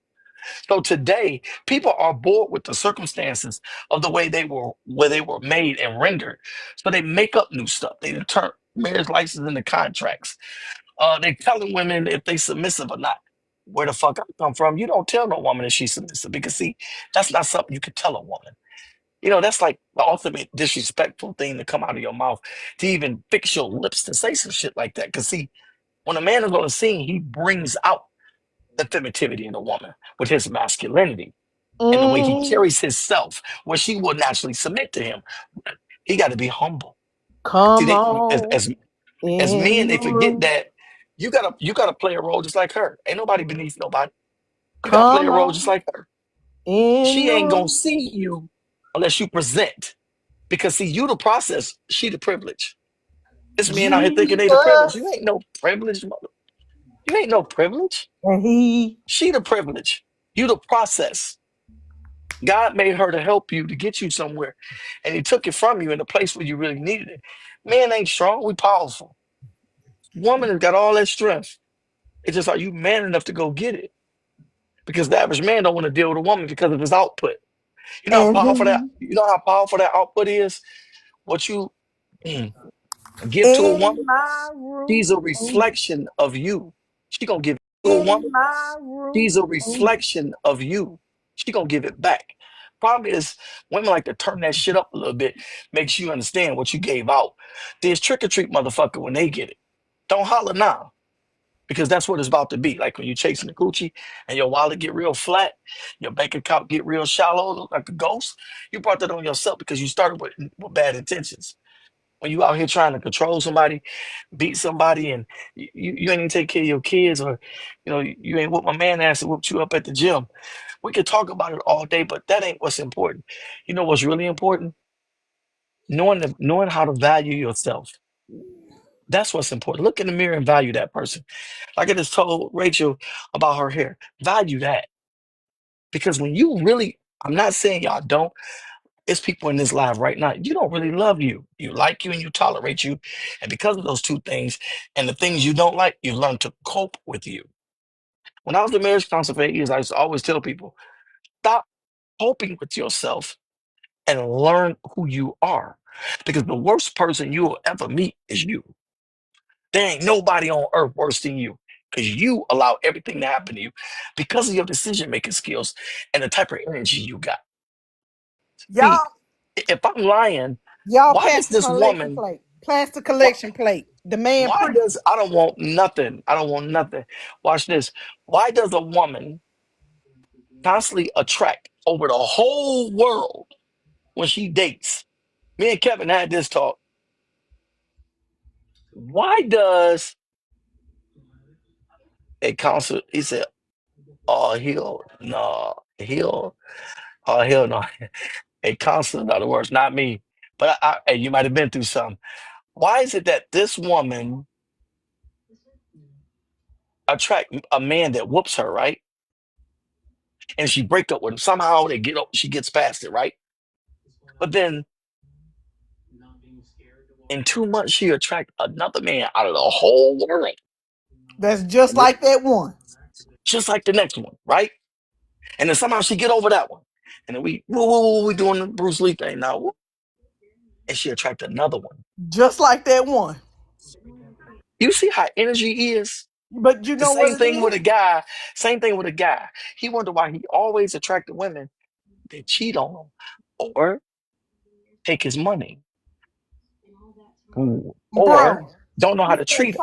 it's that Your common denominator factor. Because let No, me it's tell the you, energy that you give out to people that you give to it is. yourself But you know because you what don't know else? how to love you. You cope with you. So when Right. you get with somebody, you think you're loving them. You're not loving them. You're coping with them. You No, you're can't do right. for somebody. You can't do for somebody what you ain't doing for yourself. Hello. That's where it starts at. Yes, This ain't sir. about having conversations about, oh, the men ain't shit. We already know that. The women out here following what men doing. We already know that. It ain't about that. The safest conversation to have is who the fuck are you and where you going? And what do you want from you? Hello. Ask yourself that. Don't ask no Yes, man that. yes, Don't sir. ask no woman that. What do you want from you? That's What? the truth. That's the How truth. long is it going? How long is it going to take you to give it up? So Because the Mr. average Silk, black man and woman don't even want to go to college and challenge themselves. They let me don't tell even you, want a real big job. Mr. Silk, you know what? You're right. Because as a woman who's been with the same man for 31 years, in order for us to get over the hump that almost ended them 31 years, I can't speak for him. I can speak for me. I had to look at me and see about them three fingers that was pointing back at me. Let me Always the tell you one in something. front, three in the back, baby. When my husband I've told this story, I ain't got no shame in my game. But when my husband pulled up in the driveway and sat in the car for hours, you know, them 5 minutes passed by, he ain't come through the door. 20 minutes then passed by, he's still sitting out there. Wait a minute, we at 45 minutes. He ain't in the house yet, y'all. Wait a minute, what's going on? When I thought about that thing, I had to realize it wasn't these kids. It was me. I was the problem in that situation. Now, he added to the problem, but I can't worry about what he fix or what he don't fix. I got to worry about me. Because let me tell y'all what happened. Once I fix me, my husband could then see, wait a minute, everything wasn't wrong with her. Let me fix my stuff. And then we made it through. We took divorce off the table. We went to counseling. We went to one counselor. That counselor wasn't for us. We went to another one. You understand? We did the work. But at the end of the day, after 31 years, I'm married to that dude. I'm married to the dude that the women talk about that they want. I'm married to the man that'll move heaven and hell for me. I'm married to the man that will end the world for me. Not these kids, me. So at the end of the day, when I sit here and I talk to y'all about how to get through these relationships and find these men, ladies, understand it ain't the finest thing that's walking that you need. You need the man that's going to look at you and say, let me put my arms around you because you had a bad day. Put your head on my shoulder. You understand? You need to be with But the Jay, man that's gonna pick up the phone when you pick up the phone and call and say, "Yo, I got a flat tire." He's not gonna say, "Well, what you calling me for?" He's gonna be like, "Where you at? I'm on the way," or "I'm sending somebody to you because I can't get there." You understand? You ain't got to be with the but man that's but gonna Jay, fly you out. You need to be with the man that's gonna make sure them lights gonna turn on tomorrow. but Jay Love, listen. What up? Let me intervene where you at right there, if you don't mind. Go ahead.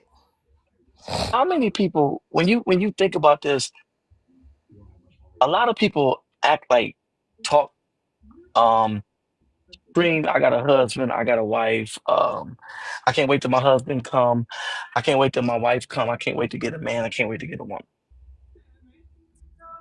But the problem is they really don't know.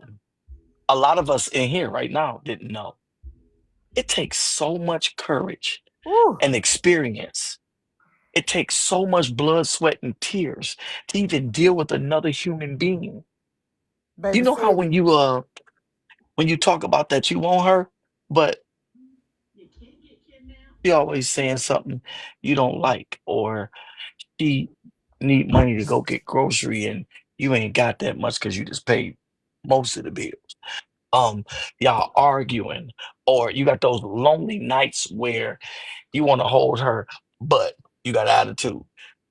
I'm not going to get too deep, but let me say something. A relationship ain't for the weak. Watch what you Nope. say out your mouth because you just may get it, and that Hello. don't mean it's for you. It just sometimes you with somebody just learn a lesson because most people want what they ain't never had for real, or they want something that somebody else got. That's why Brother. you got people stepping on the tail, the coattail of another man's woman or another woman's man because they can't get their own, or they rather have something that somebody else got.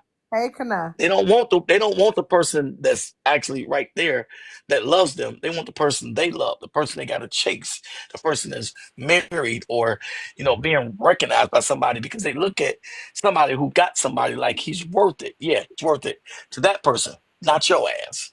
Don't Can I nobody ask a want no question? don't nobody want no alley cat. I'm listening. What would you say to a man or for a man that was raised by a mom who was a drug addict and he had to fend for himself growing up, and now as a boy because he's not a man. I don't feel like, but as a grown in age, what would you say? Like, how would he know how to love? How does he know how to be a man if he was never taught that? Like, and can a woman help him? A woman can't teach. I'm gonna say this, and this is just being a father of four, being a man, a part of a family. I had my mom and dad. Being in the streets around my brothers and stuff and other guys. Can't no woman raise a man to be a man, but she can give him some very unique tools and how to treat a woman because that's what a mother does. She teaches you the mother of virtues, the harmonies of life, but she can't teach you that economic security and that everlasting saving power within yourself to protect and uplift all of humanity, women and kids. He can show you things about it, but that gets taught by your father. So your mama teaches you how to be strong. Your father teaches you how to be powerful. Your mama teaches you what love is. Your father teaches you how to secure love. Love has to be secured on one side, and on the other side, it's got to be learned. But you can't handle love. It ain't yours. It's all of ours. So being a man, whether you coming up by yourself, and this is just my opinion, but being a man, I believe, or even being a woman, is an experience thing. You're going to learn to do it. It's just going to be harder with or without your parents. You're going to do it. But a woman can't, like, a woman get with a man that's broken like that becomes his mother figure and his girlfriend. Because now not only are you his girlfriend, you're the void that he didn't have. You're trying to fix it. So what he did or didn't get from mama, you're going to replace that. Then you got to potty train him and a few other things. I'm being sarcastic because at the end of the day, some men don't even want a woman to talk because of how weak they are. They don't even want to hear a woman's voice. They don't even want you making more money than them. They don't want you calling the shots. And my thing is, if you don't want her to do it, then get in place, player. Stand up, be upright, fearless, and independent. Go get your own castle and bring your queen to it. Because see, where I come from, when you move with a woman, you ain't no king. I don't care the circumstances. I get now we together and we decide, okay, we're gonna sell a house and my house raggedy and hers straight. I get stuff like that for a second. But I'm talking about right off the birth. A woman can't teach a man to be a man, but she can teach you parts of the honorable part of a man or the trusting or the sensitive side of you to recognize it. Because some men think they got feminine sides. I don't know where the fuck you get that from. But some men, you'll hear some men actually say, well, I'm in touch with my feminine side. Well, that's good for you, brother. We have a sensitive side. You learn that from your mother. You know economic security and power from your father. You learn how to carry out your deities and stuff in life through the way you give your life to God. So are God you has a saying way I can't raise my son? God has a way of mending things for men, but you got some men that don't lean on God for things. They lean on experience. They lean on their own knowledge. They look at their homeboys, what they go through, and how they went through it, how they came out of the storm, and they take it from there. When you coming up as kids, you mimic different things that different people do till you figure out what you like about different things, and then you do it. You'll mimic this, the way the person walk, the way they talk, the way they laugh. We go through this process when we grow up, when we young adolescents. You know what I'm saying? And as you grow into a man, you put the childish shit away and you try to become the best version of you can. But it takes seasons. Ari, he's not telling you that you can't raise your son. Oh What no he's no saying no! is I didn't you. mean to say it like that. Oh, okay. It registered No, how I it can't came say out. that. I Oh, didn't mean okay. it like that. No, No, I didn't say I'm that. not I Oh, saying just okay, that. said, okay. Because I was can a like, can no, a that ain't man what he's teach a woman to be a saying. woman? Can a man raise a woman to be a woman? No, no, No, sir, absolutely not. No. no. And ain't no you. We can teach her stuff to look for in life. Mm. We can give her Yes, yeah, I principles. think a man We can. we well, okay. Well, I mean that's an opinion. I want to hear that because I got two daughters and I'm 53. 125 or 130. Damn. I don't give a fuck how good I did. Let me tell you something. I raised them and showed them things as a father. But there's an essential area why God made a woman to raise a girl Come on, into a young lady. There's a come on. reason for that. So Yep. all that what we think we can do and what it looks like and what it comes out like, don't kid yourself with that bullshit Right, Yeah. but because you when do you you you a think? man and some shit you simply don't understand when it comes to a damn woman. I That's don't care how true. much you think that you Yeah, got it all down right, yeah. pat. What are all them You don't. things then? Yeah, what are Hey, them hey things then? well, hold on, Seems brother. like he came This to ain't the time. argue. I know how he is. I don't care about that. Listen, let me explain something. I My came two to daughters argue are because doing I asked you good, a question about what you said. That's brother. arguing. I didn't say nothing. They said that I'm I trying to said talk. it. I You said can it. mute your mic and let me finish this. Then I want to hear your opinion. But what I'm saying is, I can't raise a woman to be a woman because I ain't no damn woman. That's what you I'm a should have Right. said. man. Lead with that Now next time.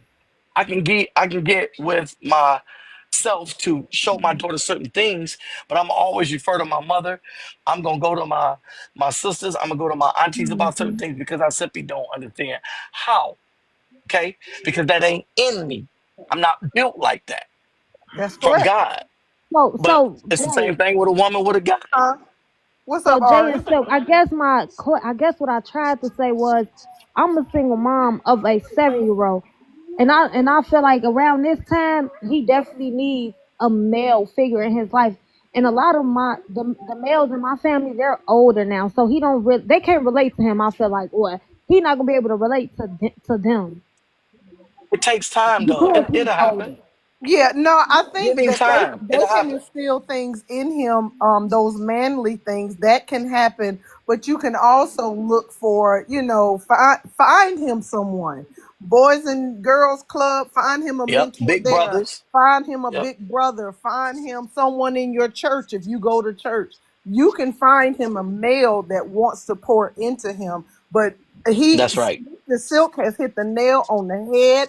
A woman cannot, you can raise a boy into manhood, but you can't teach a Hmm. boy to be a man. Just like a man cannot teach a woman to be a woman. I'm There are just things about women that women have to teach other women. That's And true. it's Like a just man what it can't teach a is. woman about her period. I feel like, is that No, what you saying? I ain't even talking about the Oh, cycles of okay. life.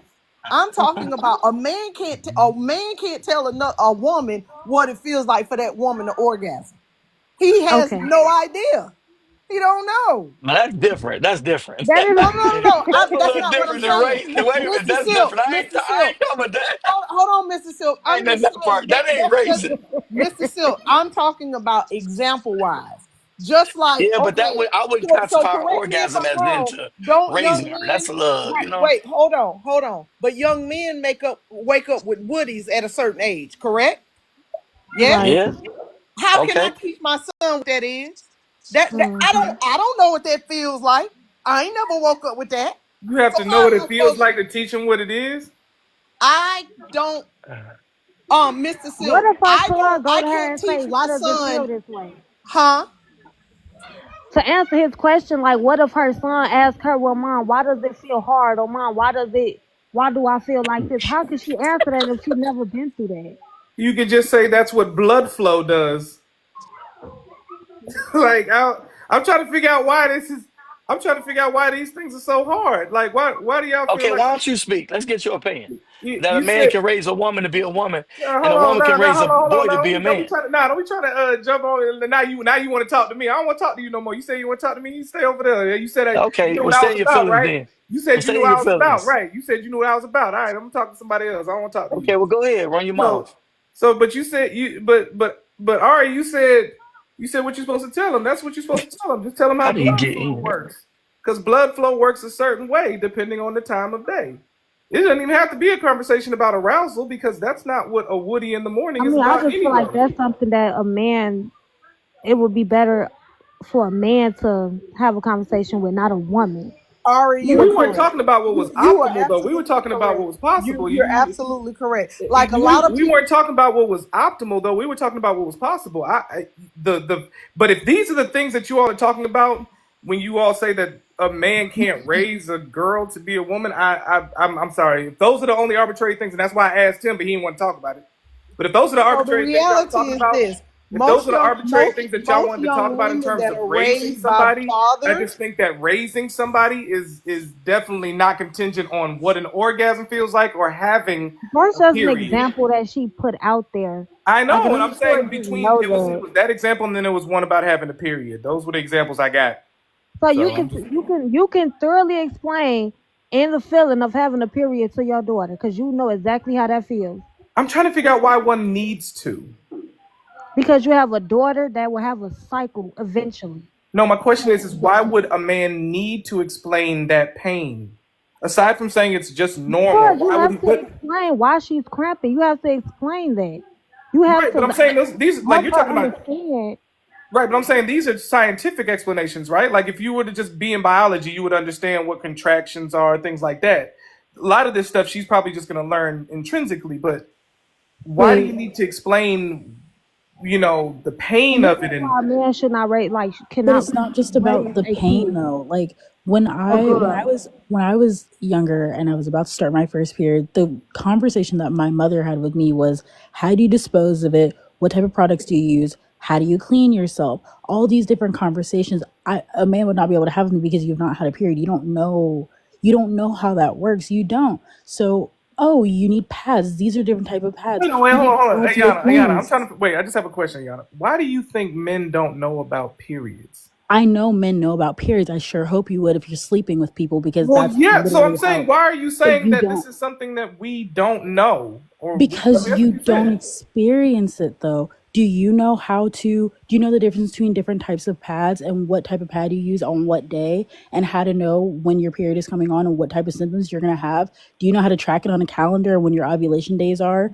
Do you Yes, know how to most then men know how explain to do that? these. Yes, most No, men that are most dealing men with don't women, that though. have Now dealt with you women. lying. That's not Come on true. now. That's Be not dragging it. You true. definitely Right. Because lying. Be honest. if you are sitting here saying to your, I don't know, Yeah, some most people men. start, I'm saying most men. Any man that's dealt with a woman, I'm pretty sure he knows how to do all of those things that you just mentioned. no, but a lot of men do not because even Well, I with mean, women, okay, all right. If that's your argument, is that a lot of men there's a don't. lot of women that don't know how to dispose of their stuff properly. Then you go into the women's restroom, you're like, dang, your mom didn't teach you this because their moms didn't teach them that. So there are some things that are within us that we need to have conversations about as women. You sit with your legs Yana, closed. when you said This when is the how you phrase dress for an interview. This when, is the, how when you I speak. got you, but what I'm saying is I think that like dressing for an interview, I think that's not a conversation that a father could not have with his daughter. We're not saying that these are things that But you wait, can but wait, hold on. But inherently what I'm saying not is, what have. I'm saying We're was the saying assertion was there's a made. better approach. There's a better approach when it comes from your mother opposed to it coming from your father. Because I know my mother did this and it clearly worked out for her because she's been a woman for 40 something freaking years, I then know I can outwardly apply it to myself. It's like math. My father did not experience it, therefore I cannot apply what he thinks to my situation because he does not know. So let me say this then. Oh, go ahead, Rachel. Go ahead. No, I was gonna ask him if he could you We're not talking about the same thing. I'm I was addressing. gonna say if you could I'm tell us addressing the a difference completely between different pads real statement. quick. I'm addressing a completely different statement than what they're Oh, talking okay. about. I'm talking about the statement that was made about whether or not a man could raise a daughter to be a woman. And I think, and I asked him. He said he didn't want to talk about it, but I asked him. I said, well, what are the metrics by what you mean by raising? And what I'm getting a lot of feedback on is just pretty much just anything having to do with anatomy. And I'm No, saying, I think it goes outside of I anatomy. guess what I'm asking is that you all's metric for measurement when it comes to raising somebody? So I think Moses, you kind of came in on the tail end of Mr. Silk.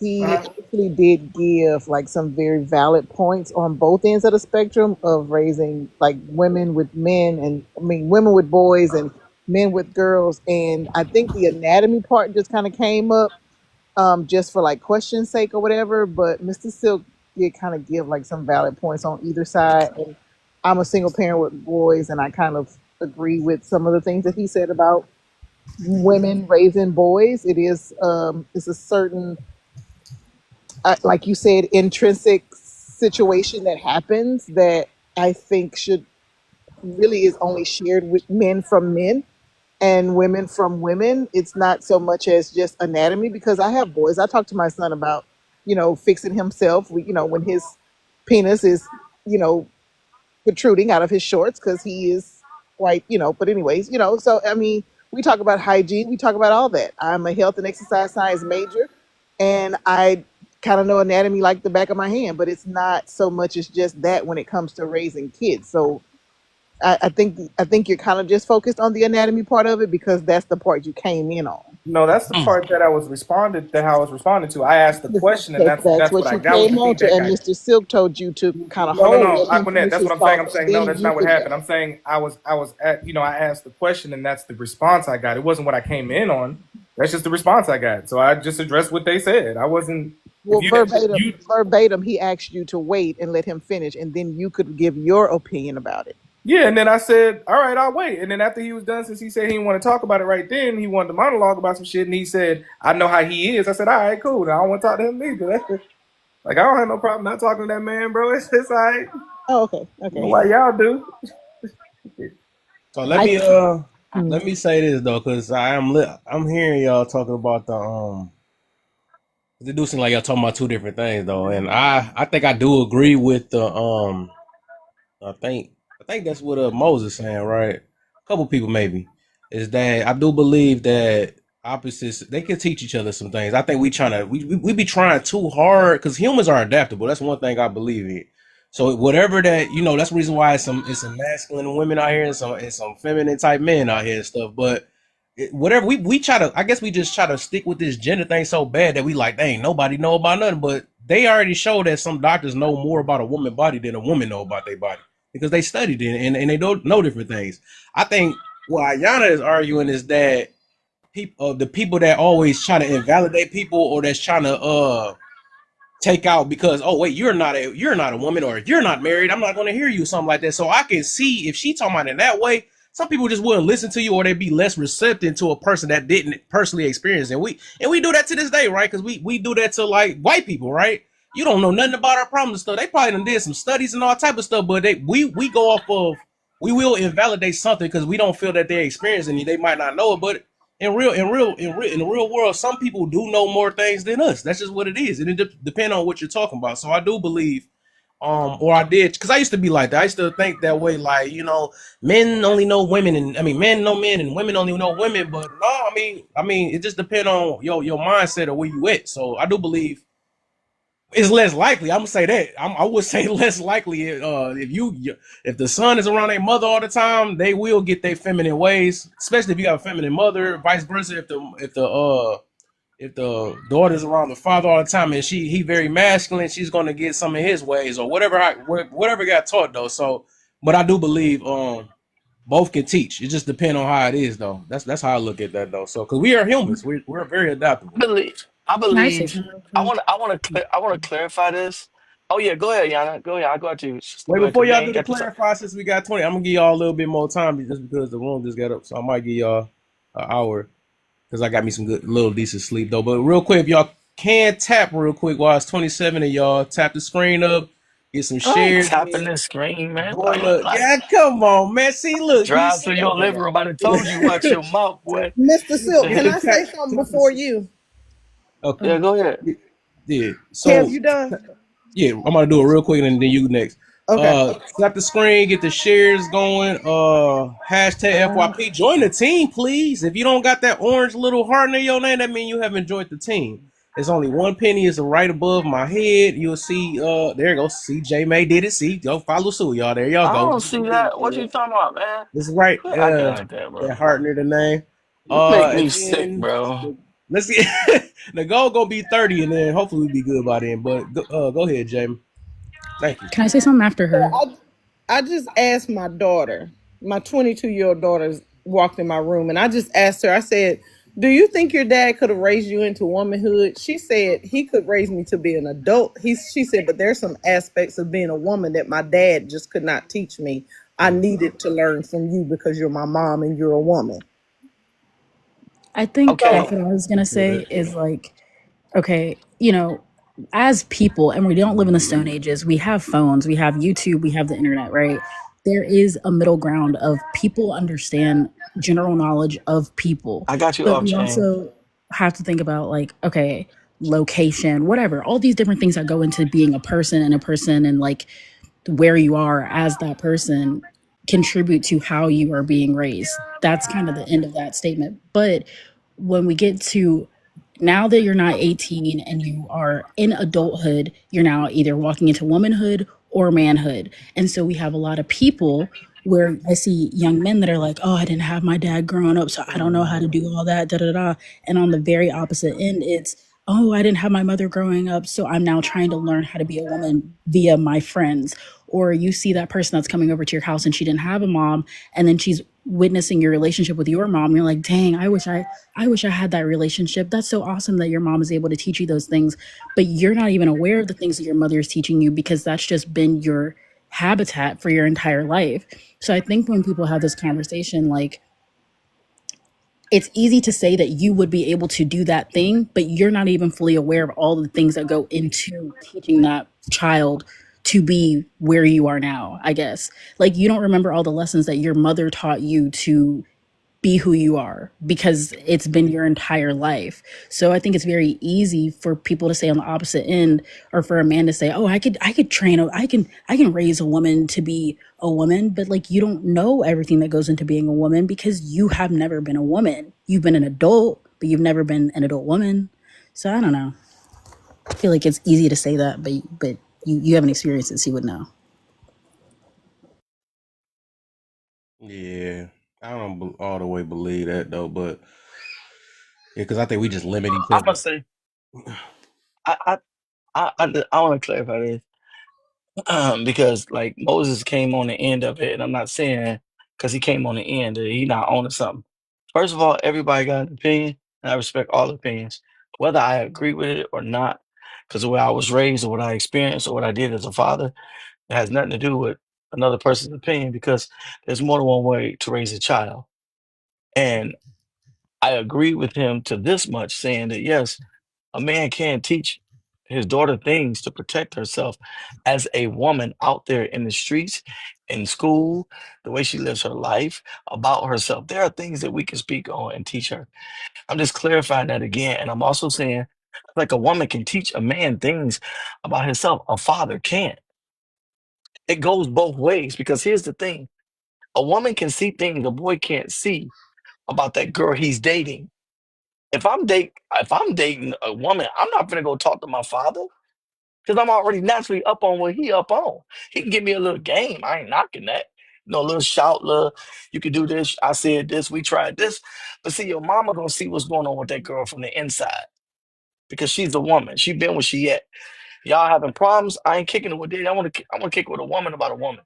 It's like a girl wants to go to her father about a man she's dating when it gets like that. It doesn't mean he's gonna be on point all the time, but majority of the time versus her mother can tell you how to deal with that man according to what she's been through and what she's seen. But a man can tell you almost what that man's going through, what he's feeling as a man, because he is a man. And so it's like it's different versions of being able to say, hey, okay, I get it.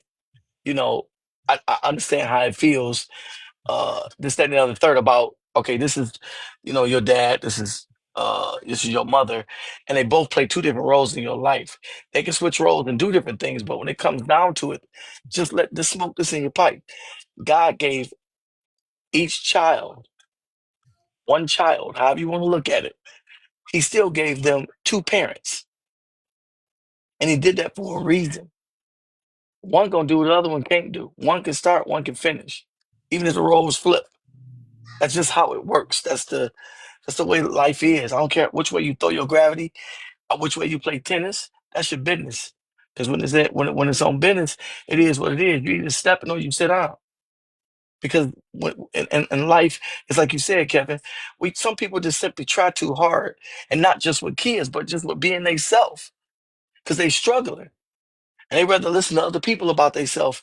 You know what I'm saying? And that comes from not having that support coming out the home sometimes.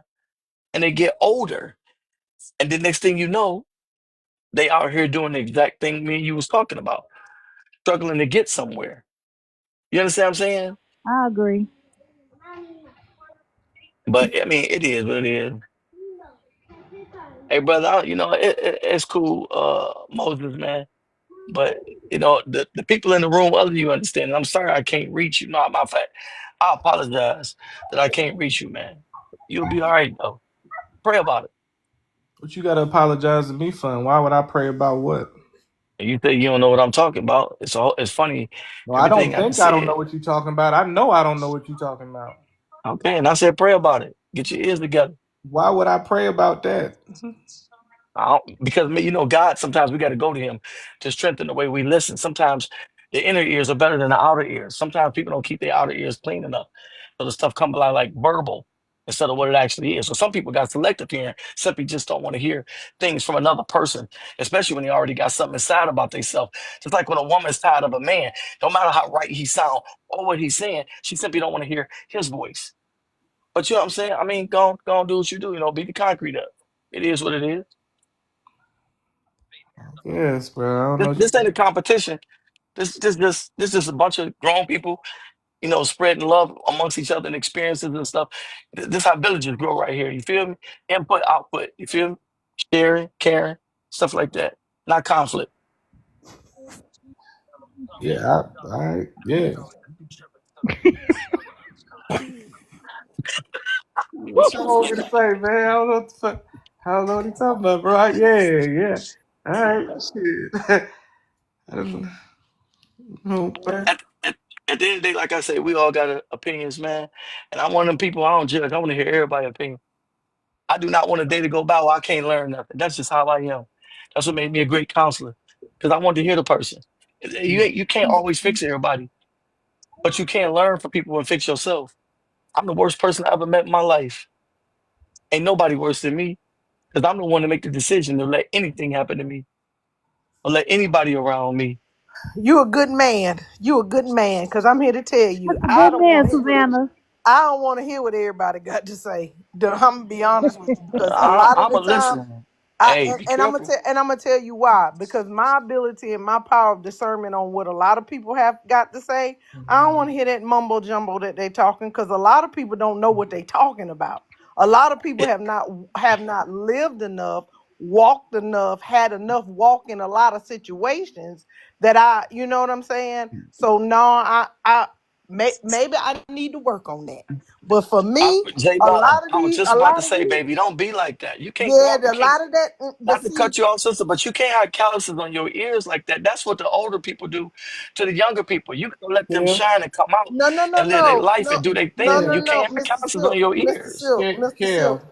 Kev, A lot of what people are Kev. saying is not worth the salt that it's on. You What is understand being what I'm discussed saying? here, And Kev? so at the end of the day, a lot of it is the discernment. If you have discernment, you just have discernment. And if you have the But a fool, ability, you can learn from a fool. It's in the Bible. no, I don't I'm care not. what nobody's saying out their mouth. Something in it Yeah, is I good. ain't fixing to waste my time. That's a waste of time for me. But you ain't got nothing but time. Yeah, no, I have more than listen, my time is valuable. My time It is sure valuable. doesn't. A I don't know motivation. about nobody That's else's, all but I'm getting mine at. is valuable. It ain't got nothing to do with wisdom. Yeah. So for me to sit and listen to Yes, it some does, because clown, no. age come with experience. Oh Or shit. But you can get, hold on, wait a minute. So I'm not trying to turn this. So y'all telling me that I shouldn't listen to somebody who has less than me, who's doing worse than me. I shouldn't still hear them because that person might have been doing better than me, had more than me, and failed. The message might just be how they feel, what caused them to fail. God sends all kind of people to you. But if you got calluses on your heart and on your ears, how can you receive? How can you reciprocate? I You, think we you gonna can't keep this judge in people because you can't. Hold Until on, the let me. Lord brings No, me that message, I'm not trying to I'm gonna make it. stay where I'm at. I'm gonna But stay right. where I'm Well, at. hold on, wait, Love, hear me out. This hear me out. I'm not making this gospel. I'm keeping this correct. I'm keeping this like in boundaries. I'm just saying, why shouldn't I listen to a man because he's less fortunate than me or has less than me, or he just running off at the mouth? He's still saying something. If you don't give The people the Lord time gives that's you been the given to you, power of J Love, let me. discernment. But He gives listen you to the me, power of everybody. discernment. I Does he know that, but not? guess what?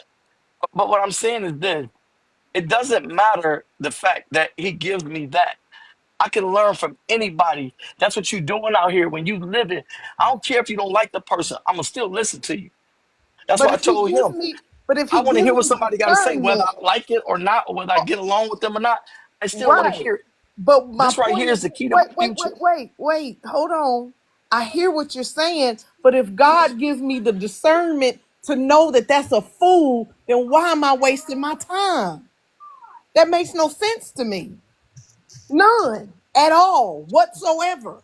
If the Lord has given me the ability, He has whispered in my ear, yo, you need to leave that right there alone. Then All who am right, I to go? You know what, I'm gonna leave Lord? No, that alone. I hear what you're saying, but I'm gonna just ignore that statement. Absolutely not. No. Okay, I'm gonna get off that one. I think we shifting the tracks too hard because You we got think? ifs popping. We are. I got to get out of that one. I'm at the baseball game with the basketball. I gotta chill for real. The Oh, So let's rest, go ahead and shake the room back up now, man, so we can yeah, get back. come on, Kev. Come on, I was please, please. so but let's I get what to need a the I need what a is toe good strap. I feel like I'm gonna have to do this topic again anyway because we didn't get through all of them and it's getting late. So let me get to the juicy one. How can you be pro-black and pro-abortion? Let's get to it. What? You messy. I Your know. ass, That's real your messy. ass That's so messy, messy. messy Let's as go, fuck, man. baby. You messy, I Kev, should bro. start with you since you I'll be over said your I was house messy. later. Let's go and start. Go Nah. ahead, Silk. I'm gonna get off. I'm gonna drop down, man. I ain't been nothing but confused since I've been up here. So I'm gonna Thank Nah, just. as a you. matter of fact, don't drop down. You This started the off this. perfect. Go This the ahead, perfect Moses. topic. Go ahead. I don't know what the Matter of hell fact, y'all. let Moses go Listen, first. I don't really know what the hell y'all talking about. Can't lie to you, bro. I ain't finna lie to you. He I heard a said that. lot. That You hear what conversation he just said? everything just got so whimsical just now. I ain't. It happened. Hey, the wind blows shit off sometime, Okay, but go answer the Moses, question. start the conversation. I can't be pro-back and pro-abortion. uh, I don't. Yeah, I don't think you can be Oh, pro China. anything. I don't think you can be pro anything and be pro the death of it. So yeah, I think that kind of holds true for everything. Oh, Tone said he wanted credit. Yeah, Tone helped assist me with this question. That was a Hey, very good drop that question, bro. man. Yeah, I mean, Why you what? talking to my boy Tone like that, man? Don't do him like that. That's a good ass answer. What dispute He ain't dispute my did nothing but answer? play since he got up here. Drop that man. Dispute my answer. You can't. You can't. I Being agree with you, but you ain't did nothing but play since you got up here. so. I mean, that's most of the happy person. He don't really be like serious, like he be serious, but he don't be like us. He just Moses to be mad or upset or annoyed, I still be heard smiling. somebody. I heard somebody talking about me in another live. I feel like I want to go over there and cuss his ass out. I know that's why you was trying to Uh-uh. leave because I seen that comment. You saw me, Ari. I looked in there. You so messy. Man, let him have that. Let him have it. I'm You know gonna what? let Hey, his ass Moses. have it. All right. No, but Moses, I'm gonna let his you didn't ass say. have it. I didn't watch you live. Don't get me He gonna twisted. get it. I've been in your lives, but listen to me. You Yeah. know what they say about a man that try to stand on another man's shoulders or Uh, talk behind his back? uh, Come on, man. You know what that is. We ain't got to speak on the rainbow people. You know what I'm saying? mhm. Or the effects of the Skittles, you know what I'm saying? And they corn syrup or they motherfucking oatmeal. See, We ain't gonna talk about that, bro. Bro, my live jump up to 300 because y'all done mentioned him. I'm shutting this boy don't And worry down. he should, about it, bro. Hey, you my gonna man keep shouldn't it. be over there skating on the rainbow at my I'm man good right here. You already, Hey, know, man. you hey, can't do that. I ain't got keep time for them. he right though, man. You know what I'm saying? Grown men If we talk to going your face. They don't if we go behind go your back, bro. see, I made a video. I said the same thing. I said, man, I said you ain't got to keep sharing the live with me because a man talks to another man. I hear all Yeah. that you saying, but bro, we could have been in a one-on-one and then squash this shit. You over here lying the whole time and act like you can't look a man in his face and say something, bro. I can't respect that.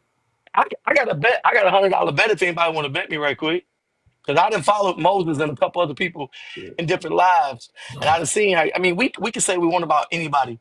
You can Yep. take stuff and assume all you want, but I got $100 cash say, and I'll tell you, anybody want to bet me, we can do it right here.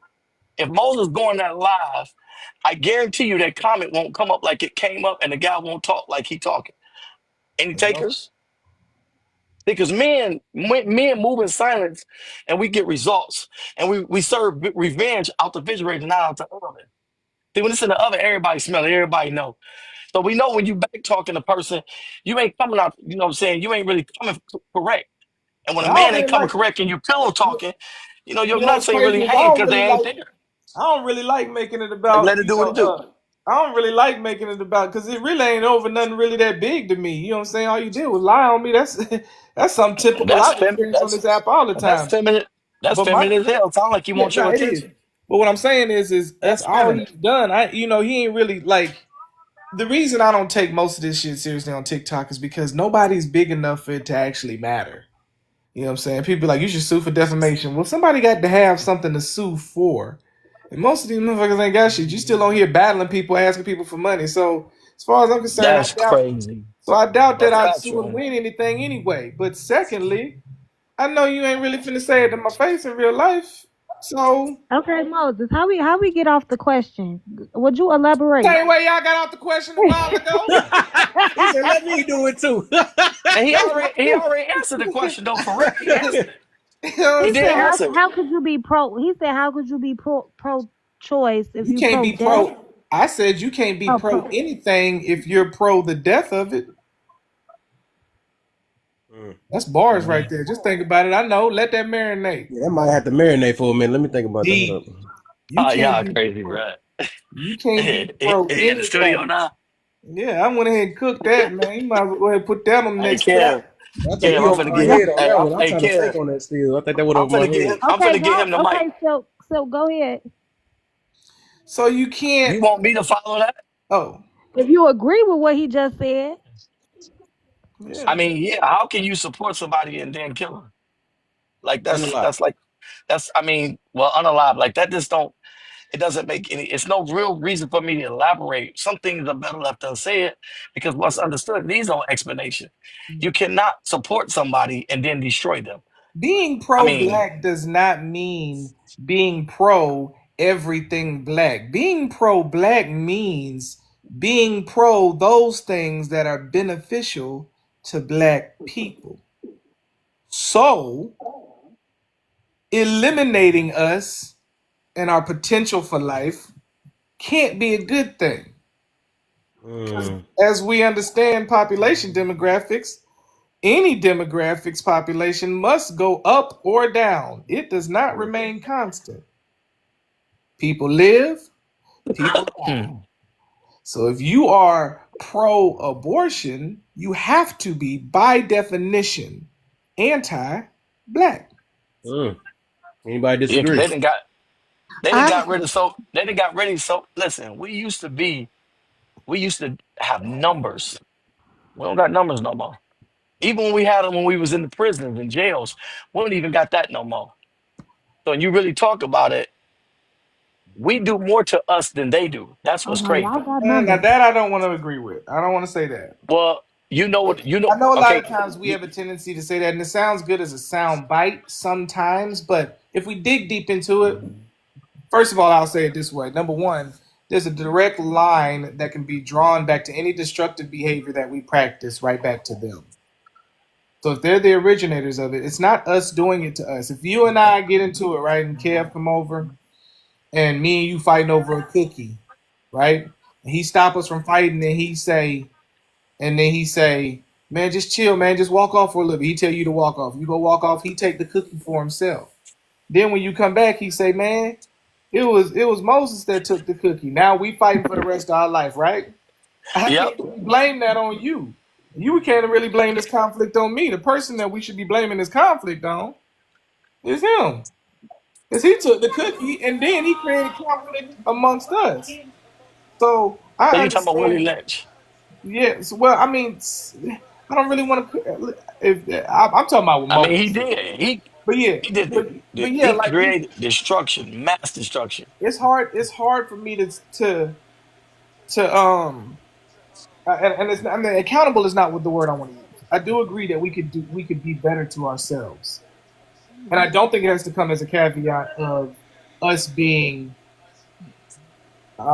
relinquished from the oppressors or the powers that be in order for us to do so. But I do think that the argument should never be made that it is in any way our condition, our fault, aside from falling away from the law, statutes, and commandments, which created the entire predicament. But in terms of how we're treated amidst our condition, nah, that has never been and never will be our fault. Let me say this because I guess this is one of the ones I disagree with. That's the only few things I really disagree with Moses about. But so with that one, right? That we basically saying because I actually believe his statement is true though. He said we do more to ourselves than others do to us. Even if we go back, you say we going back to the root, right? That still don't change the fact because we still have choices, no matter how we want to look at it. We still have choices to just like the ABs, they make the choices. Just like the unalive, if somebody disrespect us, we got the choices. All that stuff we still do, just like they do themselves to themselves, right? Whatever, because I know they say we all in the same little area. How wouldn't you expect black on black crime, or just like they say is white T on white T crime, or something like that? But overall, right, we still dealing with each other.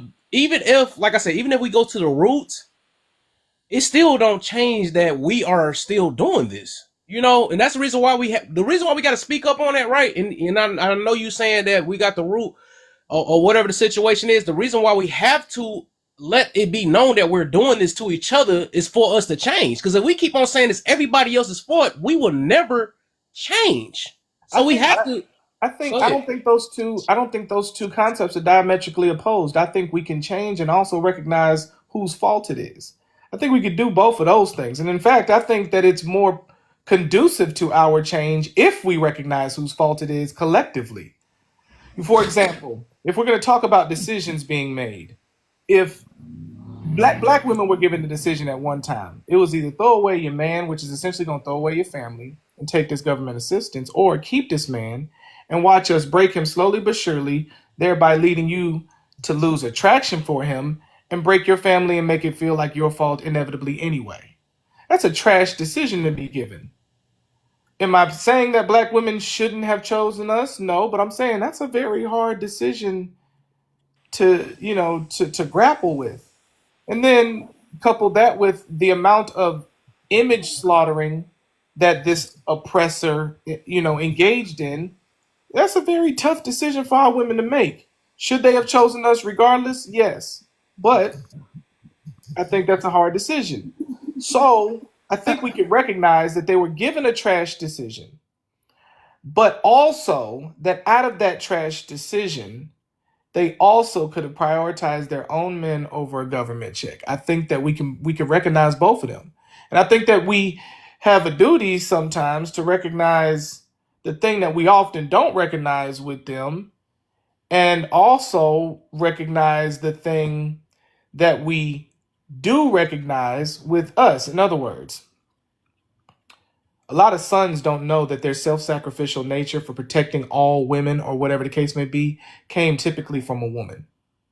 Telling him that you, in a way, communicating to him that your life really doesn't matter because you should protect. But she doesn't have the wherewithal, or even sometimes the compassion or empathy to understand that he needs to choose his battles wisely in terms of that which he would protect. So that thing about them choosing our oppressor over us needs to be taught to our sons so they understand the wiles that can be dangerous, the thorns in the rose that they see in their own women. But at the same time, to our women, maybe it's better because I think we've preached to them enough that they've chosen their oppressor over us. Maybe it's time that we also let them know that we do recognize, however, that they were given a shit decision to begin with. I have a question. With the decision, when was that decision actually given to black women? Depending on when you look at the timeline, it depends on. I mean, you can look at it from multiple timelines. Man in the House rule, that was in a certain year. Government assistance was in a certain year.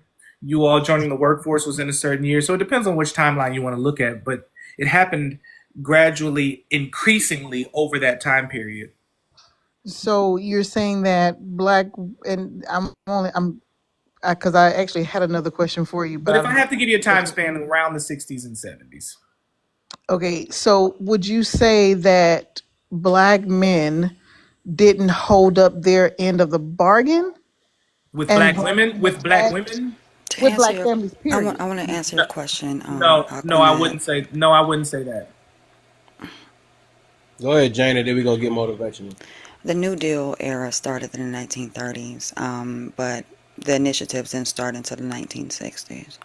Right, and then but you have black women having the right to vote in like 1921. So I'm saying, like I said, that's why I said it was a gradual progression of when it started based upon what benchmark of this oppression you're referring to. But that's why, so I can agree with the sister. Same, it was between 1920 and now, which is crazy. Right. Because it's still revamping it. This oppressive thing that took place is still changing its face now. Right. TANF wasn't a thing until 1996. That's something that President Clinton signed in. So. Okay. So it wasn't really based on it wasn't really based on race. It was based on overall. So, and I guess No, but it it's, affected us disproportionately the most. but I, TANF was all inclusive though at No, I that wasn't talking time. about TANF. Are you Oh, single man in the house rule? I'm aware of it, but I was just answering that question concerning TANF, because that's a part of the governmental assistance, besides just SNAP. Sure. but I guess my question is, with that, would black women have needed government assistance with black men pulling their weight financially? Because and I'm only asking. I'm not being No, condescending, that's or fine. That's I'm fine. I just think the simply question, asking because I think I've the question heard. itself is misleading, though. To say if black men had been pulling their weight is to say that black men were not dying in the wars around the World War II era, and is also to say that the men that were here were not working, and we built things like Black Wall Street in that time period. So to say if black men had been holding it down, essentially, is to almost assert that black men weren't, and Well, we so I were. What we were being was actively, systemically, and systematically disenfranchised. That's something completely different than us not standing on business because we was outside and have been since then. There was no era in which black men fell off as family men. There has never been one. We're still the most involved in our children's lives now as we were then, and not just our children, our stepchildren. So What? if Silk has a son and he passes, he can trust that more than likely another black brother will stand in his place for that young boy or that young girl. He can believe that. I just want to make mention that W.E.B. Du Bois talked about this in 1899. Actually, it was about adaptive family structures, about how us as black people, we were in the lead concerning single parent households. So this is not a new thing. To be honest with you, the talking points has been around for years now, for decades now. And it's time for a solution when we're talking about these type of topics. You know what I'm saying? When it comes down to educating each other, regardless of whether you're pro-choice, because it's not really pro-AB, but it's pro-choice. It's just time that we start educating ourselves when it comes down to those type of topics and how we derived from those topics and what we can do next. A lot of them consist of marginalized groups, and how a great deal of our areas, we have inadequate even water supply. And there are groups that have formed since 1996 with a group of women that talked about some of those disproportionate areas that actually was forcing women to sterilize themselves when it came down to different types of birth control. So if you really go down to the root of the issue, it's been preached and it's been dismantled so many times over and over again. When it comes down to pro-choice, that is more of governmental. That is the main reason why there's a pro-choice. You see what I'm saying? It's just it's a governmental ordinance. People don't want to be governed. Their body doesn't want to be governed. That's where it came from. So when it comes down to it, at the end of the day, when we're talking about pro-choice, that's an individualized idea. I think we should stick to it being individualized. Is AB a problem? Absolutely. As to why that is an issue, depending upon the circumstance, situation, or whatever the case may have you, is that person's personal choice. Um, and Exactly. and unless we're willing to educate each other about making those decisions, or willing to go into communities and do some type of work, at the end of the day, just talking about it or saying and shifting the blame, you're in that room and in that situation by yourself. And whether you utilize pro-choice or not, the consequences are on you. So, Exactly. I'm not sure exactly what argument. Hey, Kev. But I'm not the sure exactly what consequences, argument she was just the making. con, the consequences hey, are not on you because motivation been wanting to speak. I want to hear what he the got to say. my the bad. consequences are not on you because it's who is being sacrificed. You're not the one being sacrificed. Your life is not being X'd out, man. The life being X'd out is this child that was created. Hold on, and I'm not talking about the outlier situations. If we're talking about AB specifically, we're talking about the situations where you, as a grown woman, and that man is a grown man. We're coming together. You're doing adult things, and you already understand what can happen biologically. Now you're going forward, not being responsible, not making a responsible decision. And then you create a life from that irresponsible decision. Then you want to play slow like you're in 6th grade and you're a grown man and a grown woman. Oh no, what did we create? Oh, you know what I'm going to do? I'm going to get an AB. No. We're not going to do that. And then we say that it's your business. There's a child that's created. This child, the most innocent life on the planet. Raise your hand if you want to, brother. Innocent life on the planet that now does not have a choice whether they're going to exist or not. And you're saying, and you're saying that it's only about you. No, Well, there's a life I don't believe involved. in pro-choice. So, I don't. so So there, I'm just there's saying that a life I don't step on involved. people's toes, but I say it's a personal because at the end of the day, there are physical as well as spiritual as well as emotional damage that happens in those situations, like hemorrhaging, infection, incomplete ABs, uterine perforation, cervical injuries, scarring. You know, the issues of having future pregnancies and that risk. At the end of the day, that baby is covered, but you also have to deal with the consequences as you made that decision. So am I pro-choice? Absolutely not. I had a baby through grape, so I'm definitely not pro-choice, but I definitely don't I don't judge people because it's not my choice as a human to judge people. You do what you want to do and your consequences are yours. But as far as me going and rallying concerning a group of women that choose to, at the end of the day, I don't stand for it, but what am I going to do? Hey, I want to say something. Hold on, real quick. Hey, Moses. I really want to shoot this rocket real quick, but you started something. So can you please take care of your of the stuff on your shelf right quick, like under you? Can you take care of that right quick? What I I did. want to hear. I want to. I don't want to shoot my rocket. I want you to finish because I think between what you and her was going on, it got personal. Like, somebody got the wrong No, no, present for no. The thing Christmas. is not So, personal, hey, bro. Listen. motivation. Let me finish. I ain't talking about you, brother. I'm just speaking of how I feel. These are just my feelings, and I'm speaking to the brother. Don't do that to me. I listen to you when you talk, and I raise my hand. Let me get that same respect. Hey, Moses, can you go ahead and wrap around this real quick for me? Because Which I don't want to shoot my rocket because it ain't my place. wrap around what? What you mean? My fault, man. What you were talking about, and then the way one off came on it. I was enjoying the conversation. I done Oh studied yeah. 6 different religions one way and 4 the other way. Yeah. A lot of culture. At 53, I know a lot. I can open my mouth, but I'm learning from y'all and I'm listening. Yeah. So I want you to go back to where you started because I really feel like one of the train cars fell the fuck completely off the fucking track. Yeah. You and one off was going somewhere, and there's no blemish to motivation, Yeah. but one of them motherfucking train cars came off the track. That motherfucker's way down the street. It didn't follow. Yeah. I'm not necessarily. I like Aquanet asked me a question. And Aquanet, if you can, I can't remember the question she asked me just a minute ago.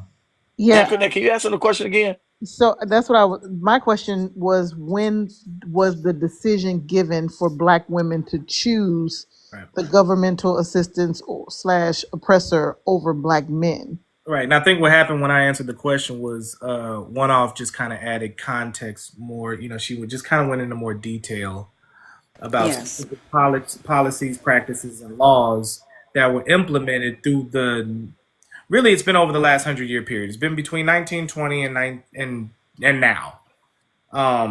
So she just kind of went into more detail about it. She did kind of lose me a little bit with the AB and abortion talk because it kind of segued right back into it, not as gracefully as I would have liked but it was graceful because I really couldn't keep up with the shit. So I don't, like I said, man, y'all listen to Sorry, my face, man. Moses. No, you fine. No, I actively listen and I try to tie in everything. Sometimes it be me, like sometimes I just, I don't know, man. So, if I go to a psychologist, man, I'm sure they find something. All right, we was all crazy at one point. All right, but when it comes to that, like I said, I think we can make two claims. I think we can make the claim that our women were given a poor decision, even if we're just gonna narrow and streamline this conversation down to, Right. This is where I want to go. unfortunate. I think they're given a terrible decision on one hand, but I also think we can recognize that they have a tendency to make the decision that's probably the worst as opposed to the best. Like it's what Major Payne said, to choose between what do you say, you steal a shit sandwich, just not a soggy one. Like at the end of the day, they're both terrible decisions, but choose the one that you could marginally measure to some degree that would likely be a better benefit for you. Is is leaning on the government assistance and all of that better than getting rid of your men. Black men, like I said, didn't leave the home. You know what I'm saying? We didn't just pack up on our own fruition. You know, we're out of here. Fuck this. You know, we were driven out of the home, or in some cases, taken out of the home. But we never just got up and just walked out. You know, black men don't sire children like that. One thing that we have is a love for our children, man. We really do. You know what I'm saying? And that's black folk, period. You know, we had people like Grandma and Mima and Big Papa and Big Granddaddy. Mama, right? Just talking about her. And so, you know, and that intrinsic love that goes down through our generations and across our families, that's, you know, that's something that just doesn't go away with, you know, the implement of some law, practice, or policy. So you can tell how reluctant black women are to lose their men also. I mean, they come on here and they talk about us every day. You know, it's true. But at the same time, I think that, you know, as men, there's a part of us that recognizes we still their first, you know, we still their first pick, you know. And if we could, but, you know, once again, here's a dichotomy that, you know, we face with our women even when talking. It's that they've lost their ability to be vulnerable so that they could speak so plainly with us as to have us understand and feel their love as they would like to hear ours. Let me say that again. Often they speak in such a fashion that dismisses us from being able to feel their love. You know, like they say, a lot of men want their own mothers and their wife. Now, we're not talking about the sexual portion, of course, but those qualities, characteristics, and mannerisms, right? Our women have a problem with being able to speak to us in such a fashion that reminds us of our mother, right? We have, as men, an inability, or at least we practice the inability of speaking to them such that they recognize their fathers. A lot of our problem in our community is about communication, and a lot of that is about vocabulary. You know what I'm saying? Listen, why do you think that they didn't stop us from doing math? They didn't stop us from doing science and agriculture. So what did they stop us from doing? Reading. Because if I can comprehend you, that means we can communicate effectively. If we can communicate effectively, that means we can get our families back on track. So when black women say, and this is what I think a lot of even times when it comes down to our relationships and education, while black women beating their chest about how much smarter than they are in their men, I think really what they're trying to say, which is what I don't think they communicate well, is that they speak better than us, typically. Yes, we're gonna have our novices and men. I mean our phenoms, our linguistic phenoms. You know, you're gonna have your Michael Eric Dysons or whatever, but because they stay in formal education longer, they have a tendency to speak in a more professional manner. That's very hard when we get back into the house. It sounds, a lot of times it comes off as you're trying to overtalk us, or you're trying to condescend on us when you're talking to us. And I'm not talking about for myself particularly. I'm just saying for this is one of the problems I see heavily with our people, because of the amount of formal education that these women have gotten, and where men would come from as I guess you could say a punch back to that would be, well, on the other side, you think we're dumb, and you think because of the way we speak we're not actually, but in all actuality, you know, wherever we are typically, which is the breadwinner of the home and the provider and protector, we have to be pretty efficient at some major thought processes. Have to be, in order to do that well. And I think that we do that comparable, if not better, than most other races of men. You know what I'm saying? The numbers for us are just lower in terms of how we, in the events that we victimize our women, and they're also higher in the event that we are loving and caring and kind to our women. You know, we're just we're the best man on the planet, just period. You know what I'm saying? And I think our women recognize that, and that's why I think that we're still talking on this app. You know, when I first got here, I already knew that we was about to be fighting. I wanted that to happen. We need to cuss each other the fuck out. Everybody need to listen. Y'all get it the hell out. Get it all the way out. Because you can't do it forever. And sooner or later, you're going to come down off of that horse, and then you're going to actually start to have a conversation. Or you're going to quit. Either one is beneficial for us. If you done being in a relationship, get the hell out of here because you're fucking up the pool. But if you're not, that means that you're able to get past your anger for a little bit and we can have conversations like we're having here. Everybody's able to be respectful and everything. Now, of course, that means that it's going to take a little bit of age. I'm guessing everybody up here is over 30 too. But if we didn't have that period of getting mad at each other, cursing at each other, calling each other names, all that other stuff, we would never be at this point now. And I'm actually proud of us. It took us, we black men have been listening to black women talk in mainstream media and social media for over about 60 years now. It started in the 60s at least with mainstream media. Black women have heard our voice and what we have to say about our relationships over maybe the last 5 to 10. Well, not even, I don't even want to say 10, but 5 really. So yeah, naturally, when they hear our gripes and grievances and complaints about relationships, they're gonna lose their shit. I just want to give Aquanet a timeline of her question that she asked. My bad, my fault. I didn't mean No, to. you're good, Moses. So when welfare started, it didn't start off as just welfare, right? It started off as a Social Security Act back in 1935. That excluded black women from that. It was racially discriminatory, right? So black women were not included, but we also did not fall under Social Security because we worked in domesticated or agricultural work. That's primarily what we did. The 1950s and 60s, that is when they created and expanded the policy, but they also honed down on black women and said, no, you're unfit because you have children outside of marriages, even though other groups had children outside of marriages, as we know, but they fell under the Social Security Act. Then during the 60s and 70s, that's when they decided to do the National Welfare Rights Organization, and that was through Tillman.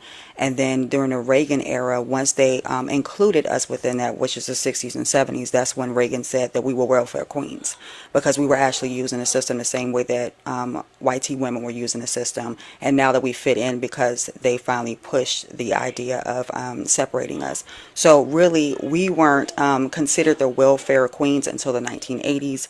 We weren't included into the 60s and 70s, and they did great work when it came down to the 50s and 60s because they expanded. However, because they expanded, then we became the standing point of welfare, even though we weren't the majority of people that were on welfare because we weren't included to begin with. I just wanted to answer a question. Really, we wasn't the welfare queens until the Reagan era. That's that pie in the face method. Like they give something to black women, like as like a handout or whatever, and then once black women bite on it, then they abandon them conceptually and socially speaking. It's like pie in the face. You know what I'm saying? Right. It's like the same thing. Right. And one of our two of our things that we could not do was we could not work, and then we also could not have men within the household, and they were very strict about those policies when it came to black women.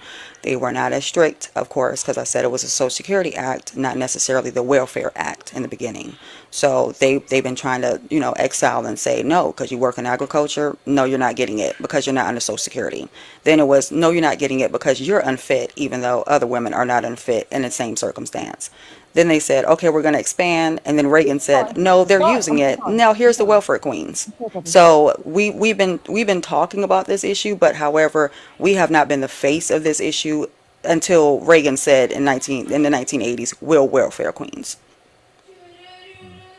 Okay. So thank you for that, because that was kind of what I was wondering, because I knew like when welfare and everything kind of started that wasn't initially for us. And so my question, thank you for answering, but I was literally just trying to see, like, did we have a choice in the matter, or, was it like I've heard the man in the home situation, was that just simply because if you have a man in the house with you, you have a second income that could pull you off of welfare? Well, the idea was if there's a man and he's able-bodied, then he can work on income, and the government doesn't have to supplement whatever income is already there. That was the excuse they used. But hey Moses, before you go for that, can I intellect something real quick? Let me say this. I'm gonna be real quick. Simultaneously, what they did was they implemented that policy, and then they also economically disenfranchised black men. After we came back from the war, this is what the movie Dead Presidents was about. After we came back from the war, there were things like last hired, first fired, preferential job treatments that stopped us from being able to be employed to the amount or the extent that we could efficiently provide for the women that we were with and the potential children that we would have. So that's what they did it simultaneously at the same time. What I'm gonna say is, and one off, I'm kind of directing this with you on a learning curve because I've been waiting for somebody to say something between mainly you and Moses, or even motivation. But nobody's talking about that. When did they actually place? Watch this. When did they actually place the stipulations of the man being in the home on the woman, or she was kicked off, or if she worked, is she kicked off? Because if you remember, wherever it came into play, the white people had it first, and there was men in the house, and they were both working. Let's talk about that. So I think it was like the man in the house rule. Yeah, it didn't take place until black people got on there. Is what I'm getting at. Right, because at first we were considered right, because the stipulation at first with Social Security was that if you were a single parent, then you were deemed as unfit, especially if you were. So there was just like a list of things that we couldn't do, but they could do. However, that's right. That deemed us as unfit. So that was one of the stipulations as to why, on top of you're working, but you're working in agriculture, you were deemed unfit if you were a single parent. So yeah, that was in order to remove the black man. They said, "Hey, you know what? You unfit mothers can stay on if you get him. Well, let's we need his Social Security number." Slow down real quick, though, 'cause the No Man in the House rule was written in 1935. It was struck down in 1968. Right. That's when they turned it from ADC to AFDC. A lot of times they like to act as though this was like kind of more recent, but they began that practice almost right after they got us out of chains and shackles. Like, I'm talking about literally, it was like, Jane, it was like less than 2 decades, right? Yes. It was like less than 2 decades. Like it was like immediately, as soon as they got us out of chains and shackles, they was like, we got to calm these niggas down. They're about to out earn us. They're about to do everything better than us. We gave them a little taste, and it wasn't like we got kicked off the plantations and given, some type of reparation or settlement or something that we could have. Nah, we went right into the wilderness, literally. Like, there was a time period where we was getting eaten by wolves, bitten by snakes, just because we were in the wilderness and had nowhere to live. Right? Yep. Because they used to do checkups, inspectors would come to the house and pop at the houses all the time. It was very invasive. And a lot of the times you would have to move to northern cities, and that was during the Great Migration. That was the 1916s through the 1970s. Yeah, if you could make it there. If you can make it right. If you can make it there. Yeah, but you know what else ain't nobody said nothing about yet? They were sport hunting us at that time period, too, from what I heard. Like, so when we got released and they just let us go, that walk, it was literally what I call a gauntlet. It was like it was a death march to get from the south, or from almost anywhere, to where Jane was just talking about, the north, right? It was like a death march to get there. So they were out there sport hunting us. Yep, it was a game. They made that movie with Ice-T, remember? When they scooped him up, took him and dropped him in the woods. But they did that to us for real. He's right. Yeah. And it was a sport. Let's remember that the Man in the House rules was actually deemed unconstitutional in 1968. It was King versus Smith. Yeah, 1968. That's what I said. Right, but it's still a reform when it comes down to us, though. Right, but it's crazy. It stayed in power for over 40 years. So wait, hold on, after that we got on it. So you said, yeah, that's crazy too. So what you said is like crazy, man. Even though it was struck down in 1968, they still used the practice. Yes, absolutely. And they, because after redlining was instituted, it was easy to isolate the practice. So they didn't have to have it on the books anymore. Therefore, nobody else would make the argument that it applies to them outside of black folk, and black folk would. It's the same. What's the crazy effect, right? What they do to our artists when Prince gets too high, when Michael Jackson gets too high, when Whitney gets too high. Next thing you know, they're just crazy, right? Yeah. The same thing they did with us with policy and law. All of y'all are just, this isn't happening. But in fact, it's only happening to us because there are still black women that lose their government assistance if they got some nigga around the corner named Terrence coming to the crib. I have a question. So I have a question. Absolutely. So we've said, and we've talked about 1939 to 1965 and what it was and all the things. 1968. Yeah. 1935 to 1968. Mm-hmm. Okay, and all the things. What's wrong in 2024 today? Residual from those time periods. I'm gonna say the same shit. It's just amplified. Whoa. Please, just give me a moment to speak and see. And this, why I speak about my life all the time. For those that don't know, I am a motivational speaker, teacher, and a personal development coach. I help people understand that you can literally create the life you want to have. That there is no limitations to what you can create in your life. The only limitations that you create in your life are the limitations you create over your own life. This is what I know. Men can try to stop you. They cannot stop you if you have the will, the desire, and you're willing to push through and do whatever is necessary to make things happen. This is the problem. Most men and women live their life defeated already. See, if you are already defeated, I don't have to do much to stop you. If you don't think you can, I don't have to do much to stop you from pushing past where you are to getting where you can go. The problem I have right now, I respect this is the fact. I understand the history of what has happened. It is egregious, it is horrible, and it comes from the pit of hell. And those that are behind it, that created and designed this mastermind plan, they deserve the most horrible things to happen to them in that dark, horrible pit. And I completely think that's what they deserve. But what we do today creates a better future or a worse tomorrow for us. And that is our decision. That is up to us. We keep on holding on to traumas from 1935. We keep on holding on to traumas from 1968. We keep on holding on to traumas from 1972. We keep on holding on to traumas from 1981. We keep on holding on to traumas from 1999, from 2001, from 2005. And then we're wondering why we're stuck in the past, not moving forward. I'm trying to understand, when will you decide that you are going to be free? When will you decide that you are free already? The choice is up to you. If you want to do better, then do better. Choose to do better. Make better choices every single day. Change and transform your life. You have the power to create a better life for yourself. Hold on now. This is where it gets serious. You have the ability to create a better life for your children. Hold on now. We're talking about creating generational wealth. You have the ability to create a better life for your children, which then creates a better life for their children. This is about breaking generational curses. It starts with everyone on this panel.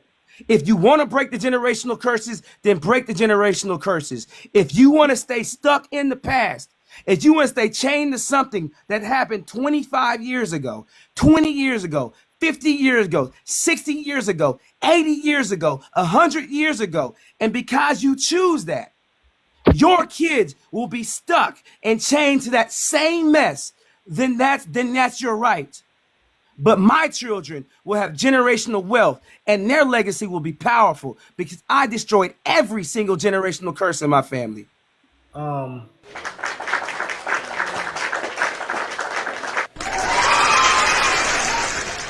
I go after Moses? No, go now, because maybe I shouldn't. Okay. So I just want to bring up the fact that we're only talking about this because much has not changed. The best thing to do is to create nuclear families. Jane, you just said that. Like, you know what? I feel like you snatched the frame. Let me say it now. I gotta Okay. Okay. Listen, yeah. You said holding on to trauma from so many years ago, as though we not still in captivity now. That's why I said I was trying to get in there, and I wanted to rather have a conversation. I often like to, speak to the preacher as opposed to just listen to him, because I think that we get further. The things that we're talking about, these are things that are still in existence today. Racism and slavery has not been done away with. It's just changed its face. But we're still. What's the point of you saying that? I don't get it. Yeah, what are we slaves to? I'm curious. We're slaves to a population of people. Kev. So I'll ask it to you, everyone on the panel. Can I finish my point though? So what? Go ahead, So I think that having the conversation can kind of veer off some people from having children out of wedlock and try to get them into nuclear families, because that is saying that a lot has not changed. If you think that government daddy's going to do anything for you, you think this is cute, you think this is a lifestyle that you want, you think AB is cool, all these other different things, then maybe that can change the perspectives of many different people. Unfortunately, we would like to believe things have changed. However, the law still applies to us but don't apply other places. So I think that a great deal of time we see that time goes by, but we're still out here at mass numbers making children out of wedlock. We're still using governmental assistance, and that's the reason why they're able to push those laws on us and push them stern. And then there's still young girls that are still choosing to believe that welfare is going to help them in situations, and that's not, to me, that's not a good thing. So I think that the conversation is still relevant today, because it's not like we've done away with having children out of wedlock and not and creating nuclear families within the Black community. That's something we're not still doing. So. But Yeah. wait Let a me minute. let But me say what this does real us quick, though. not creating Yeah. nuclear families have to do with the government? Because aren't people choosing? I don't. And I'm just asking. But I don't think people go climb into bed with each other and go, you know what? Let me think about the government. Well, people do. I mean, to be honest with you, people That, are out that, here that, catching HIV and thinking that the government's going to take care of them. There are a Before great deal you of people that answer do that, believe Jojo. that they can have a child, and they're doing it based on insecurities. They're doing it based on being lost. And then they turn to the government and say, well, if I do have this baby, I don't need this man, so let me turn to the government. That's still a point today, and that's unfortunate, and it's still high in numbers. But yeah. So let welfare me isn't for say the this real woman; quick. it's for the children. It's Hold for on the real welfare of quick. the children. I mean, like, we can sit here and say You know that how we wait? Hold on, Miss J May. You know how we know welfare is not for the children and it is for the woman? I don't know if y'all can hear me though. Let me just say this real quick. No, y'all good. I don't know. My jump must be low or something. But I just want to address this. There's a reason why I asked Moses that question. Why did he? Because me myself, that's a motivation is speaking on what I always talk about. And I mean, like I said, I get everything what you're saying is true, but I believe in timing, right? Like when somebody's trying to uplift us and tell us we can, and then we just come back to like, well, we can't act like stuff went away and all that stuff. And I think we do that so much. That's the reason why, because at the end of the day, it's like we preach on telling us to be better, but then we got to keep on. And I understand we can reflect, but I think we spend most of our time reflecting on the past and not dealing. Because we in the year 2025, and that's the reason why they asked that question like that. If we Kev, gonna I keep think talking about, I think that's our fatigue from hearing prosperity preaching, though. You know, I, when we wait, hear wait. when we hear you can do better, you can ascend to the highest mountain, and then we look at our condition and see that these things that we're talking about, tokens, get out. I think we often, because Black folk, I mean, we're smart this way. We want to dig deep and find out just what exactly that means, how it looks, what we do to achieve this in practice, etc., etc. It's not that we tearing this message down that we can be great, but it is like, okay, but specifically, what do you mean by we can achieve these things and how so, etc., I etc.? got it, Kev. Yeah, we can though. And the I'm thing, not, no, no. Like I said, I'm not debating whether we that's like, can. I'm gonna put it this way: the reason why I'm big on the timing thing, because I hear too many people do that, and I know you probably mean something different, but how people gonna take it off from you, because you are a very powerful speaker. They gonna keep, the thing is, people always focus on that. What they gonna do is take out your end, because at the end of the day, people gonna change. Whoever gonna change, they are going to change, and they just want to find an excuse. So man, I'm no good, and I'm gonna put it this way, right? Because I know you be on this thing all the time, and you might talk to the women, holding them accountable, some no good man and all that stuff. But it's basically like we might as well just shut up and go back to, well, they could be like, well, the root problem is this. And it's like, man, F that root problem right now, because we're trying to get on you being a horrible baby daddy. We're trying to get on you not always slinging that thing around and being in front of these kids doing the splits and all that stuff. And all they're going to keep on using is, well, the white T man did this, is the way they did their mind. It got to get to a point where we have to kind of wake up. We Kev, can, you like ever I said, heard? we can, You we ever can. heard of the? You ever? Because I understand what you're saying. You ever heard of the? You ever heard the phrase "if not out, further in"? In other What's words, you're in a capsule, right? You get shot down to the bottom of the ocean, and you have thrusters to go forward, but you don't have anything to go backwards. Well, you're not going to go back up to the surface through the ocean. You're just going to push your thrusters through the center of the earth and come out on the other side. So what you're saying is I think that, yeah, you could do it that way. And that to me would be, okay, let's just kind of, back out of here. But we don't have those thrusters anymore. And I think what makes more sense is for us to just go through. How about we all come to the agreement that, yeah, this decision that we're making, all these terrible decisions that we made and all the horrible effects that came from them, came from somebody. And let's get an agreement on that first and make that the topic of conversation. So at least we can focus on one enemy. Because right now, our enemy is each other. And I don't think it's helping. And I think it's not helping because we're focused so much on what that woman is doing, what that man is doing. We should be focused on, hey, man, whatever the fuck we doing, it's not because of us. You're not treating me this way because of you. I'm not treating you this way because of me. We're treating each other this way because of them. And if we all on the same page with that, if we all on the same page with that, I think it'll be a lot easier to develop solutions. But that's not a page that we're all on because that's not a true page. No. Wait a minute. We're not on that page because that's not a true page for all black people. Yes, it is. No, it's not. There's not one black person that is void or impervious to the wills and wiles of racism and government oppression. There's not one black person. It is not one black person that doesn't deal with it or haven't dealt with it, but it is black people that deal with it and push through it. Black people. Hold on. God damn. Okay, but what I'm saying is you're saying push through it. That's what I already addressed, the tokens. Fine, there are some that there do. There are no tokens. See, and that's the problem. There are no tokens? Wait a minute. There are black people that want to call other black people that have done the thing that they can't do by calling them tokens as though they did some great outlandish thing. And so now I'm gonna call you a token black because you're only in the position that you're in because some white tea person. No, absolutely not. Name the person that's not there because some white tea person did it for them. My husband. Where is he? Who's he? My husband works in the biomedical technology field. Okay, let me explain. That's not what I'm referring to as my husband is a 1% of the 1%. My husband was a nuclear engineer in the military. Black men being nuclear engineers in the United States Navy, that is a 1% thing. It ain't a lot of them. That's not what I'm referring to as a token. But wait a minute, Moses. Good gravy. At the end of the day, we're sitting here saying that black people are tokens because they made it. They're not tokens because they made it. And it is insulting to hear another black person call somebody black for making it be a token. It's insulting.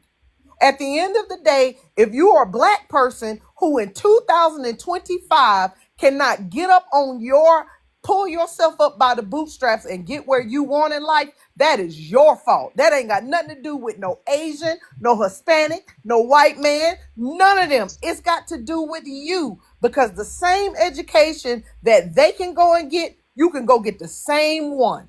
The same jobs that they have, you can go and get. Now, is there a disparity in pay? Probably. It's a So it's not the same job. Hold on. It is the same job. No, it's not. If you are getting paid differently, we most certainly do not have the same occupation. Wait a minute. So if you and I work the same job, well, you're over talking me and not letting me finish.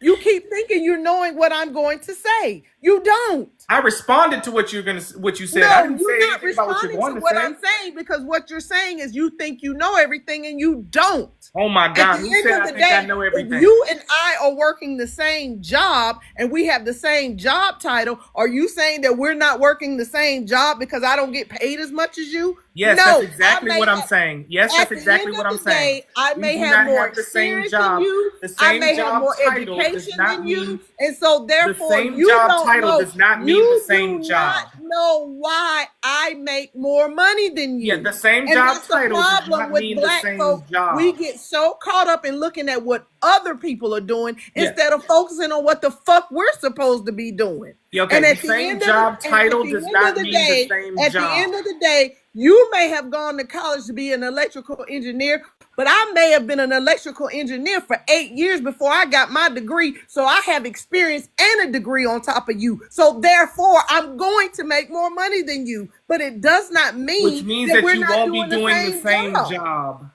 If you and I are both electrical engineers doing the same fucking job, it's the same job. Then if you're Just doing the because you same get job, paid less than me, you know what? I'm gonna tell you like I tell everybody else. When black folks sit here and have this conversation about their woes and their, oh, the white man does this, get your weight up. Get your weight up. And that's what I'm gonna tell any black person that comes to me, because I get sick and tired of hearing what we can't do when I'm doing what you're saying we can't do. I don't I walk out of agree. my house and have not one white person ever tell me what I cannot do, because I can. And if you don't think I can, hold my beer. Let me show it to you. I get so sick and tired I of have no us idea as what she's black talking people about. I'm going sorry. back in 1939 when we went to blah blah blah. You ain't experienced what happened in 1939 because you wasn't even thought of. What's So wrong Jay, with you is what we need to be asking each other. What is wrong with you? Why can't you have what you want? And if you're blaming somebody else for not having what you want, you are a piss poor excuse of an adult. And I'll tell anybody that, and I stand on it, and I say it with my chest. And I land, Kevin. Can I say something, Hey, please? y'all send that lady Before some people gifts. start jumping on Hey, it. Can I? Slimmy, what's up? That's why I don't Good. like when she in my panel. I Period. keep having to sit on my money, J man. Love, period. Okay. I just look, before you go, Slimmy, can I just say one thing? Okay. I love facts. And I love history for what it is, right? And I say that because at the end of the day, like, we can go over certain things. However, we do need to have personalized goals when it comes down to a great deal of things, how you work as a person, what you do in this world. But I also need to be a person that looks at some of those historical facts because they are prevalent today. And I am raising children that are not normal, quote unquote, like a great deal of other people would consider themselves. So when they go into the world, they won't be able to function the way that the majority of the world will function. And we might be standing in front of people that might have to make decisions. So I have to make sure that I'm privy to the information that used to be out there and that has not changed. So it's useful knowledge. History is useful knowledge. It does make you appreciate the fact that we're not in a different time, but it does also show how a great deal of things have not changed. And if you put yourself in that situation where you're actually facing things like that, you might see laws and things of that nature as a difference, especially within any marginalized group. I yield. Okay, so I feel like this is one of those conversations where it's like kind of like what we were talking about earlier. I'm not going to bring that up because I started a whole war for no reason. But while I do agree that a lot of black people do need to let go the woe is me, at the same time, there's a benefit in understanding historical context and the enemy's playbook. I do think it's important to acknowledge that we are at a disadvantage. I do think it's important to acknowledge that there are still institutions put in place that keep us out of the areas that we need to be in to succeed.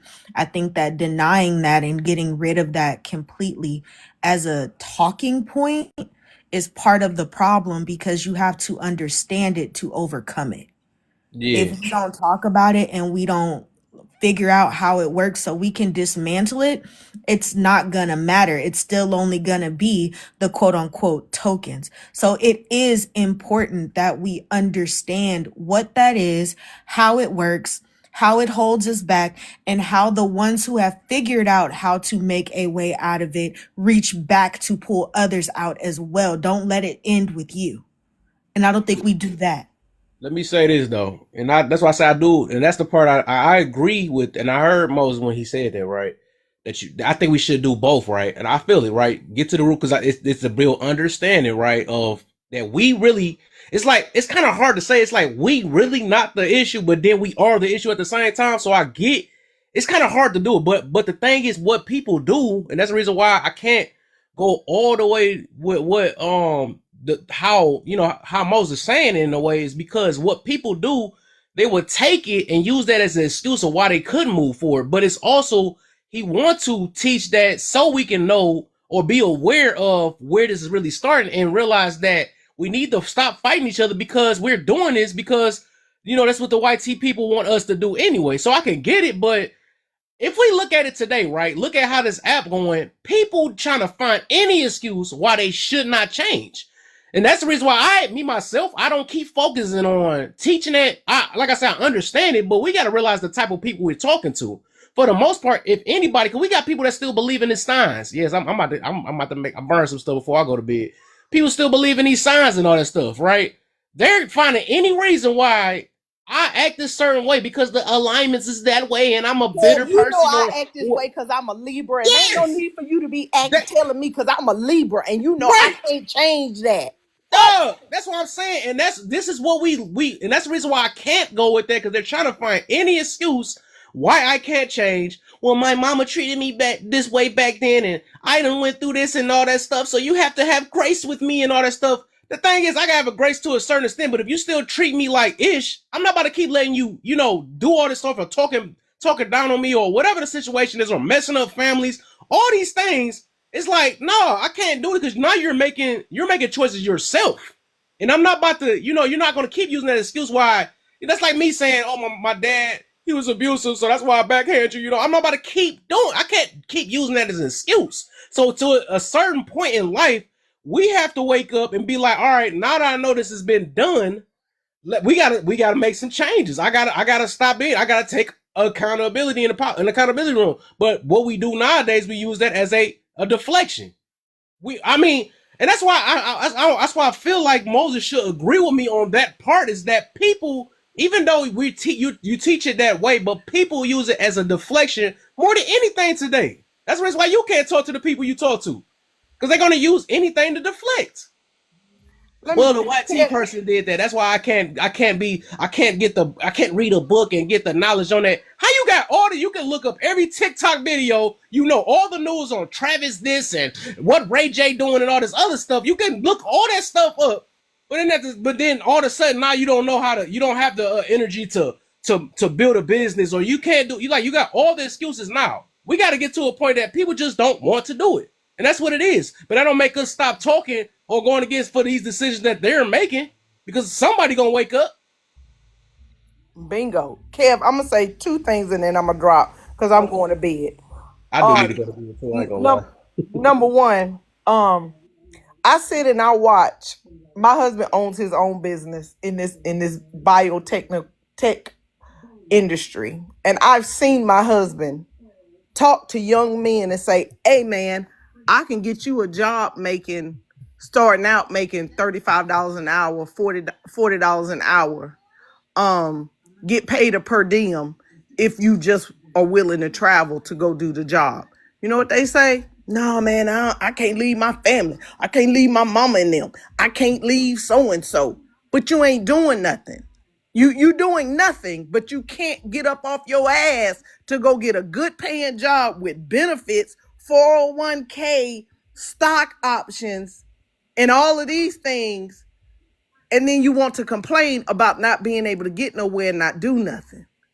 Number two, I walk this earth every day. I live my life to have the YT people come and say, well, how do you live in that neighborhood? Well, how do you drive that car? Wait a minute. Well, how are your children in these activities? And how are you paying for your daughter to go to college out of pocket?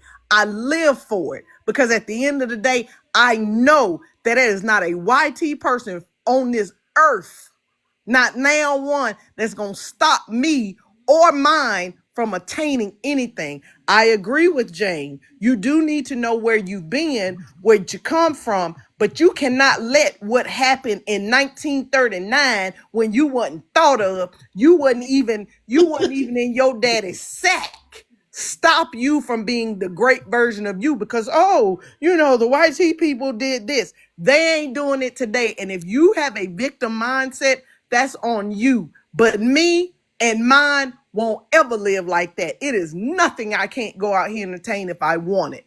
And I said it, I mean it, I'm standing on it, and I say it with my full chest. Y'all have a good night. I'm out. Good night. Appreciate you, man. Thank you. Remember, It's a good night. Good night, Jamie. Love you. Hey, kid. Man, this will take 30 seconds. Hold on, real quick, motivation. I think Rachel want to say something, but then I do want to say this, right? Then you go. You next on motivation after Rachel. it is a difference, and I did a live on this, which I got to do that again. It's a difference between a victim mentality, which a lot of us is doing, in a survival mentality, right? So with the victim mentality, it's keep using the past and not doing anything about it, just like motivation put it there, defeated mentality, right? Then you have the survival, right? Knowing that we went through these things, or knowing the information and trying to move past it. Just like, I'm gonna put it this way, like people back in Martin Luther. Let me stop because some people be getting mad and stuff. But stuff like people that we know in the Black History books, it's people that was actual victims of these situations. But if they kept that mentality we got now, we'd be still stuck. We'd probably be still slaves from this point, from low key. But it's people that's like, no, F that. We will survive. You know what I'm saying? Like the song, we will survive, whatever. But they come with that. I don't care. Ain't nobody holding us back. I'm gonna find a way out of these dang on change, whatever it is. But it's like, I think we living in this day and age where a lot of people just acting weak for every little thing, but then they tough when it come to one another. Like, we want to pull up on this stuff. You want to fight that and all this stuff. Like, our stuff is so backwards now. But we don't. Oh my gosh, listen, I'm hurting my head. But yeah, I just want to say the difference on that because I can't get this much energy. I got to go to bed. But go ahead, Rachel, then motivation, and then we can do a quick little open panel. I got a couple more minutes for you. Okay, thank you. Can I go after motivation? Okay. Okay, so I just wanted to ask everyone this question. How come Blacks who come from different countries come to America and they are very successful? They thrive, right? So I come from Haiti, right? And I'll tell you, I think that is because we are not burdened by the history, right? So when I came here, I never thought about the system that would hold me back or oppress me, right? I didn't have too much knowledge of it. And so I moved like someone who was trying to be successful and do my best to do things, to get me where I needed to go. And I'll say that as an immigrant, we do need to learn our history, but for pride, right? When I learned about African American history, I had to teach myself that because they only taught me Martin Luther King, you know what I'm saying? They didn't teach us about the revolutionaries, like, the Malcolm X's. So I had to teach myself. And when I taught myself, I became so proud to be Black American because I'm naturalized American now, right? So I was proud. I looked back and I was like, oh my goodness, look at all that they have done to still be here.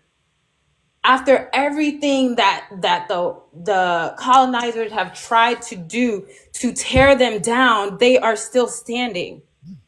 So it gave me so much pride to help me push through everything. Like I'm telling you, when I first got here, I'll tell you, Black people who are not from America, they normally do not want to be associated as being Black American.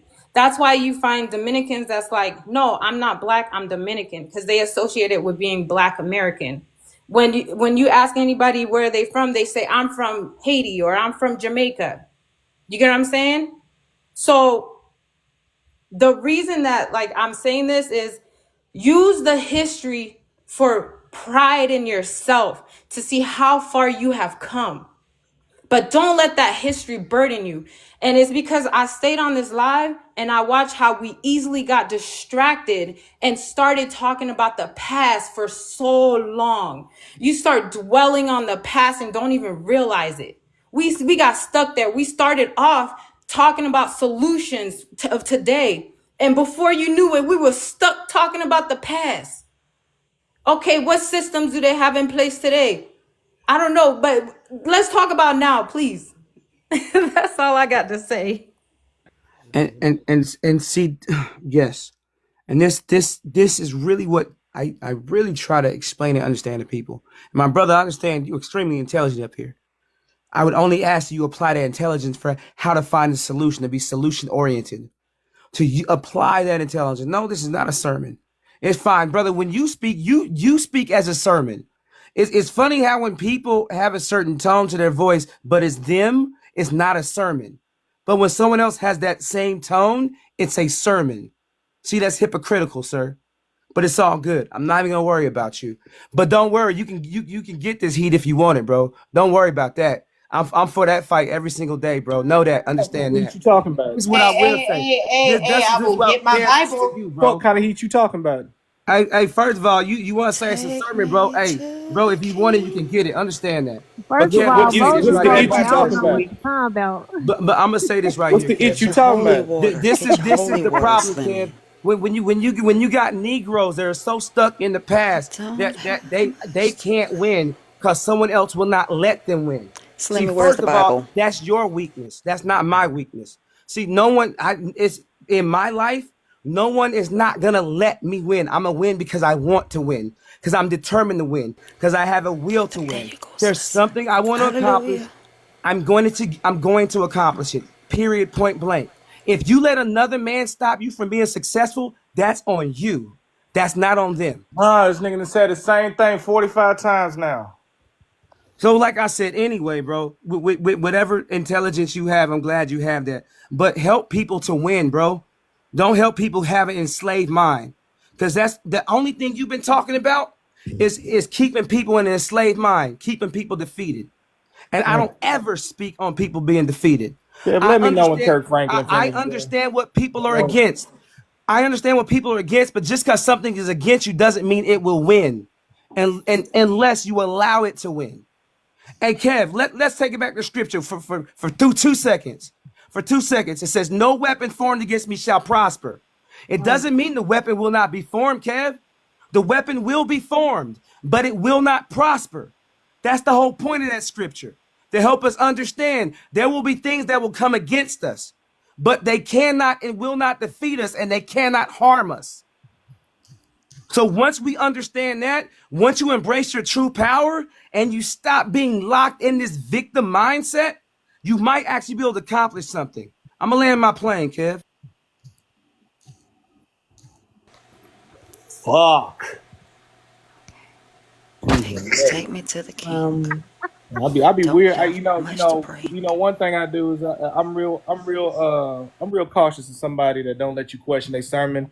I promise you, man. One of the biggest killers of conversation is somebody say, "Let me finish." They've been talking their ass off for the last 6 minutes. Ain't nobody said nothing. They just been bouncing off each other. 36 hours. What the hell are you talking about, bro? They're throwing each other. You've been talking 36 hours, bro. You have a whole long ass monologue. Come on, bro. Hit the camera with, there you go. Hit it. Look, now all of a sudden he can't control himself. He was on. He was telling me, I should be interrupted. All this other. Look, I let him talk. They definitely throwing each other alley oops the whole damn conversation for the last 15 minutes. You know what I'm saying? Where's the water, girl? First of all, Kev, number one, I want to figure out what the hell it is that they was talking about. I don't really know, but when it comes to what you were saying, I'm trying to remember what you said. I had to listen to 2 movies on the front end and on the back end of that shit. But from what I can gather, you saying was something about just the success and how you feel like well, first of all, I'm trying to curious, what do you define as success? Because when we talked about when Jane and when Slimmy and I talked about tokens, it seems like that's what you all are referring to as success. Even when the woman came up here talking about her husband, token. That's why she has that bumper sticker sounding mentality, the ideology of pull yourself up by your own bootstraps, something that probably only a privileged white person would say. And that's why they start to sound like them. That's why I called it a token. But as for the collective of black folk, our condition has not changed. Just because 1 or 2 people got it on their mind that they're going to do whatever it may take in order to reach some type of new financial height does not mean everybody's willing to sell out that way. Does not mean that everybody's willing to take that same route, whatever the case may be. Some of us don't tap dance, and some of us shouldn't, and none of us should have to.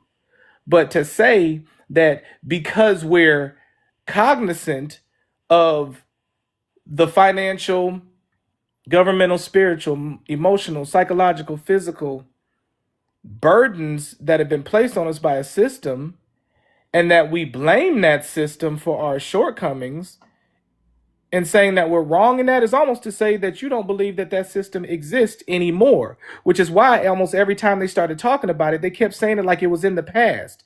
Why we keep talking about stuff from 30 and 40 and 50 years ago? No, nigga, that's happening today. 2025, right now. Mass incarceration. Our women are still least hired. We're all still last hired, first fired. Our women are still having children out of wedlock. We are in the worse condition than we were some 60 and 70 years ago. Why are we talking about it? Nigga, because it's killing us now. Y'all acting like we supposed to be done with it because it's done. Since I'm trying to figure out what government assistance or program or just circumstance have you all done. When I said tokens because somebody's doing great, explain to me why LeBron James get paid this many millions of dollars to dribble the basketball. Meanwhile, I did things like went to school, got a college degree, joined a fraternity, and also got my teacher certification and taught for 8 years. And I'm not saying that I'm not doing okay. I'm saying if we can't look at that disparity and say that that disparity that we're seeing is from a system, and that more than likely most of us will not make it to where LeBron is in that system, and act as though it's because of our fault that we didn't make it that far, I think that that's bullshit. And I think black people are tired of hearing pull yourself up by your own bootstraps from the very same bootlickers that we have a tendency to hear it from. You don't tell me to pull myself up my bootstraps. That's why you get punched in the eye if you were to say that shit outside in the hood. This is why churches have buildings. But this is why real prophets go out on corners. There's a difference. I'll never look a black person in their face and tell them their condition is their fault. Are you sick? With all of the evidential proof we have over more than 100 years of degradation, of brutality, of slavery, of injustice, and you mean to tell me I'm gonna look a black person in the face and say, yeah, well, the reason you are where you are is solely because of you. And we're talking about starting black businesses. You mean in them same environments where we're not allowed to function based upon not just location, but also disenfranchisement because our suppliers are more than likely going to charge us more than our competition suppliers may because they have somebody that was given reparations when they got to this fucking country, namely Asians, Africans, etc., etc. That's what you're talking about? Why do you think Middle Easterns occupy all of our gas stations in our communities? Why do you think that people that don't have our hair have a lock on a beauty supply industry? It's because they're given that opportunity. Not because black people aren't trying our hardest to be the best that we can be and succeed in this country. That's not exactly why it's happening at all. Have you not seen impoverished communities before? Have you not taken a trip down your local neighborhood? The hell are y'all talking about? So when I hear people spout all that prosperity bullshit, but then you try to interject and ask them a question about what it is they're talking about, and they just want to let you finish your ass all the way to death, then I just let them Okay, talk. so I mean, Everybody keep doing this all day. Hey, can I just go so I can drop? I didn't say nothing when you was talking. Hey, we're not gonna do that. I will drop doctor, so everybody you out can this have it. panel. No, Knock AJ, it don't off. drop me. I'm not I dropping don't you, do but I will drop anything. people if they're gonna keep interrupting. Let him finish and then let Jane go. This is Hey. crazy.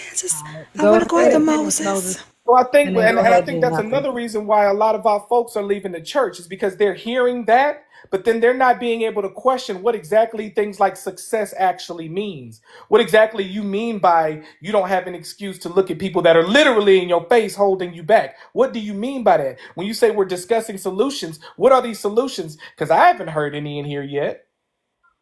And not out of the people that were claiming that they had them. That's all I'm saying. But I go ahead and yield, bro. So let me ask this then, yeah. I'm gonna get you in, James. Okay. Because I guess this Lorenzo, it's kind of getting to me. It's crazy because I don't see how you come in this route. Well, I don't know. You got your way of how you do it though. But it's like how are we going to be able to help tell our people, let our people know that we can get things done. And you saying, because like I even agree with what you said. Well, I guess Kev, I think it matters by what we thing, mean right? by get things done, first of all. I Let think me- that matters. What? I think it matters by what we mean by the phrases we use, and Anything, right? Anything. I that don't was have to my be. point. I don't really My don't have to be point. specific, but I'm just saying, like, just like you on this app, just like me, right? Coming on here, that's like, or are you on this app just to talk for fun or something like that? Well, I'm trying to see your reason why you on here. You said what? Are you on here to talk for fun, or are you really trying to get to some solutions? I already know the solution, but I'm not. Right. So, okay, I feel you on that. So it's a reason why. What I'm getting to is that we can't get to somewhere if we keep on blaming something else while we can't move forward. So that's with anything. Like I don't understand. Like, why do we have to keep saying the same thing? Like, I don't know.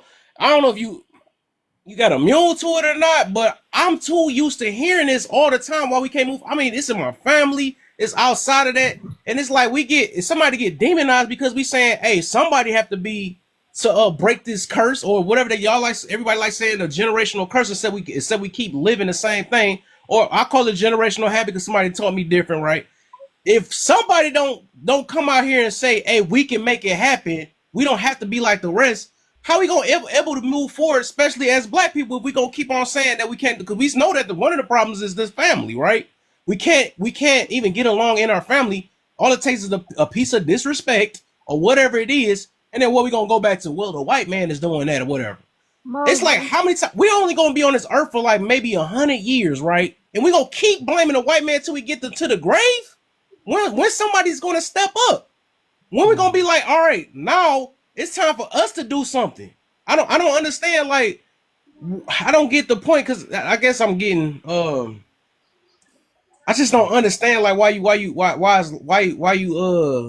looking at it that way. It's like because it is getting to a point like, dang, we just gonna keep being victim for the rest of our freaking life. I'm looking at it that way, Kevin, because Are you hold saying? on. Let Moses respond real quick. I just because of this kind of getting to me because I kind of teach people a little bit differently because I can't keep on saying that we can't do it. That's basically like saying we can't do it. That's all it's saying. That's all I'm hearing.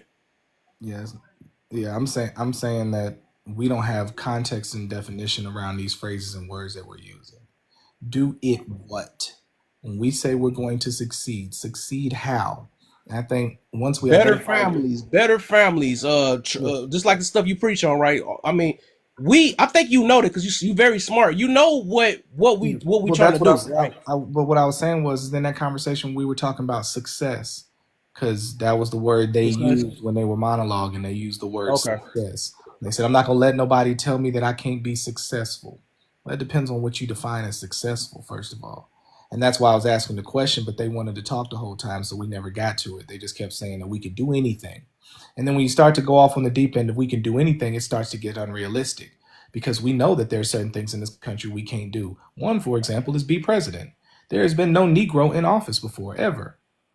Then there not, and there won't be. They're not going to let that happen.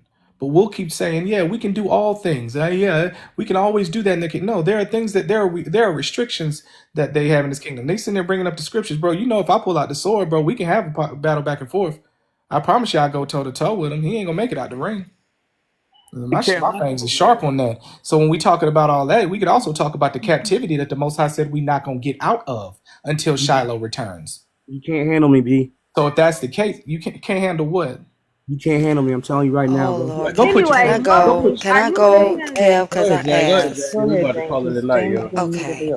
Yeah. So anyway, I'm enjoying the conversation. I appreciate right? all y'all too, though, because right after Jay, we about to call it. I still appreciate you. We, of course, this is a disagreement moment. That's all it is, right. And that's how it is with everybody, though. And I appreciate all y'all. And go ahead, Jane. We about to call Right. it. This has been one juicy conversation, as Homegirl used to say, magically delicious. I understand everybody's standpoint on here. However, what I'm getting at is that we're going to talk about solutions. Okay, let's do it.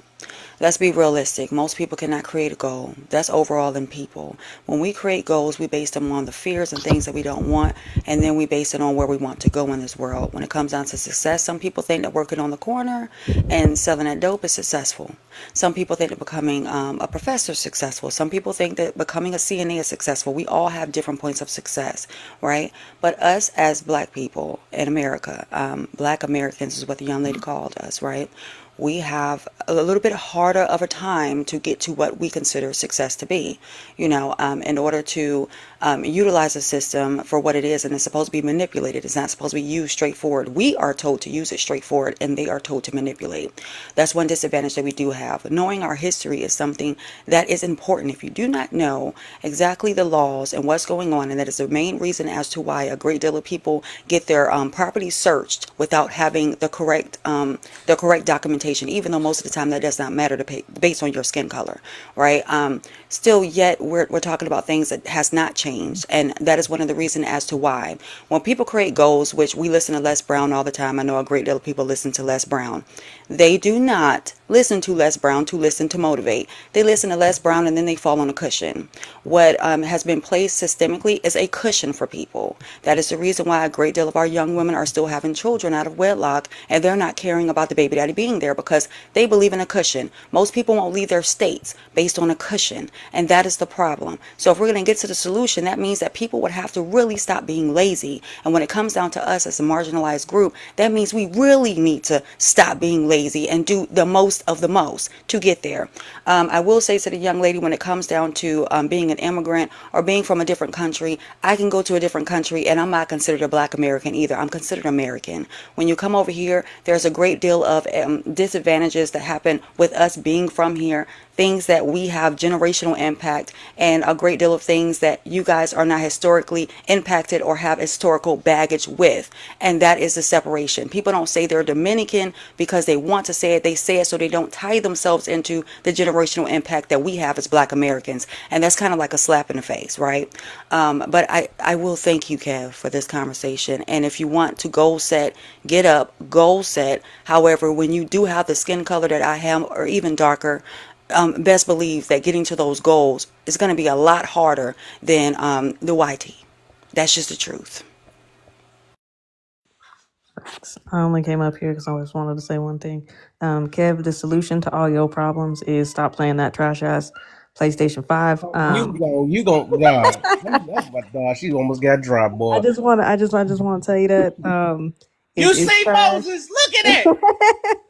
And the only reason why it's trash is because Kev plays it. Everybody else that plays it, you cool. But just not Kev. Kev, you can't play that trash ass system. Oh, Mom. No more. And also, I don't like the fact. Hold on, I'm not done. Hold on. Let me land. I just want to say this. I also don't like the fact that you on here in a hoodie and we can finally see you. Because you said you went to the barber the other day and either you didn't get a good haircut or you just trying to hide your lineup. That's the only reason why you on camera. This whole time we've been looking at the black screen with some words on it. Ain't nobody can read. But other than that, Happy New Year's, everybody. Hope everybody has a good day. Kev, get off that trash ass. No, I ain't on it. I would have with a mute button. That dang, I'm about to gonna leave it alone. This problem, the problem. I ain't gonna lie, I'm on that weak box because I'm only on that weak box because my friends want to be weak and stay on that system, and I like competition. That's the only reason. Whatever, bro. It's so much better. Don't be happy. There's a reason why. That's how we go in the line. We can do that though. But why they over there? But all y'all like last words, and then I love all y'all. I'm gonna do them because we ain't even get through all the topic. I might do it the rest of this on Friday or Saturday. But y'all get your last words. We could start with Slimmy. Well, Ari, didn't Ari have a question for me? Who did? Oh, Ari. I thought she did. I could be wrong. Ari, you had a question? I had put it in the comments, but I was trying to understand his standpoint. Like, are you saying that? Hold on, I'm trying to get back to what the question was. Okay, I said, are you saying that it's easier said than done due to the system being against us? When people say pull yourself up? What I'm saying is pull yourself up is the most individual, is one of the most individualistic references you could make. Pull yourself up essentially translates to you have to focus on you. And I don't think that's the way we make it out of our condition. That phrase is used typically for people to do their individual bidding. This is why when you kept hearing them talk, they kept saying, I would never let somebody do this. I would never, I. What me and Jane seemed to have been talking about was we and us. When I heard Jane speaking, I heard a lot more of the we and us phrases because she was speaking about what we as a people go through and also the solutions that we could benefit from. Not the finger pointing. If you didn't make it here, then you are the problem. I, etc. That's just what I'm saying. And I'm saying that most black people, because that's a very church Christian doctrine. That's what it sounds like. And I'm talking about the even down to the cadence of it. That's what we're used to, but we're not used to hearing any of these types of solutions. So Jane and I were just a little bit more intricate in terms of what exactly was meant by phrases like success. What exactly is meant by phrases like we can make it out, and I won't let somebody hold you down. I'm gonna tell you right now, if you can say all that you want to, but at the end of the day, you still a black person in America. You still gonna get in that car tomorrow, and there's still a chance that you will be pulled over by somebody that of which whom's racism cannot be legislated out of their heart by some badge, and then you will be stopped. And then what? And if that's the case, then I don't see how you beat the system or succeeded, because you didn't change our condition at all. You might have for the moment thought you changed yours, but at the end of the day, you didn't change ours. And as a collective, I mean, like I said, we can have the conversation all day about the scriptures if you want to, bro. We can go over there right now. I ain't got no problem. I'll start up a live and we can go ahead and pull the sword out. But all of this extra, he can't build and you're not that sophisticated and all that, bro. I talk to a man like a man, bro. Don't be mad at me because I just saw the point different from what it was, and you sounded like a prosperity preacher. That's how I felt to me. You know what I'm saying? When I tried to question you about your ideology, I didn't hear no really retort. It was all let me finish, let me finish, let me finish. And then that's all that happened. If you want to talk, we could talk. But as far as all that other bullshit, I ain't trying to hear it. So hold on. So when you were talking and I said something, you said no. You wanted to finish, correct? You wanted to finish, correct? Okay then. The difference is I didn't interrupt yours. That's the distinction. See, I just let you talk. I was talking when you started speaking, sir. But see, that's what I'm saying. That's the difference. So you was talking about not being sophisticated and this person and Negroes, this and everything. You're the one that was acting out of control. Sir, first of all, if you've ever been on my platform, I haven't been. You would actually know what I talk about. But since you've never been on my platform, you're making assumptions about who I am, and you don't have an assumption about who you are. I didn't make an assumption about who you are, Motivation. I made an assertion about what you did. I watched what you did when you were talking, bro. I was on quiet. Then when I started talking, you needed to retort then. So you wanted to have a conversation, but only about what I was talking about. And I just noticed that. Because when I asked you questions about what you was talking about, it was let me finish, let me finish. Then you yielded to the young lady that wanted to tell us about how her husband did A, B, and C. And then it went back to you. And then Kev took over. I'll say so. And I'm saying that's indicative. And what I'm saying is that's indicative of what the Christian church does. So let's clear this up right now. The pastor come up there and talk to you. He don't let you ask no questions, and then after that, he tell you to get the fuck out of his church. So let's clear this up now. So what do I mean by success? What do I mean by us figuring things out? What I mean by us figuring out. I wasn't interested in having a conversation now with you. Bye. I'm good. I'm good, then, fam. I'm good. So first of all, hey Kev, I'm gonna say it like this, man. I'm gonna let you go your final thoughts, because if you want to be on some bitch shit, it's cool. Like I said, if you want to have a real conversation, have a real conversation. But I'm gonna let you do your final thoughts. It starts with Slimy. I'm not gonna mess your order up, bro. Slimmy. I just have a quick question. I know there was a couple people that was offended by a comment that I made. Go on, bitch shit, pussy nigga. Oh Lord, take me to the king. Pull up, bro. Bitch shit. Pull up, bro. Pull up, bro. I'm a U.S. Marine, bro. You can get it anytime you want.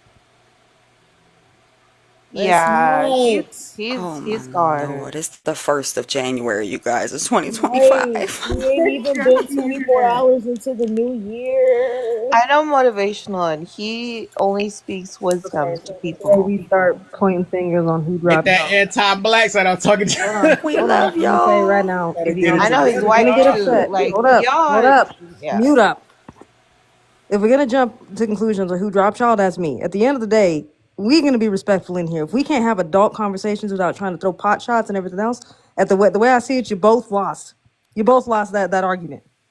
Okay? Everything you just said, if there was any valid points to it, is now null and void. Y'all egos got in the way. We got to move on with the rest of this. We ain't doing this stupid shit. Act like adults. Egos got in the way. We're going to keep going. That's crazy. I'm sorry, Islamic. Go ahead. So, last thoughts. At the end of the day gonna end, and it is what it is till it isn't. And I'll leave it there. All right.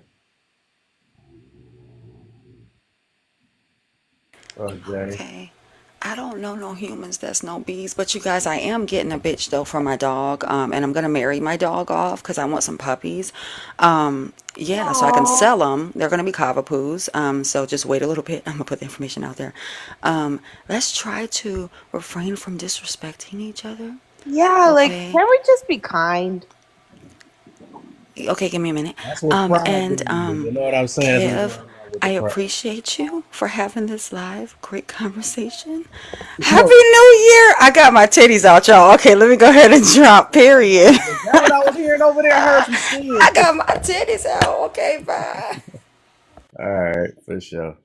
What you got for me, Rachel? I appreciate you. Rachel just chill with the big dogs, man. Oh, I stuck it out, man. There you go, man. I appreciate you. No, I just want to say thank you everybody for having me on the panel, and this was a great discussion, and I wish you all success in 2025. You All too, right. Rachel. You too. You got Ari. All I want to say is this is why I have church at home and I don't go in nobody building. Why? Because the pastor likes to argue with his people. That's crazy. So you use that one little section out of a whole. Hey, this I tell me you was paying attention without. I mean, tell you I wasn't paying was attention paying without attention. paying I was attention. That's how you do engaged in that. the whole Say conversation. less, say less. That's how you sum the whole live. Oh, that's how we gonna run that. So all right, cool. What you got for me, AJ? Oh no, bro. I only came up here to maintain the peace, make sure everybody stays respectful, because that was out of pocket. At the end of the day, motivational. I'm gonna say this, bro. You won, dog. If that's what you was after, fine, whatever, you won. But I don't know what you was trying to win. That don't make no damn fucking sense. It's the first of the year. It's the first of the year. That's crazy. But I'm gonna go ahead and let the rest of y'all talk. That's crazy. Couldn't call that a win to me. Hey man, if that's what he needs, he can win. That's fine. Like that was out of pocket. There's no reason to do all that. You guys can have a conversation and agree to disagree. Don't sit there and talk about having intellectual Who conversations be, and then you I throw just it I out. just want to make sure I understand this real quick. That's crazy. I just want to see where we stand. Who began the altercation? At the end of the day, look, it's both of y'all. I don't care who Two began. people can't It begin an doesn't matter. altercation. Who It does not began it? matter. You both were going at it in the comments prior to even going down. Kev, you know, I So had this thing, it is Kev. what it is. You know how I am, bro. You seen it happen multiple times, bro. I had this thing where sequence of events matters to me. So like even what we was talking about in the broad context of the conversation tonight, where something that happened prior affects something that happens in the future or, you know, in the continuation of time. So if you recognize who began it, then you can recognize where the problem started from. But we could never get to, how we talk about how we sitting here talking about solutions and all that shit.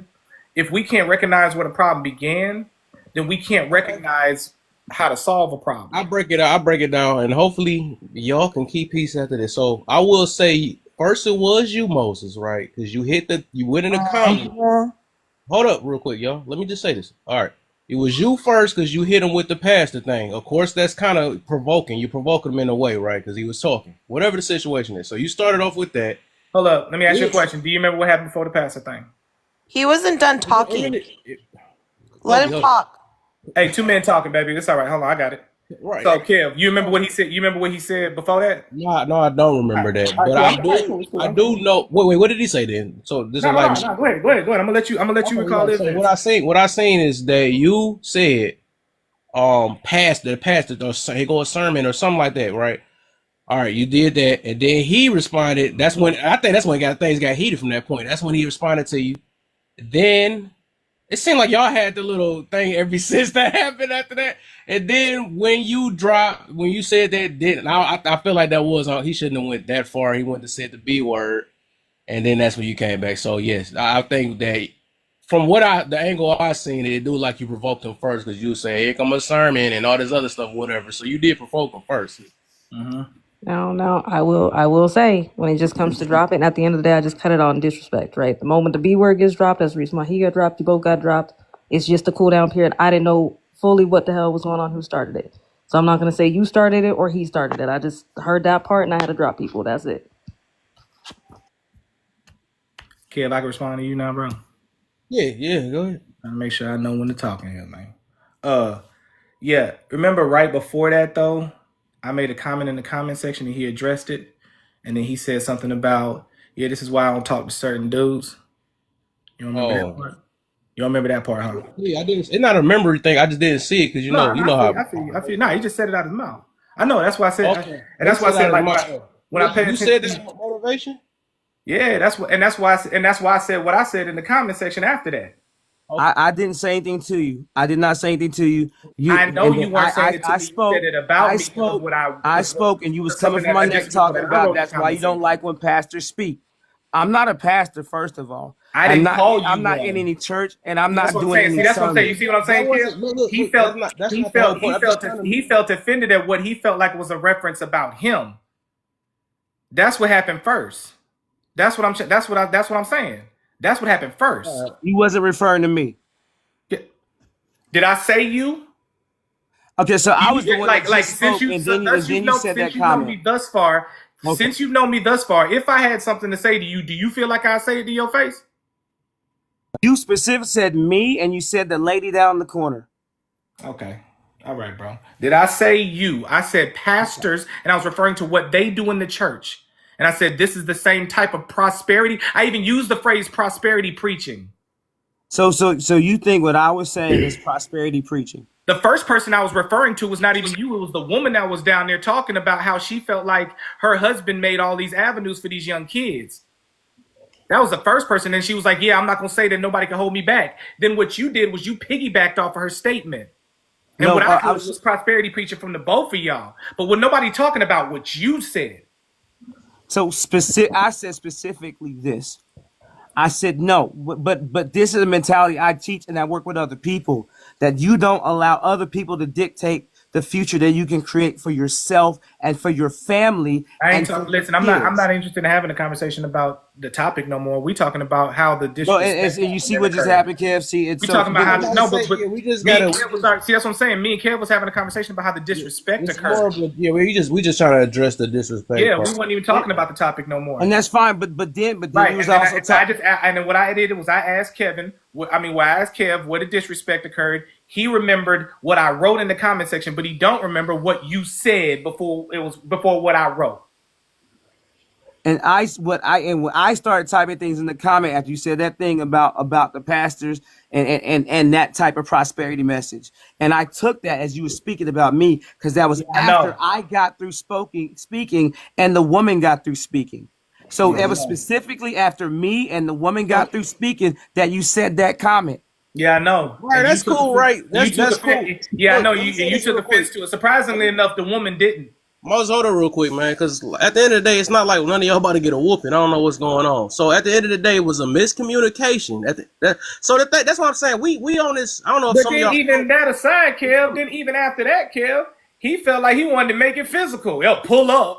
He's talking about how he was a U.S. Marine and all that shit, like somebody was scared of him or something. Like they stopped making him after they made his. And it was like, what? Why you mad and you want to take it off? Don't you read the Bible, Moses? Come on, man. I'm saying that's what he said. Forgive and forget, man. That ain't because I'm cool with both of y'all. It's like y'all know how to derail some stuff. Look, Kev. All I'm saying is it's just odd to me, Kev. Like I've been dealing with this on this app for so long. It's odd to me how people forget the sequence of events, and then Moses walk away being the bad guy. Damn, Moses, you argumentative, etc. When I'm just laying out what happened.